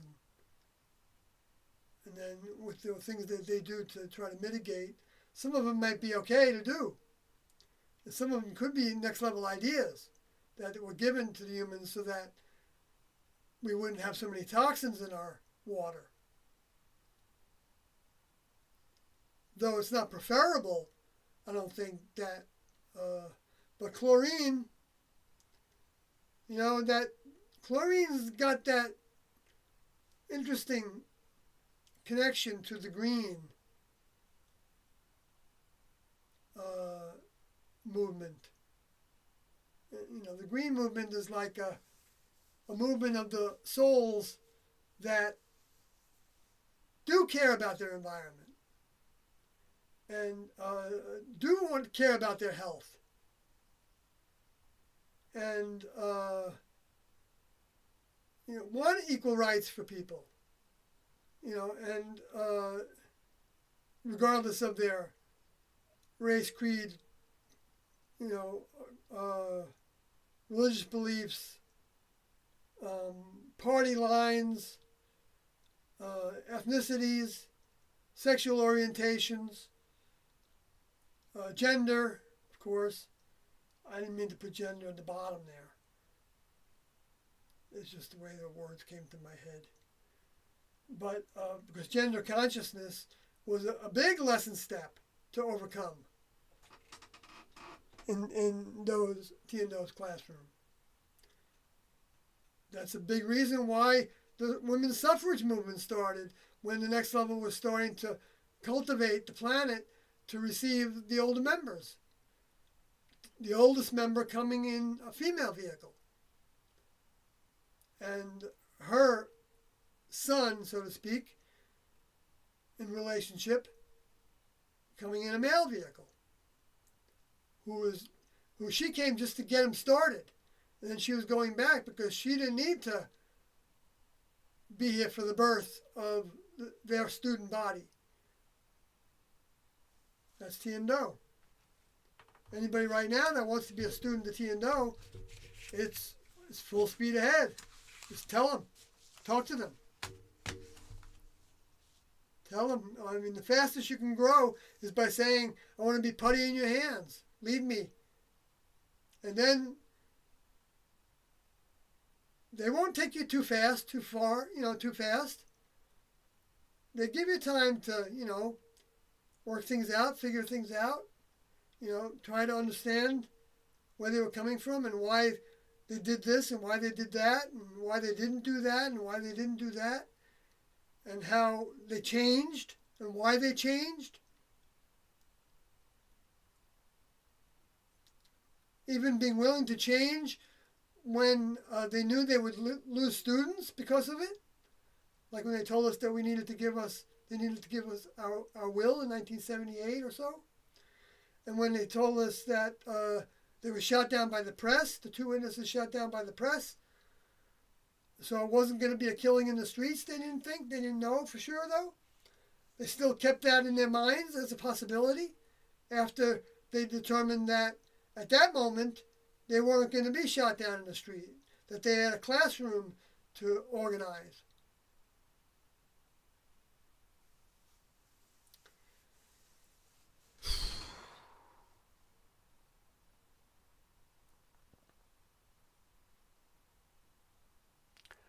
So Kelly says, or do you think King Harold is actually still alive? I don't know who King Harold is. Sorry. You're showing a lot of my ignorance on some subjects. Uh, Bloofer 4014 says it's all bollocks. I guess that's your way of being polite about saying it's a bunch of whatever baloney, I guess, in a shape or in form, right? Okay, well, that's your opinion. That's fine. You can have your opinion. Truthing the World, Rudolf Steiner said they are going to create a vaccine against the soul. Oh, really? He said that? Well, in a sense, that's true. Maybe. I'm getting so tired, though. I don't know if I can really go into it. To separate the soul from the body. No. Humans can't. Well, yeah. If they kill the human vehicle that the soul is in, then they've separated the soul from the body. But that doesn't mean that that soul is harmed at all.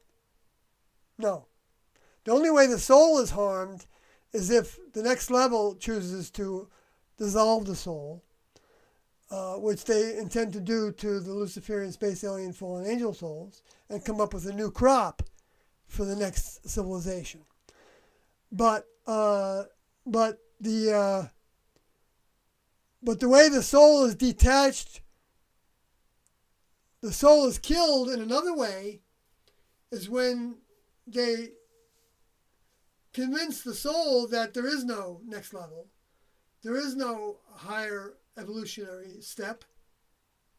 We are the height of evolution. Humans are the height of the space aliens are only more advanced than us because they have more technology, and that's what the space aliens think about the next level. The next level is another space alien race like themselves that have better technology than we have, so they can keep us in prison on the earth. But that we can build the technology by teaching the humans that they can do these things of anti-gravity and stuff, and then getting the humans to put it into motion, because the space aliens don't have laboratories. They may have degrees of laboratories, if you want to call their spacecrafts laboratories, but they don't have all the facilities that humans have. And they don't necessarily even have the expertise to use any of those facilities, because they didn't have to be trained for those spacecrafts to have certain functions that they do, like creating cloud cover, so they can appear to disappear, or even be invisible.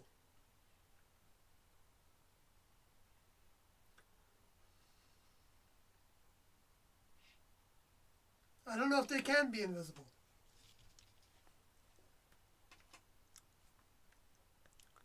But their soul bodies can be invisible. But the next level can shine a light on them and make them visible.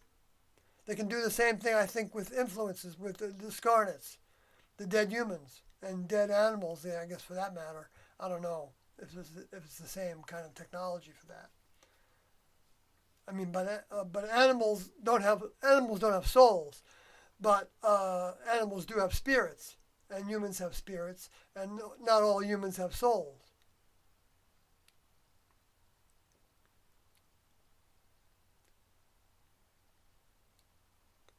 But by getting people dependent on the vaccination programs, they're not using the God-given formulas for boosting our immune system so that we can fight off whatever comes to us and be the stronger for it.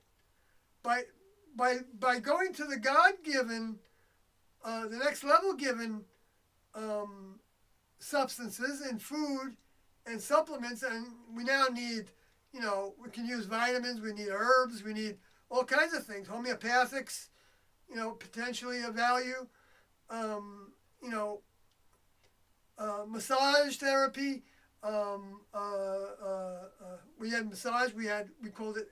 We had the book that was called Acupressure, that Tiendo got us to use on ourselves.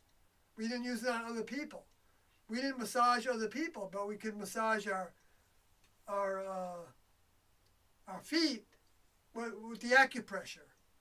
They didn't get into like, well,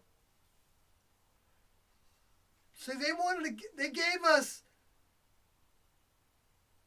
dosages of pretty much everything. I mean, we used everything at our disposal, according to Tiendo's instruction. So that tells me that everything is on the table. It's not like out of the question to get a vaccination, in Tiendo's mind. The technology, is nothing wrong with the technology. Or Tiendo would have told us that there was something wrong with it. I don't know that as a fact that they would be given instructions to that. They might have wanted to leave it. They might have wanted to leave it as unknown how they think about it. But we weren't vaccinated in the classroom. 19 years I was with them. But that was also when there was very few vaccinations.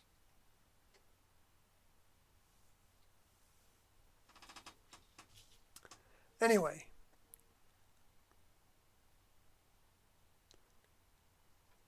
But by getting addicted to the vaccinations for our herd immunity, you need to keep on getting them. Every year, you need to get boosters. And all the side effects that are with them. Now, the people that are getting them all, maybe a lot of them are so used to some of the things that they're in fine shape. I don't know.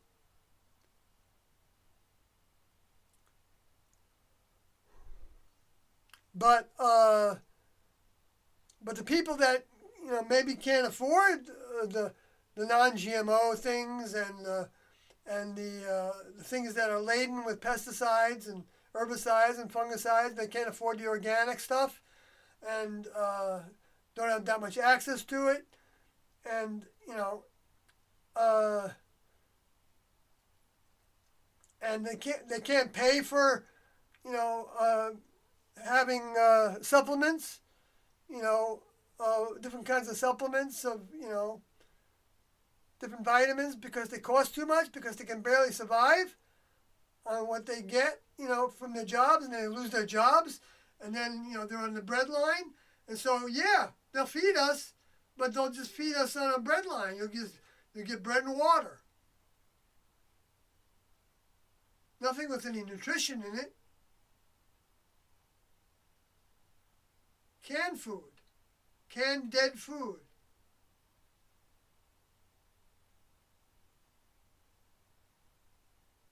Let them eat cake.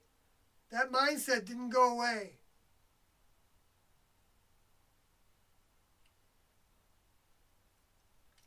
Because the Luciferians want to suck all the money out of the public sphere as much as possible, so that the humans can use that for all their black budget programs. And so they can build their underground cities, and they can try to get off the planet, and they can try to come up with, life extension, transhumanism, and try to, teach and program humans to have the maximum intelligence. And that's all what they want. That's what the space aliens want too, because they want those vehicles to be the vehicles that they then operate, because they don't have a next level vehicle anymore. It went downhill when they broke instructions and started having sex with the women in that time period, or however they were doing it. They could have been doing it by test tube baby, for all I know. By just, abducting the woman and then taking their eggs and abducting even a man and taking the sperm and then there's raising those children in a test tube and then implanting them into the woman and then abducting them again a few years later,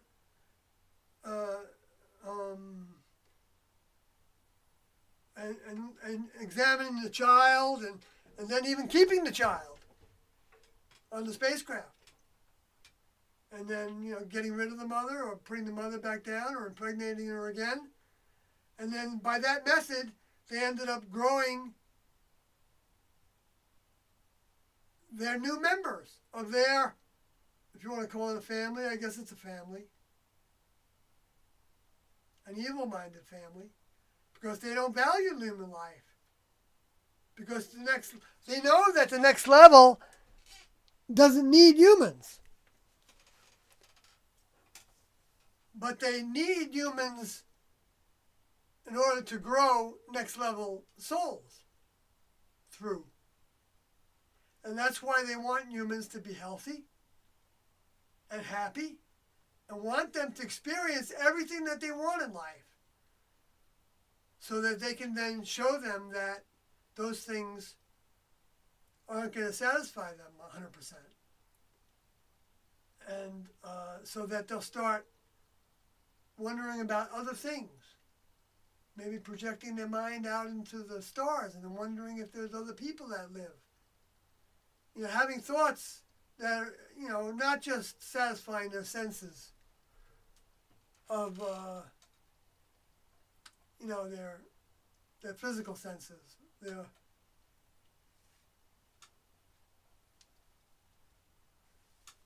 That sports do and the arts do and all have their place, all have their value, but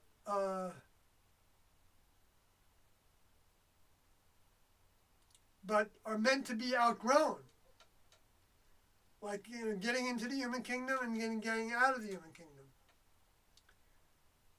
becoming successful or whatever, or just happy. But having things pretty much working out for you pretty good, your finances in good shape, and your health is in decent shape, your family is in decent shape, you give to the charities, that you believe in, and so, and then the next level says to the human kingdom, okay, but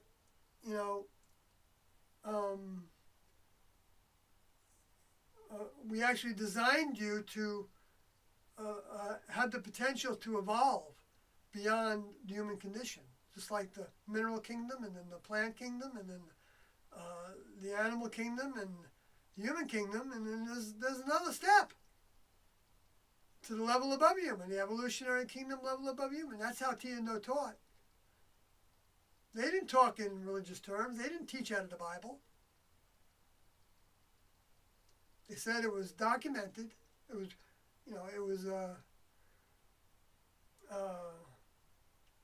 was documented in order and preserved so that we would have access to it because it was the same teaching in a progression.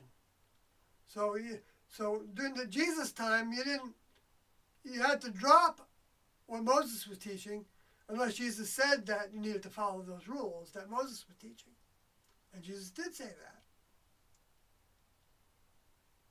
But then, when they came back again, and they were saying, okay, now you need to follow through with all those things Jesus was teaching, but much more than that, actually. The things that Jesus was teaching that you need to follow through with are the way that you've got to end up separating from the human kingdom entirely, physically and mentally, so that you don't have any allegiance to anybody human anymore, except the ones that you recognize as your older members. And you will recognize them because if you do have that capacity, the next level is going to see to it that strain of that vehicle gets a soul deposit so that when the next level older members pick up the vehicles that they put a soul deposit into, or a type of deposit into, or a tag onto, a chip onto to some degree, that when they come public and start talking about the truth in new terminology, new perspectives that are more real to the current modern technology, so that they don't look superstitious anymore, that you'll look at that and say, wow, that sounds familiar. I know you talked about that. You know, that you were from someplace with many mansions, many dwelling places, and that you took your vehicle with you into that. And so UFOs, okay, spacecrafts, okay, that makes sense. It makes sense that that exists. Or spirits, you know, or like Tiendo said, like there were discarnates, that we were only, I mean, not only, but what we were the thoughts and behaviors and ways that we accepted and kept on demonstrating, made our own. We're not every thought that occurs to our minds. Like if we have a thought to, go break somebody's store window, that's not a next level thought to do that. And so that's from the lower forces to do that. Even if you're justified in being angry again about them people in there, okay? But that's still not the right way to go about resolving your anger.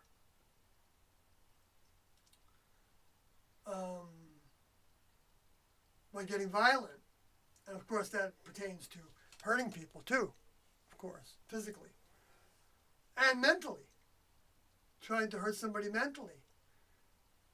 But you're not hurting somebody mentally by teaching them the teachings of Tiendo. Because it will always be optional for the students to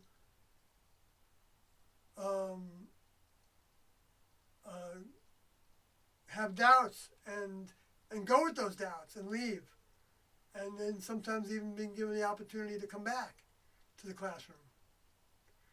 I'm getting way off track now, but it's getting hard to even keep my eyes open. I'm so tired now. So I'm going to put this to a close. I see that. Thank you for all the email info you sent me. I'm getting through them. Oh, yes, Truthing the World. Yes, thank you for identifying yourself with that. And I like to be able to make connections with people that I'm communicating with on email, in addition to the chat room. My email address is sawyerhg, as in Heaven's Gate, @yahoo.com. My blog is sawyerhg.wordpress.com. My Facebook page is Sawyer Heaven's Gate. Everybody that friends me, I don't friend anybody on Facebook. Everybody that friends me on Facebook, I send them a blurb, a long blurb and a message about the only reason I really want to have friendship. And not that I don't, become fond of people. I do. I become fond of them because, to some degree we're on the same page. And even if you don't believe in Tiendo, I can be on the same page with you because, and you with me, I hope, even if you don't believe in Tiendo. I have friends that don't believe in Tiendo. I have a number of friends. And, maybe they put up with me sometimes, but they like me enough to want to do things with me sometimes. So,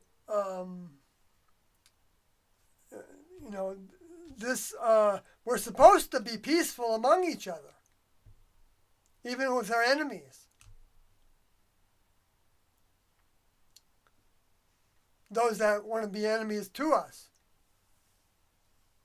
Anybody that wants to take us and try to deprogram us against our will, or force us to take a vaccination, or force us to work a certain job, or force us to do anything, is our enemy.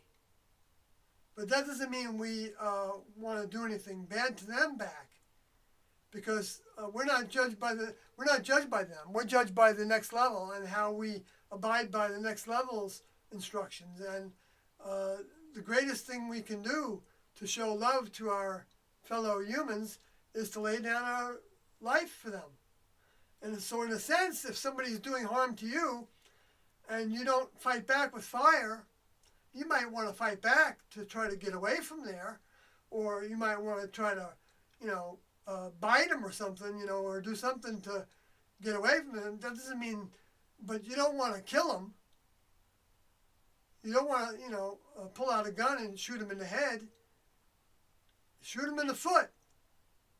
If I'm not saying that T and Doe would approve of what I'm saying right now, but that's just the way I'm thinking about it, because T and Doe don't want us to lose our vehicles until we've made maximum use of those vehicles to overcome our human addictions, and our root system. And that doesn't mean we're ever mean to anybody. We should. I mean, if we are, then we should apologize. I'm not saying should. I'm like, because that's just not a next level way to judge anybody else. Even Trump and Biden can't be judged by us. Although Biden's easier to judge than Trump is, because at least Trump leaks something decent once in a while. That could be seen as more next to the next level's mind. Like when he said vaccines shouldn't be given to children so fast, and when he said that 9/11 could have been prevented. And when he said that there was some that he started to take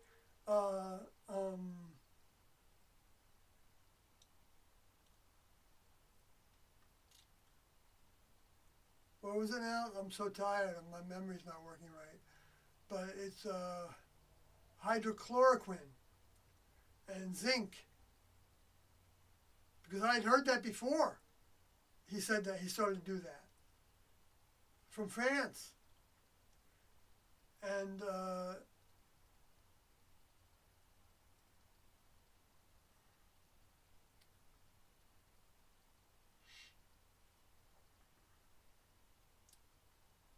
when he talked about the Wuhan thing with the lab there that Fauci was a part of, and when he was kind of at odds with Fauci, which I think is those are, but there's a whole bunch of things that he does and he has done and he says that I can't stand. I mean, I wouldn't, want to be next to him for 5 minutes. But, well, that's not true. I would like to talk to him. I'd like to find out what he knows. I mean, at least he said that it was very interesting about the Roswell crash. That's the biggest clue that any president ever gave us that could point to that being potentially exactly what happened, of people from outer space, actually members of the next level, but then also potentially those said that the Luciferians created some facsimile crashes, and they could have put vehicles in those crashes. The vehicles they had grown on their spacecrafts.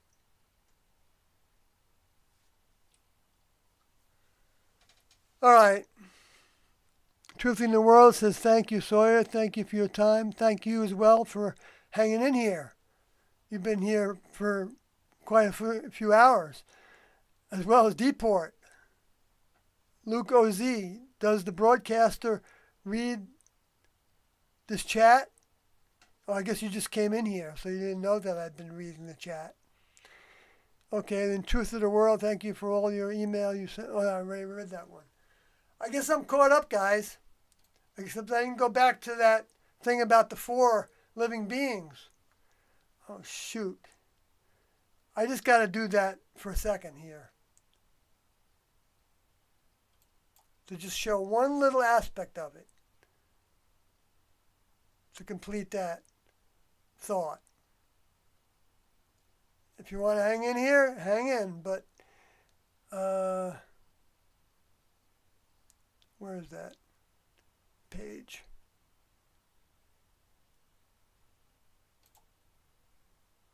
Okay. I already read this one. I know some of you didn't hear it.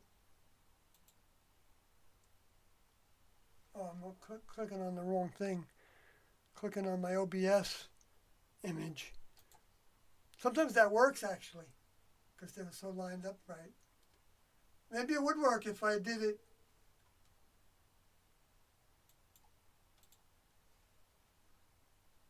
I don't know how that works. It's like the links are actually alive in this when it captures this. I guess because it's HTML. Okay. Here we go. Revelation 4:4. And round about the throne, I'm not going to go through all the definitions of terms again. But the throne represents the chief administrator of the planet, Tian-Do, at this point, working together as the throne. And around about the throne were 24 seats. That's positions, that's jobs, that's tasks. And upon the seats, I saw 24 elders. In other words, older students, crew members, sitting. In other words, they held those positions on that spacecraft. And the throne could also be thought of as the spacecraft, as the throne. You know, the physical part of the throne task. That's what they can be talking about right here. And I'm not saying absolutely, but I'm saying potentially. Sitting clothed in white raiment. Use that word clothing twice. To throw around, all around. Now that's what you do. That's what the soul is wrapped around the physical human vehicle. So the soul is a little bigger than the vehicle. And the spirit is a little bigger than the vehicle. Because we've got 2 pockets. The ones that have souls. And if you don't have a soul, you don't have to worry about it. If you want one, you got one. If you're curious about Tian-Do's information, they'll give you a soul. Right now. Well, I don't know what the timing would be exactly. And they probably gave it to you a long time ago. And you just didn't know about it. Or you assumed that you had it. Because that's what, we were taught in the Christianity. Which is all fine. Elders sitting clothed in white raiment. Now, white raiment means it's a purified vehicle. In other words, the vehicle that they're wearing doesn't have human behaviors. It's a next level vehicle. It's from outer space. They were given those vehicles because they showed the next level that they were willing to lay down their life for their older members' teachings 2,000 years ago, and potentially before that, and potentially in different cultures, like even Buddhism and Hinduism culture, where people laid down their lives for their neighbor, or for the truth, became a whistleblower talking about injustices. And because of that, they lost their life. The next level can pay attention to everybody. They've got amazing computer systems. I mean, we know that humans can pay attention to billions of people right now, right? The next level have been able to do that. We can't count the amount of time. That's why they talk about it as they always were and always will be. Because we can't talk about their time frame. And then it says that and they had crowns on their heads. And on their heads they had crowns. Okay, now the crown of gold is the crown of giving your life in service to the next level. Now, how do you give your life in service to the next level right now? You stand up for Tian-Do as being from the kingdom that created the planet and all its life forms.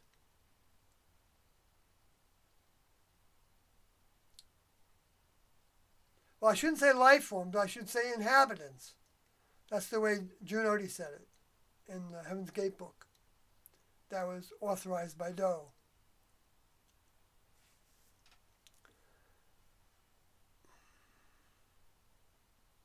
Because life forms, can mean some of the things that humans are, they're splicing genes on top of genes with the CRISPR methods, right?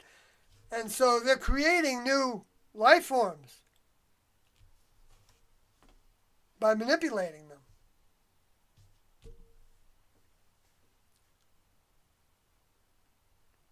Next level is going to only let them do so much of that before it's going to be recycle time.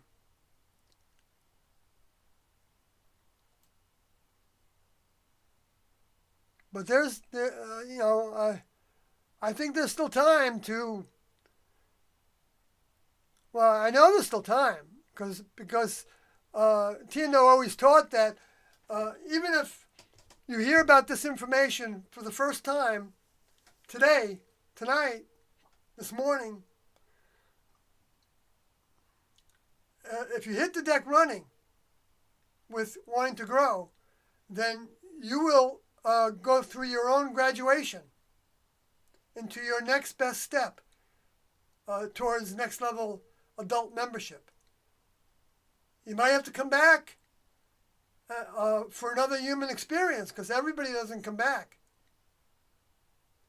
Spirits don't go anywhere, so they always come back. Unless the next level recycles them in between civilizations. But they can recycle the ones they want to. It indicates in the Revelation that souls and spirits, there are souls and spirits that are saved. But I don't know if that's 100% accurate. Because Do said that some of the things in the Revelations were not accurate. I found a number of them already. But I don't know for sure if Do would consider them inaccurate. Because he only talked about the 1,000 years that happened already. But he also said that he wasn't saying that he knew all the interpretations to that. So he was leaving the door open that could be applied. I just remembered that. He said that. Unless I'm mixing it up.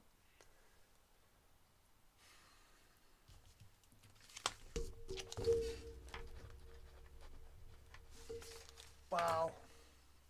I still didn't get to that place where the four living beings. I'm going to skip along here. Full of eyes before and behind.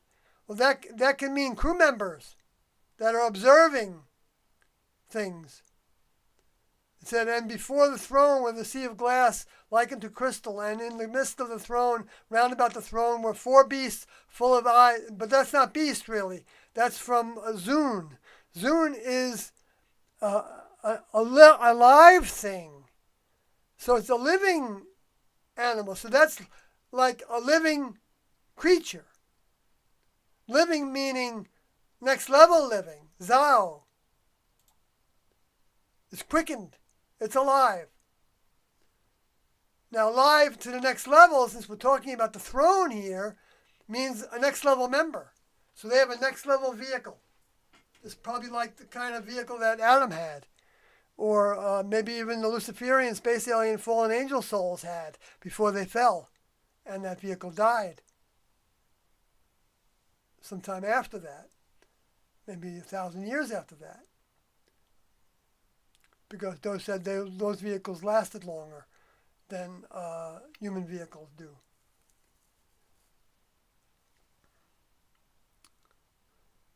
Okay, so let me get down to the. Well, here's where he describes that the lion, which is the Daniel reference. But I'm going to keep on going. Here it is.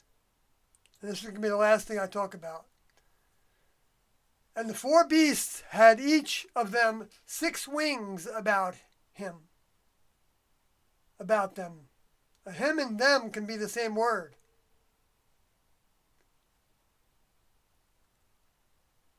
I don't know why they put the him there, because it's in black, so it doesn't mean it wasn't in the original manuscripts. And they were and full of eyes. So, and 4 beasts had each them 6 wings about. That means like around them. About can mean all around, see? From the circle. Circling around them. They could even be in orbit around one another. And I have reasons for saying that. I'm making that up though. I don't know if that's a fact. Tian-Do didn't say it that I could ever remember or read. And they were full of eyes within. So they've got individuals inside of these 4 beasts, I guess, or these 4 living, they may be spacecrafts. And then they have 6 spacecrafts around them, each of them, and that comes to 24, right? And so that's the 24 elders. That we talked about right before this, potentially. And so the 6 members,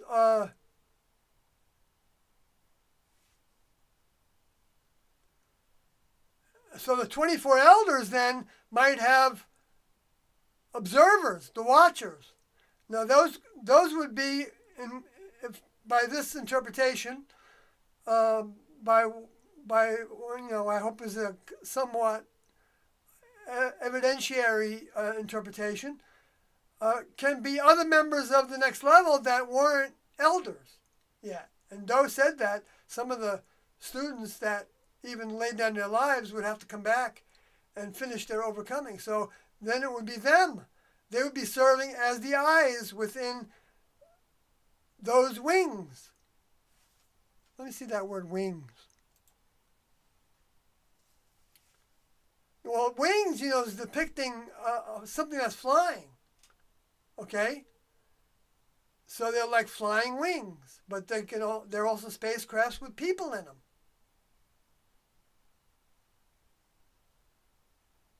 That's what this seems to be describing. And they rest not day and night. In other words, they're next level members. They're not humans. Humans need to rest during, sometimes. And they're saying, holy, holy, holy, Lord God Almighty, which was and is to come. So they recognize the strength of their older member. And both. Their Lord being Do, and the deity over Do being, deity is the word God.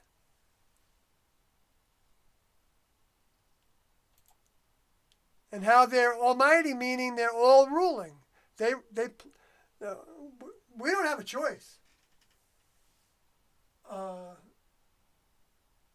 We don't have a choice. For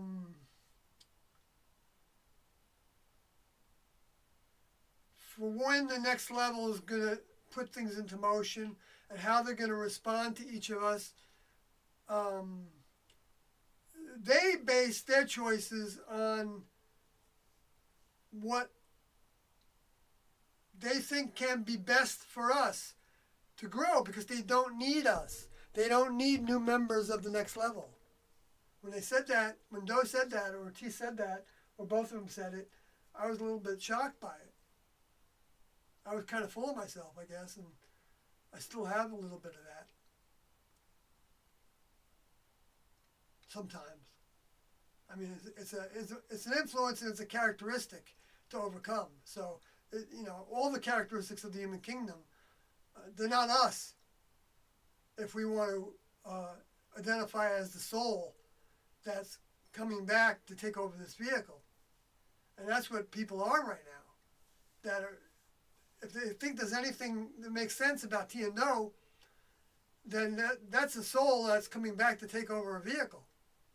That's coming into that vehicle and trying to get us to come into it more and more. And how do we do that? By learning everything about T and No that we can. And putting into motion everything that we want to put into motion that T and No are teaching in the Heaven's Gate book.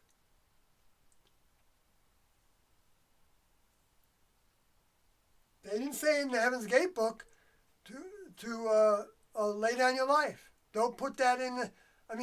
No, they said that, yes, because they said you have to separate from even your life, and everybody will. But they put in the briefing in that press release that some could leave with them at that time. It's not in the Heaven's Gate book. And that book is, they say in the Heaven's Gate book that suicide, when you have the opportunity to learn lessons because you don't like what's going on in your life, is not a good idea. It's worthless. Because right now, with the vehicle that we have, that's the vehicle that we can overcome the characteristics of in order to build our mind into a mind that can ride that horse and live by next level behaviors and ways and tell other people about it. Because just living by it, that's not going to do you any good if you're not also being of service. Simultaneously, in conjunction. Being of service, even if you start that first, will lead to having more mind from those mind, because they give you that. It becomes energy in us. It becomes more common sense. If we reduce our sexuality, we get more common sense, according to Doe. Eliminate it and you get more common sense. And so then, the people in the world that are, they're giving away their energy constantly, sometimes every day, in their sexual relationships and other forms of sensuality, to their children. They're giving away their energy. And that doesn't mean to abandon children. I'm not saying, if you're responsible, teens are taught to be responsible for the children that your vehicle births or takes responsibility for. But you can grow an awful lot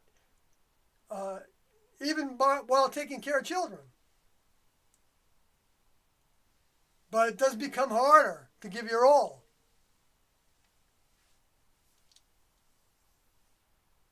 But that's okay.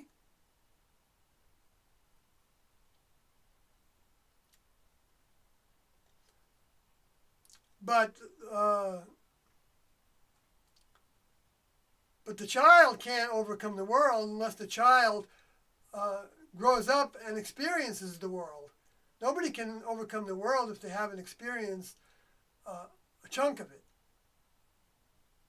A snapshot of it. Of everything that includes everything. Everything you can become and everything that you can choose to be for or against. That's where we all are growing to, attempting to grow to become. So I got to it. And I'm going to pass out. Hope not. Lots of energy tonight. Yeah, I can feel it too.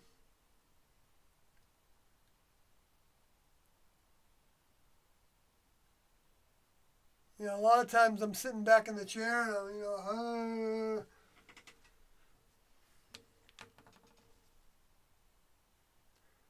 maybe the next level, decided to give me a little boost.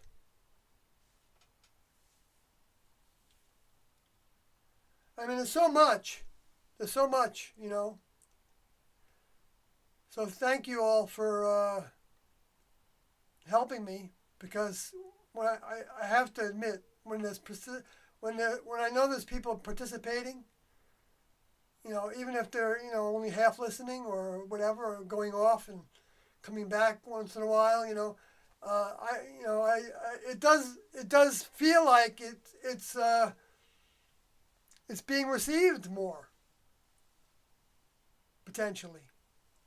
And I'm not saying that you need to receive everything I say, but I'm not saying you need me at all. But I'm here, I'm doing it, and you're here and you're doing it. So it's not a negative. It's all for the positive. So as we go about our lives, it's not going to get easier. But we can keep up with it, so it doesn't get harder either. How? By asking the next level to help us, asking T and Do directly. Talk to T and Do directly.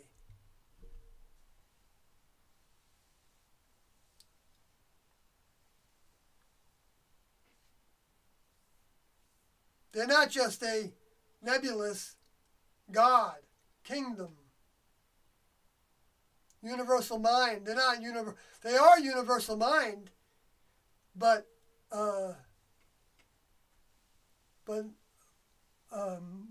it's through people. They are all people, amazingly advanced, and in all ways, people, and they all have their specialties. You get to choose what department you want to be in the next level. So with that, good night, Jeff. Good night, Deport. Truthing the World. Luke OZ. Bluefur, if you're still here. Kelly, if you're still here. As well as, saying the same thing to everybody. Kathy Southwestern. George, the Shino Bulldog, DJ Taconic, 55 Porter, Luke OZ, Welsh Dragon,